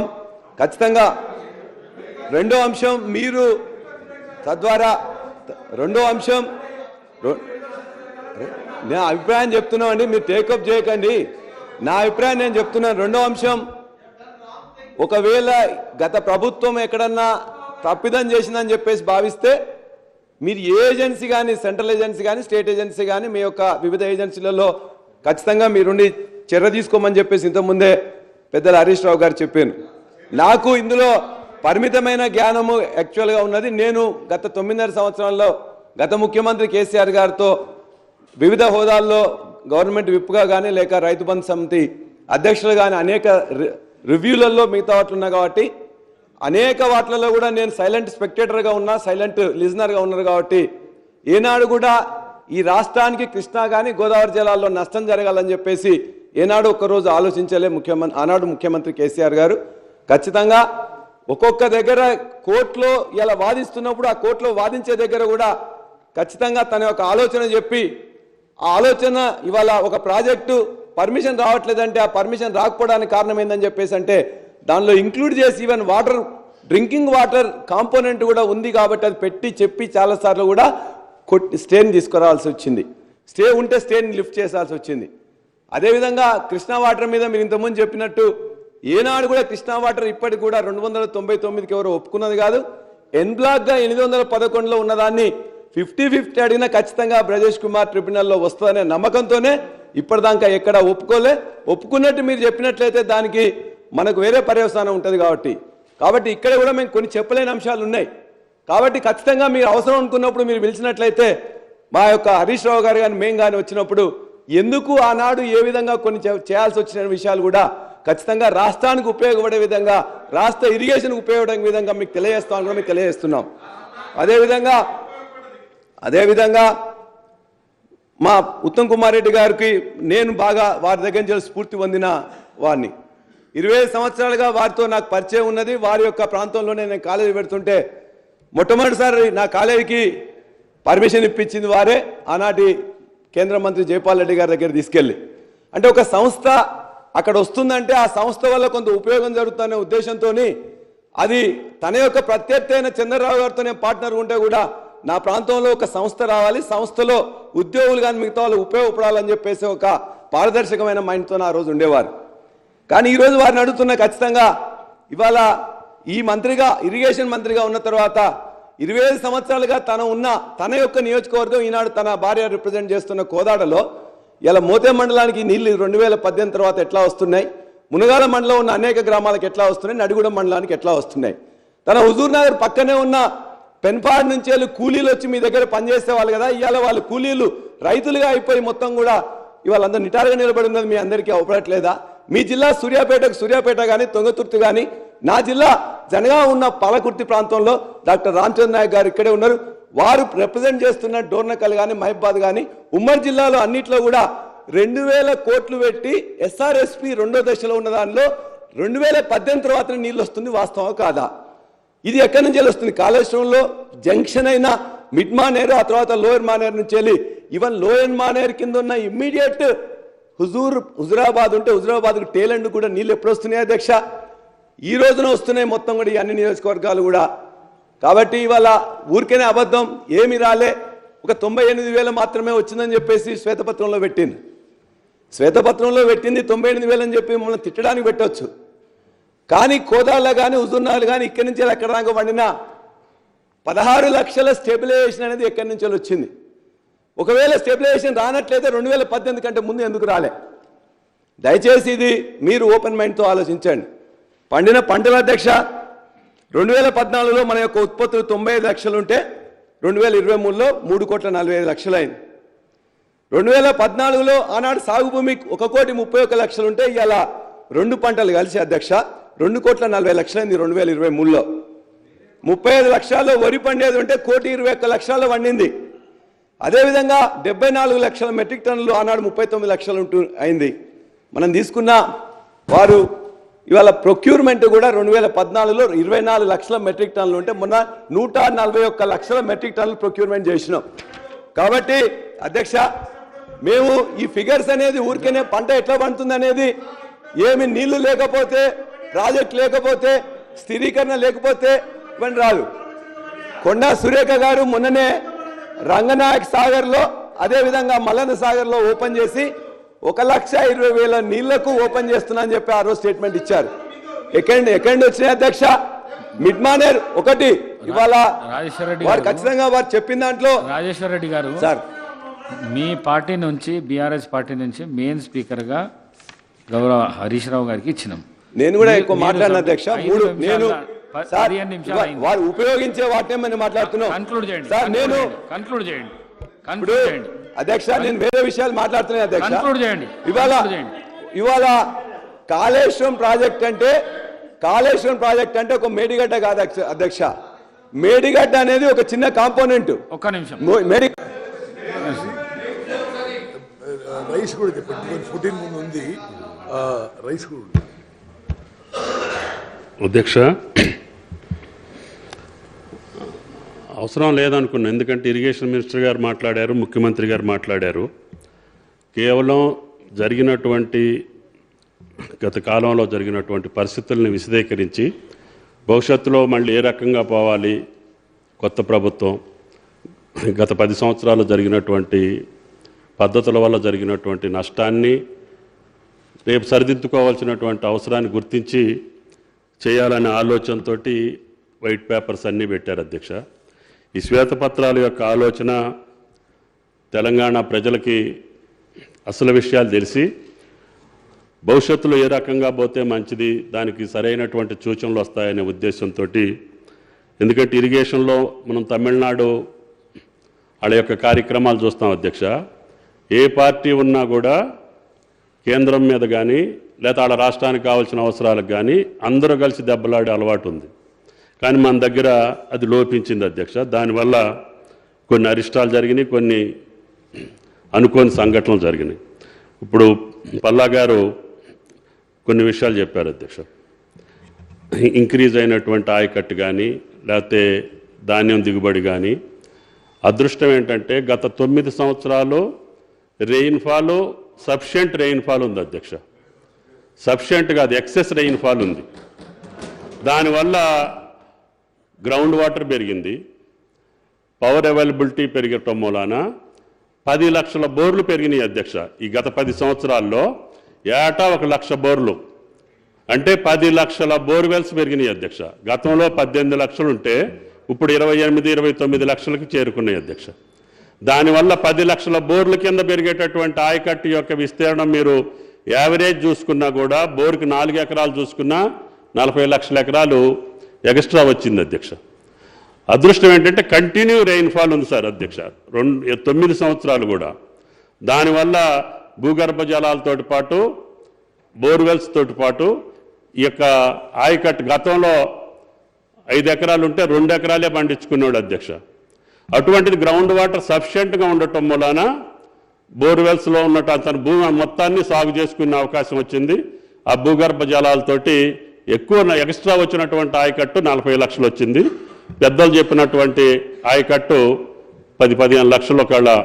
కొన్ని ప్రాజెక్టులు ఎండింగ్ స్టేజ్లో ఉన్నటువంటి కలవకుర్తి కానీ, నెట్టెంపాడు కానీ, కోయిల్ సాగర్ కానీ ఇటువంటి ఎండింగ్లో ఉన్నటువంటి ప్రాజెక్టులు కొన్ని పూర్తి చేసి ఇచ్చినటువంటి ఆయకట్టు ఉంది అధ్యక్ష.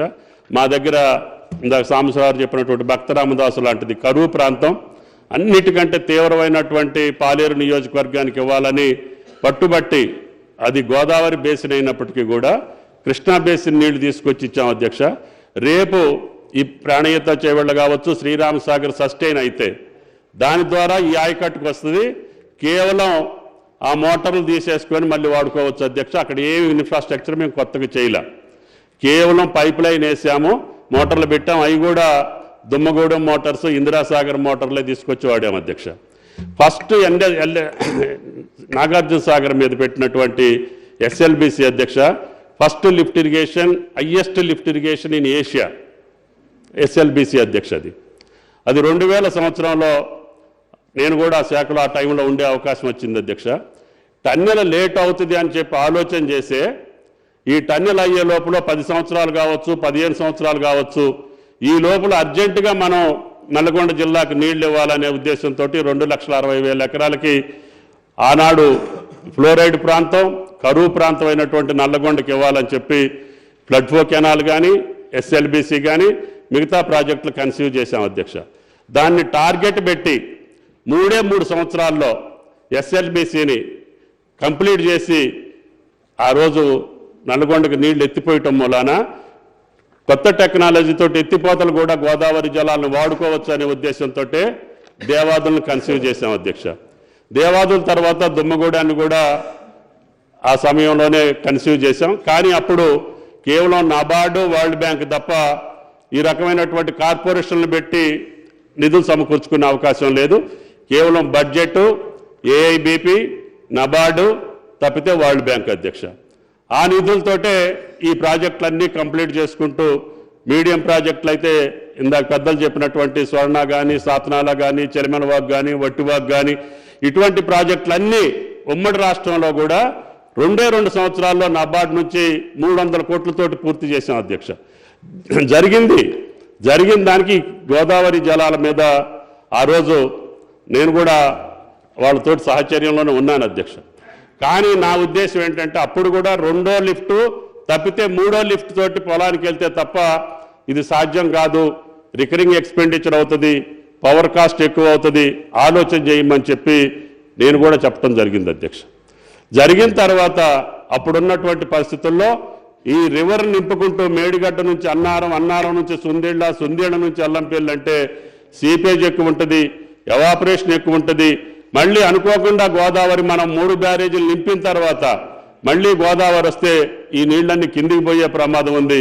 కాబట్టి దీన్ని మళ్ళీ ఒకసారి పునరాలోచించమని చెప్పి కూడా నేను గౌరవ ఆనాటి ముఖ్యమంత్రి గారికి చెప్పానని చెప్పి గౌరవ సభ్యులకు మనం చేస్తున్న అధ్యక్ష. ఎందుకంటే ఉదయం మాట్లాడేటప్పుడు నేను కూడా అక్కడ ఉన్నట్టు చెప్పారు, ఉన్న మాట వాస్తవం, చెప్పిన మాట వాస్తవం. అది ఆ రోజున జరిగినటువంటి చరిత్ర అధ్యక్ష. జరిగిన దానికి ఈరోజు పెరిగినటువంటి ఎకరేజ్ తక్కువ ఉంది, పూర్తి చేసుకోవాల్సిన అవసరం ఉంది, దీన్ని సరి చేసుకోవాల్సిన అవసరం ఉంది. తప్పకుండా రేవంత్ రెడ్డి గారి నాయకత్వంలో మీ అందరి యొక్క సహకారంతో వీటిని పూర్తి చేసుకోవాలనేదే మా తపన తప్ప దీన్ని ఏదో రాజకీయం చేసి ఇప్పుడు లబ్ధి పొందాల్సిన అవసరం లేదు. ఆ లబ్ధి ఏదో మొన్నటి ఎన్నికల్లోనే కనపడింది. కాబట్టి దయచేసి ఆ లబ్ధి ఎందుకు చేకూరిందో, ఏ రకంగా చేకూరిందో, ఏ కారణాల వల్ల చేకూరిందో గౌరవ సభ్యులు మననం చేసుకొని భవిష్యత్తులో దీన్ని పూర్తి చేసేదానికి అవకాశం ఇవ్వాలని చెప్పి అందరూ మంచి సూచనలతోటి ముందుకు పోయేటట్టుగా ఈ రాష్ట్రాన్ని ముందుకు తీసుకెళ్లేటటువంటి పరిస్థితుల్ని కలగజేసుకోవాలని చెప్పి గౌరవ సభ్యులందరికీ విజ్ఞప్తి చేస్తున్నా అధ్యక్ష. థ్యాంక్ యూ అధ్యక్ష. ఇవాళ ఎక్కడైతే మేడిగడ్డ ఒక్కటే కాళేశ్వరంలో కాదు అధ్యక్ష, మేడిగడ్డ కాకుండా దేర్ ఆర్ సెవరల్ కాంపోనెంట్స్. అందులో 1832 కిలోమీటర్ల సరఫరా చేసే మార్గం కానీ, గ్రావిటీ కెనాల్ 1531 ఉంటే, టన్నెల్ పొడవు 203. మన ముఖ్యమంత్రి గారు కొంతమందిని తీసుకెళ్ళిండ్రు, అందరూ కూడా అన్ని కూడా సమగ్రంగా చూసిన తర్వాత అందులో ప్రెషర్ పైప్ లైన్ కానీ 98 కిలోమీటర్స్ ఉంటే, లిఫ్ట్లు 22, పంప్ హౌసెస్ 21. అదేవిధంగా ఎన్ని పవర్ స్టేషన్స్ ఉన్నాయి, 406 ఉంటే 228 ఉన్నట్లయితే 132 ఉన్నాయి. ఇవన్నీ ఒక్క మేడిగడ్డ ఒక దగ్గర పోతేనే మొత్తం కూడా అన్ని ఖరాబ్ కావు అధ్యక్ష. లింక్ 1 ఏదైతే వారు చెప్తుండ్రో మేడిగడ్డ, అన్నారం, సుందిల్లా, వారు ఎప్పుడు కూడా ముఖ్యమంత్రి గారు మొత్తం కూడా కేసీఆర్ గారే మాట్లాడారు, కేసీఆర్ గారి మనోఫలకం నుంచి వచ్చింది, కేసీఆర్ గారు ఆలోచన చేసిండ్రు, అనేక మంది అభిప్రాయాలు తీసుకున్నారు. ఆ అభిప్రాయాలు తీసుకునే దానిలో తనది ఒక డామినెంట్ కావచ్చు. కానీ నాకు నీళ్ళు ఇక్కడ లభ్యత ఉన్నది, అది కేంద్ర జల సంఘం చెప్పింది. ఆనాడున్న 14 టీఎంసీ కాకుండా 141 టీఎంసీ నీటి ఇక్కడ అవైలబిలిటీ కావాలి అని సిడబ్ల్యూసీ చెప్పినప్పుడు, ఇక్కడ అవైలబిలిటీ సిడబ్ల్యూసీ 50 సంవత్సరాల లెక్కల్లో మేడిగడ్డ ప్రాంతంలో కాళేశ్వరం కింద దొరికితే అన్నప్పుడు మాత్రమే అక్కడ నిర్ణయించడం జరిగింది. మేడిగడ్డ జరిగిన తర్వాత కూడా అధ్యక్ష అందరికీ తెలుసు ఒక డిపిఆర్ ఉంటుంది. ఆ డిపిఆర్ పోయిన తర్వాత దాన్ని సిడబ్ల్యూసీ అదేవిధంగా టెక్నికల్ అడ్వైజరీ కౌన్సిల్ కూడా దాన్ని వెట్ చేస్తుంది. ఆ తర్వాత వచ్చిన తర్వాత ఏజెన్సీస్ కూడా వెట్ చేస్తాయి. ఎవరు లేకుండా కేసీఆర్ గారే అక్కడుండి ఇక్కడే ఫైలింగ్ చేయమన్నారు, ఫౌండేషన్ ఏం చేయమని చెప్పేసి ఎప్పుడు చెప్పలేదు అధ్యక్ష. ఇలా రాఫ్ట్ ఫౌండేషన్ కావాలన్నా ఇతర ఫౌండేషన్ కావాలన్నా అనేది ఖచ్చితంగా ఆయా ఏజెన్సీస్ తీసుకుంటే. నేను ఒక చిన్న సంఘటన చెప్తున్నా అధ్యక్ష. ఆనాడున్న ముఖ్యమంత్రి కేసీఆర్ గారితో నేను కూడా అక్కడ పోయినప్పుడు అక్కడున్న ఎల్ఎన్టీ చీఫ్ సుబ్రహ్మణ్యం ఆయన వచ్చినట్లయితే ఒకటే మాట చెప్పిండ్రు, మీకు ఇది ఒక మిషన్ కావచ్చు, మీకుండే 10 ప్రాజెక్టులలో ఇది ఒక ప్రాజెక్ట్ కావచ్చు, కానీ తెలంగాణ ప్రజలకి ఇది లైఫ్ లైన్, దయచేసి క్వాలిటీతో చేయండి అని చెప్పేసి అంటే ఆయన ఒక 2 చూపించిన అధ్యక్ష. ఇలా 50 డిగ్రీల టెంపరేచర్ ఉన్నది, ఇవాళ చాలా ఎండ వేడిగా ఉన్నది, అనేక మంది చనిపోతున్నారు. రాజశేఖర్ గారు ఒక నిమిషం I mean you continue after me. ఇప్పుడు పదే బీఆర్ఎస్ పార్టీలో ఒక వాదన వినిపిస్తున్నారు. అయితే ఏమవుతుంది, మేడిగడ్డనే కదా, మేడిగడ్డ, అన్నారం, సుందిల్లా బ్యారేజెసే కదా, అవి నాశనం అయితే తత్తిమ ప్రాజెక్టు అంటే నో అదే మీరు చెప్పిన దానికే చెప్తున్నా. అంటే కాళేశ్వరం ప్రాజెక్టు మనం 1,00,000 కోట్లు ఖర్చు పెట్టుకొని ఈ రోజున్న పరిస్థితి మానవ తప్పిదం వల్ల మేడిగడ్డ బ్యారేజ్ కొలాప్స్ అయింది. నిన్నటి నుంచి అన్నారం బ్యారేజ్లో అదే ఎగ్జాక్ట్లీ సేమ్ టెక్నికల్ డిఫెక్ట్తో లీకేజ్ మ్యాక్సిమం అయిపోతుంది. ఎన్డీఎస్సీ ఎక్స్పర్ట్స్ సుందిలలో కూడా ప్రమాదం ఉందంటున్నారు. నేను మిమ్మల్ని అడిగేది ఏంటంటే, ఇక్కడ వాటర్ స్టోరేజ్ చేసి పంపింగ్ చేయకుంటే కాళేశ్వరం మీలో పెద్ద మనుషులే మేడిగడ్డ బ్యారేజే హార్ట్ ఆఫ్ ద ప్రాజెక్ట్ అన్నారు. ఇప్పుడు ఆ 3 బ్యారేజెస్ మరి ప్రాజెక్టు కట్టిన వాళ్ళ తప్పిదాల వల్ల నాన్ ఆపరేషనల్. ఇప్పుడు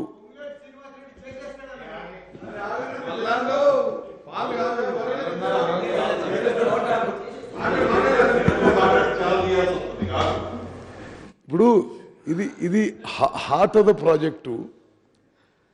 ఈ హార్ట్ ఆఫ్ ద ప్రాజెక్ట్లో ఇంత సీరియస్ ప్రాబ్లం అయితే ఏంటిది, ఇన్ని టనల్స్ కట్టినాము, ఇంత పైప్ లైన్ కట్టినాము, ఇన్ని సబ్స్టేషన్ కట్టినాము, ఇన్ని రిజర్వులు కట్టినాము అంటే దానివల్ల ఏమైనా ప్రయోజనం ఉందా?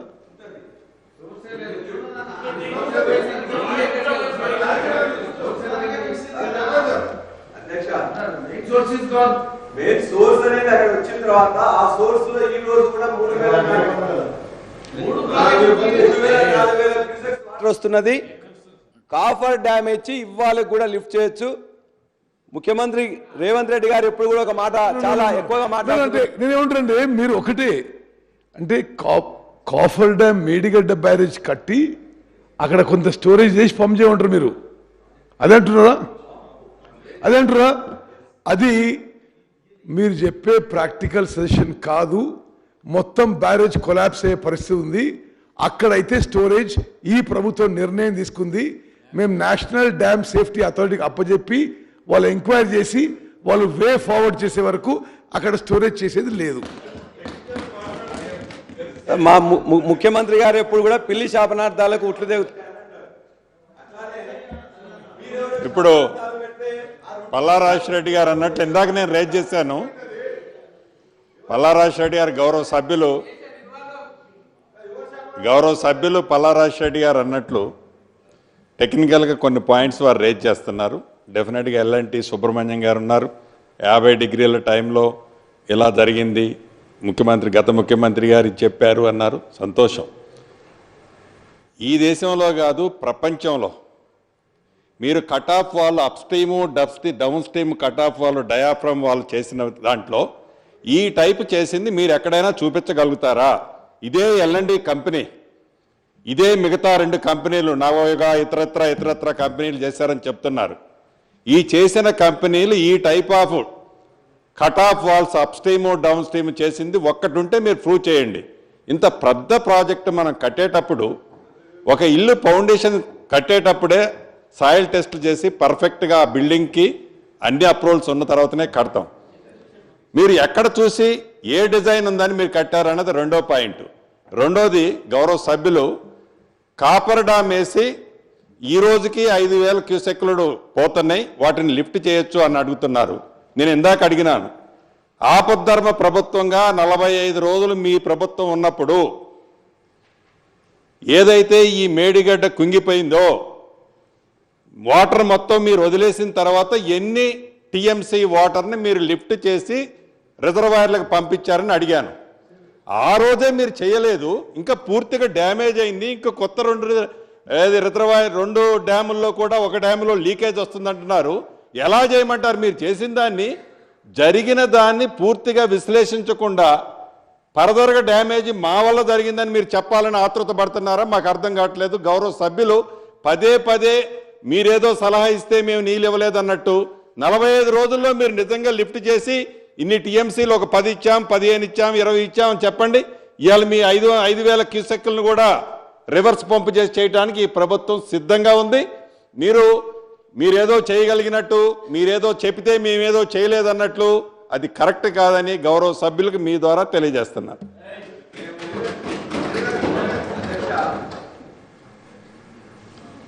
అధ్యక్ష, మేమేదో ఉచిత సలహా ఇవ్వాలని చెప్పేసి మేము అనుకోవట్లే. ఆనాడు మీరు చెప్పారు ఏమండి, 25 రోజులు 30 రోజులు ఆపద్ధర్మ ముఖ్యమంత్రి ఉన్నారు, ఎందుకు నీళ్ళు తీసుకోలేదని. నీళ్ళు తీసుకుందామంటే ఆనాడు మిడ్ మానేర్లో ఫుల్ వాటర్ ఉన్నది. అదే వాటర్ ఇవాళ యాసంగికి మనం ఇక్కడ దాకా కూడా మళ్ళీ ఇస్తున్నాం.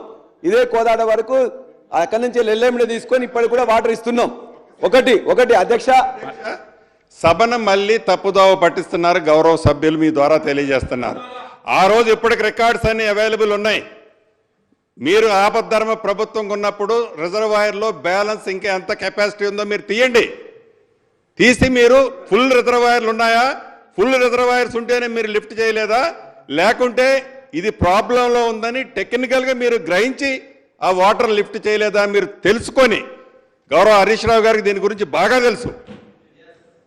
మీరు ఏదో మిమ్మల్ని మా మీద మేమేదో రైతులకు నీళ్ళు లేదు, మా టైంలో రెండో పంట ఎండబెట్టినాం అనేది మీరు పదే పదే ప్రొజెక్షన్ చేయటం, మొన్న నల్గొండలో గౌరవ ముఖ్యమంత్రి గారు మాజీ ముఖ్యమంత్రి గారు అన్నట్లు అదే యాంగిల్ మీరు తీసుకోవటం ధర్మం కాదు.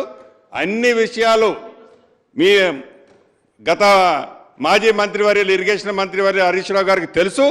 ఆ విషయాన్ని డెఫినెట్గా వారిని బ్యాలెన్స్ ఉండగానే మేము చేయలేదనేది కూడా వారు చెప్తే నేను అంగీకరిస్తాను. రాజేశ్వర రెడ్డి గారు మాదేమన్నా ఒకవేళ కన్క్లూడ్ చేయండి. మేము ఆనాటి ముఖ్యమంత్రి గారు డెసిషన్ తీసుకోకపోతే 70 రోజులైంది మీరు వచ్చిన తర్వాత. ఏదైనా నిపుణులు ఇప్పటిదాకా NDSA ఏదైతే చెప్తున్నారో నేషనల్ డ్యామ్ సేఫ్టీ అథారిటీ అనే వాళ్ళు సంబంధించిన వాళ్ళు వచ్చి 2 గంటలు చూసి ఒక రాజకీయ ప్రేరేపితమైన ఒక స్టేట్మెంట్ ఇచ్చిండ్రు తప్ప ఒక జియోఫిజికల్ టెస్ట్ కానీ లేకపోతే ఇతరత్ర ఏదైనా జరిగి నిపుణులు ఎవరైనా టెస్ట్ ఇచ్చిండ్రా? ఒకటి. 2, మీరు చెప్పింది విజిలెన్స్ రిపోర్టు, విజిలెన్స్తో పాటు వాళ్ళు పంపించింది కూడా ఇవాళ దీనికి సంబంధించింది. కానీ మిగతా 2 డ్యాములు కూడా పోతున్నాయి అని చెప్పేసి ఒక విఫలమైన ప్రాజెక్టుగా చూపించే ప్రయత్నం చేస్తుంది తప్ప ఆ రెండింటి గురించి కూడా ఎవరన్నా నిపుణులు రాష్ట్రంలో కానీ దేశంలో కానీ ఇంటర్నేషనల్ యూనివర్సిటీస్లో కానీ ఎక్కడైనా నిపుణులు ఎవరన్నా ఒకటి ఇది బాగాలేదు, ఇది కూలిపోతుంది, టెక్నాలజీ సేమ్ వాడి ఉండొచ్చు కానీ ఇది కోల్పోతుందని చెప్పి ఎవరన్నా ఒక్క నిపుణుడు ఇంతవరకు ఈ 3 డ్యాముల మీద ఈ 70 రోజులలో ఎవరన్నా నియమించిండ్రా? వాళ్ళు రిపోర్ట్ ఇచ్చిండ్రా? ఉన్నదాన్ని అద్భుతంగా కట్టిందాన్ని ఇవాళ ఒకటి తప్పు జరిగింది ఇక్కడ పోతే మంత్రి గారు రాజేష్ రెడ్డి గారు సరే ఈ వీడియో చూడండి. ఇది నిన్న రాత్రి నుంచి మొదలైంది. ఈ అన్నారం బ్యారేజ్ కూడా ఏ స్థాయిలో leakage from below the barrage plate. ఇది బ్యారేజ్లో ఇప్పుడు జరుగుతున్న లీక్. ఇప్పుడు seepage at 35 DS Annaram barrage ఆ మధ్యలో చూడండి. ఇది బ్యారేజ్ క్లోజ్ అయితే లీక్ అవుతుంది. అసలు ఎనీవే సి రాజేష్ మీకు ఒక విషయం ఏంటంటే ఒక నిమిషం.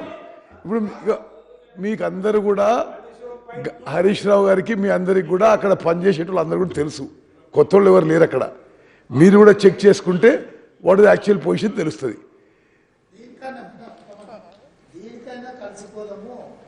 రైట్. మరి అన్నారం పేరు వస్తే కలిసిపోదాం, పొజిషన్ చేద్దాం.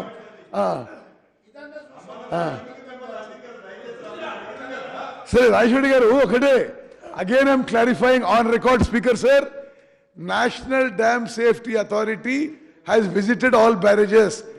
జియాలజికల్ ప్రొఫైల్ ఇవ్వమని చెప్పి వాళ్ళు అప్పుడున్న ఈఎన్సీని అడిగితే మా దగ్గర ఈ బ్యారేజ్లు కట్టే ముందు జియాలజికల్ ప్రొఫైల్ చేయలేదని చెప్పాడు. ఇక మీ ఇష్టం. కన్క్లూడ్ చేయండి. Okay sir, okay. దాని టెక్నికల్గా ఎక్కడ ఫాల్ట్ ఉందో అవన్నీ కూడా మీరు ఖచ్చితంగా తెలుసుకోవచ్చు, ఇబ్బంది లేదు.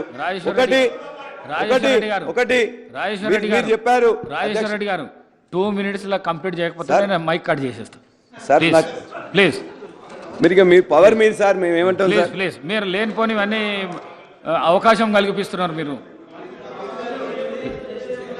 సార్.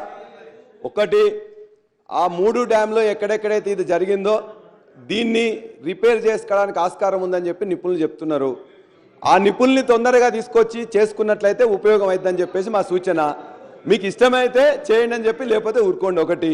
రెండోది, మీరు చెప్పారు ఏంటంటే విజిలెన్స్ రిపోర్ట్ కానీ మిగతా అన్ని కూడా మీ ఇష్టం వచ్చినట్టే వస్తాయి, దానివల్ల ఉపయోగం జరగదు. మీరు ఎప్పుడు కూడా CAGలో మెన్షన్ చేసిన దాన్ని కూడా మనం తప్పు పెట్టాలని చేసిండ్రు. ఇవాళ CAG 2014లో రిపోర్ట్స్ ఇచ్చినప్పుడు కాంగ్రెస్ పార్టీ ఆక్షేపించింది, సుప్రీంకోర్టులో క్వశ్చన్ చేసింది. దాన్ని సుప్రీంకోర్టు కూడా తప్పు పట్టి, ఆ సుప్రీంకోర్టు తప్పు పట్టిన తర్వాత వినోద్ రాయ్ ఆనాడు CAGగా ఉంటే మీకు క్షమాపణ కూడా చెప్పిండు. అట్లానే ఇవాళ CAG మాత్రమే ఇవాళ మొత్తం వేదం కాదు. కాబట్టి CAG ఇవాళ మేము చేసింది ఏదో తప్పు పట్టిందని, ఆనాడు మీరు చేసిన 10 సంవత్సరాలు కానీ అంతకుముందు కూడా తప్పు పట్టినప్పుడు కూడా ఇవాళ మీరు అందరూ కూడా ఆనాడు CAG కరెక్ట్ కాదన్నారు. కాబట్టి ఏదేమైనా ఈ ప్రాజెక్టును లో భాగంగా ఉన్న దాన్ని ఏ విధంగా పునర్నిర్మితం చేస్తాం, రిపేర్ చేసుకుంటాం అనేది ముఖ్యం. దానికి మాకు సంబంధించిన సమాచారం ఏదన్నా ఇవ్వడానికి సిద్ధం. దాన్ని అందరం కలిసి ఇవాళ కాళేశ్వరంలో ఒక పార్ట్ అయిన దాన్ని మిగతా రెండు కూడా అదే అవుతా అని చెప్పేసి ఊహాగానాలు పోకుండా మమ్మల్ని బ్లేమ్ గేమ్ చేయకుండా అందరం కలిసి కావాల్సిన ఇరిగేషన్ని బాగా చేసుకోవాలని చెప్పేసి నా కోరిక. చివరిగా ముఖ్యమంత్రి గారిని కానీ మిమ్మల్ని కానీ మేము ఒకటే కోరుతున్నాం. ఇవాళ మనకి ఇమ్మీడియట్గా కావాల్సింది నిపుణుల యొక్క కమిటీ కావాలి. భారతదేశంలో అత్యంత బాగా, ఎందుకంటే ఇది చాలా పెద్ద పియర్స్, ఆ పియర్స్ కట్ చేయడం కానీ లేకపోతే దాన్ని తీసేయడం కానీ చేయడానికి కూడా చాలా ఇక్కడున్న నిపుణులు కాకుండా మనం ఎక్కడి నుండైనా తీసుకురావాల్సిన అవసరం ఉంటుందని నాకున్న సమాచారం. అదేవిధంగా మీరు ఒకటి నిపుణుల కమిటీ వేసుకోవాలి. మిగతా అన్ని చోట్లయితే ఎట్లా జరిగిందో భారతదేశంలో కాదు ప్రపంచవ్యాప్తంగా ఉన్న కొన్ని జల నిపుణులు ఉంటారు, వాళ్ళందరినీ తెచ్చుకోవాల్సిన అవసరం ఉన్నది. రెండవది, ఇవాళ ఇదొక్కటే, ఇవాళ లింక్ 1లో ఉండే ఇదొక్కటి మాత్రమే ఉంది. లింక్ 2 కానీ మిగతా చోట్ల కూడా కాళేశ్వరంలో ఉండే ప్రైస్ ఎస్కలేట్ అయింది. ప్రైస్ ఎస్కలేట్ కావడానికి కూడా అధ్యక్ష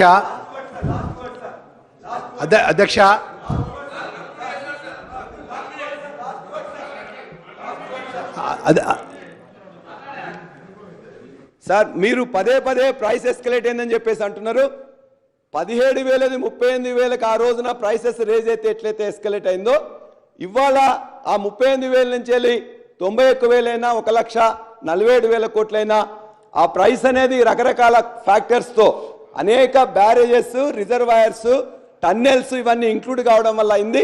రెండోది, ఆనాడున్న రేట్లకు ఈనాడున్న సిమెంట్ కానీ స్టీల్ కానీ లేబర్ కాస్ట్ కానీ ఇతరన్ని పెరగడం వల్ల అయింది తప్ప ఊరికనే మా మీద ఏదో దుమ్ము వేయడానికి అని చెప్పేసి ఇవాళ మా మీద కుట్ర చేయడానికి అని చెప్పేసి ప్రైస్ ఎస్కలేట్ అయిందని సరైంది కాదని చెప్పేసి ఈ అవకాశం ఇచ్చిన మీకు నేను ధన్యవాదాలు తెలియజేస్తూ అర్జెంటుగా నిపుణుల కమిటీ వేసి వాళ్ళు ఇచ్చిన ప్రకారం దయచేసి చర్య తీసుకోమని చెప్పేసి మీ ద్వారా.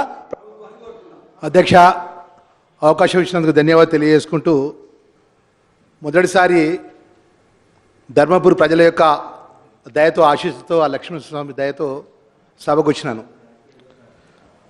ఉదయం నుంచి గౌరవ మా ఇరిగేషన్ మినిస్టర్ గారు కానీ ఈ ఇరిగేషన్కి సంబంధించినటువంటి ఏదైతే మేడిగడ్డ ప్రాజెక్టు విషయం లోపల జరిగినటువంటి విషయము ఒక శ్వేతపత్రం విడుదల చేసినారు.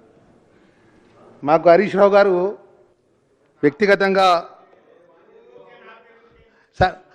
వారు మా కరీంనగర్ జిల్లాలో చదువుకున్నాడు, భారీ శాఖ మంత్రి అయినారు వారు. అయితే మా ప్రాంతానికి సంబంధించినటువంటి ఏదైతే మేడిగడ్డ ద్వారా కాళేశ్వరం ఏదైతే లిఫ్ట్ల ద్వారా ఆ రోజు Pranahita Chevella project doctor BR Ambedkar రాజ్యాంగ నిర్మాత మన తెలంగాణ రాష్ట్రాన్ని ఏర్పాటు కోసము వాళ్ళు రాజ్యాంగంలో పొందుపరిచిన చట్ట ప్రకారమే తెలంగాణ రాష్ట్రం వచ్చింది. ఆ మహోన్నతమైనటువంటి గొప్ప రాజ్యాంగ నిర్మాత పేరు ప్రాణాయిత చేవేళ్ల ప్రాజెక్టు. మరి గ్రావిటీ ద్వారా జైపూర్ కాలువల పడి అక్కడి నుంచి ఎల్లంపల్లి ప్రాజెక్టు ద్వారా నీళ్ళు వచ్చేటువంటి ఆ ఎల్లంపల్లి ప్రాజెక్టు అవకాశం ఉన్నప్పటికీ ఈ మేడిగడ్డ ప్రాజెక్టు చేపట్టడం జరిగింది. మరి దాని విషయాల్లో నేను చాలా ఉదయం నుంచి అందరూ సభ్యులందరూ మాట్లాడినటువంటి ఆ ఒక మేడిగడ్డ ప్రాజెక్టు సంబంధించినటువంటి లిఫ్ట్ ద్వారా జరిగిన అవకతవకల విషయంలో అన్ని విషయాలు మాట్లాడడం జరిగింది, శ్వేతపత్రం విడుదల చేయడం జరిగింది. నేను ఒకటే విషయం సూటిగా గౌరవ స్పీకర్ గారి సభ్యులకు మనవి చేసి ఏంటంటే ఏదైతే ఎల్లంపల్లి ప్రాజెక్టు నుంచి మేడారం రిజర్వాయర్ నుంచి నీళ్ళు తీసుకెళ్తున్నారు సార్, నీళ్ళు ఎక్కడికి తీసుకెళ్తున్నారు సార్ మీరు డైరెక్ట్గా మిడ్ మానేర్ నుంచి ఏదైతే రంగనాయక సాగర్, మల్లన్న సాగర్, కొండపోచమ్మ సాగర్ 3 రిజర్వాయర్కి తీసుకెళ్తున్నారు. మా ధర్మపురి నియోజకవర్గానికి సంబంధించినటువంటి మేడారం రిజర్వాయర్ నుంచి మా ధర్మపురి ప్రాంతానికి కానీ పెద్దపల్లి నియోజకవర్గానికి కానీ మంత్రి నియోజకవర్గానికి కానీ నీళ్ళు ఇస్తున్నారా? ఆ రోజు శ్రీరామ్ సాగర్ ప్రాజెక్టు ద్వారా ఏదైతే ప్రాజెక్టు ఉందో ఆ ప్రాజెక్టు పోయే ప్రాంతాలకు ఆ చుట్టుపక్కల ఏదైతే ఎన్ని గ్రామాల్లో ఎన్ని మండలాల్లో ఎన్ని నియోజకవర్గాలు నీళ్ళు ఇచ్చుకుంటా ఆ ప్రాజెక్టు పోయింది. మా ప్రాజెక్టు సంబంధించినటువంటి ఏదైతే మా కాళేశ్వరం ప్రాజెక్ట్ నుంచి శ్రీపాద ఎల్లంపల్లి నుంచి ఏదైతే మేడారం రిజర్వాయర్ నుంచి నీళ్ళు పోతున్నాయో మా ప్రాంతానికి నీళ్ళ చుక్క ఇవ్వలే. ఆ రోజు మీరు వచ్చి అప్పుడు మంత్రిగా ఉన్నటువంటి వారు వచ్చి ఏమని చెప్పినారు? పత్తిపాక రిజర్వాయర్ మీకు కట్టిస్తా, ధర్మపురి ప్రాంతానికి, ధర్మపురి నియోజకవర్గానికి, పెద్దపల్లి నియోజకవర్గానికి నీళ్ళు ఇస్తా నేను అని చెప్పేసి మాట్లాడడం జరిగింది.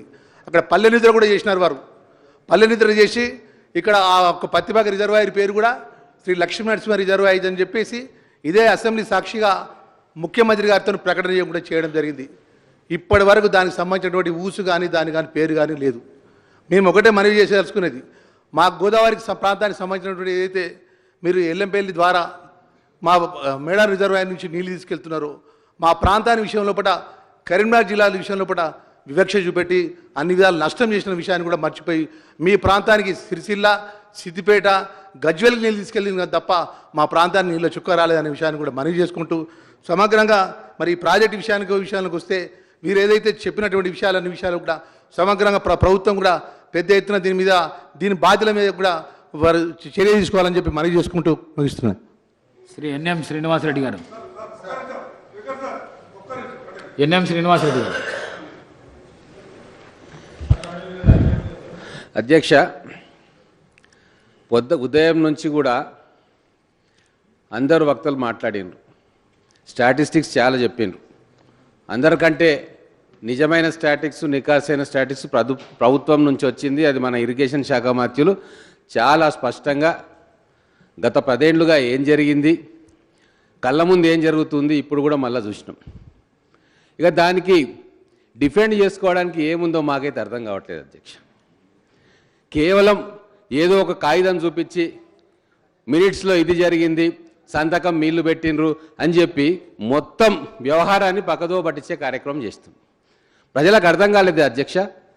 ముఖ్యంగా మా మహబూబ్ నగర్, నల్గొండ, ఖమ్మం జిల్లాలకు పూర్తిగా అర్థమైంది. కృష్ణా నీళ్లను దోపిడీ చేయడానికి జగన్మోహన్ రెడ్డి గారికి ఎవరు అనుమతి ఇచ్చిండ్రు, ఎవరు భుజం తట్టి ప్రోత్సహించిండ్రో మాకు అర్థమైంది. కాబట్టే రిజల్ట్ ఎలక్షన్లలో అట్లా వచ్చింది. ఇది వాళ్ళు అర్థం చేసుకుంటే మంచిది. రెండోసారి 2018లో ఎన్నికలు జరిగినాయి అధ్యక్ష. తర్వాత 6 నెలలకు ఆంధ్రప్రదేశ్లో ఎన్నికలు జరిగినాయి. ఆ ఎన్నికల్లో ఎవరు భుజం తట్టిండ్రు, ఎవరు వెన్ను తట్టిండ్రు, ఎవరు ఎంకరేజ్ చేసిరో ప్రపంచానికి తెలుసు కదా. తర్వాత పులుసు తిన్న తర్వాత వినాలి, మాట్లాడియాలి. మీ అందరి మాటలు మేము విన్నాం ఓపికగా. ఇరిగేషన్ వెనుక ఉన్న అవన్నీ కూడా చెప్పాలి. ఇక మీరు అన్నిటికీ రాజకీయం చేయడానికి మీకు వస్తుంది కానీ మాకు రాదా? మాకు అవకాశం ఇవ్వాలి.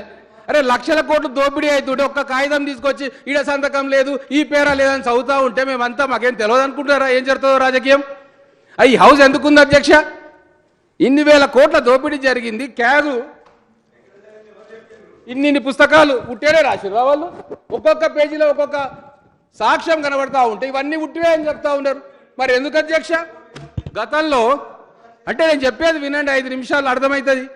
నేను కొన్ని డేట్లు చెప్తా, ఏం జరిగిందో మీరు అర్థం చేసుకోండి.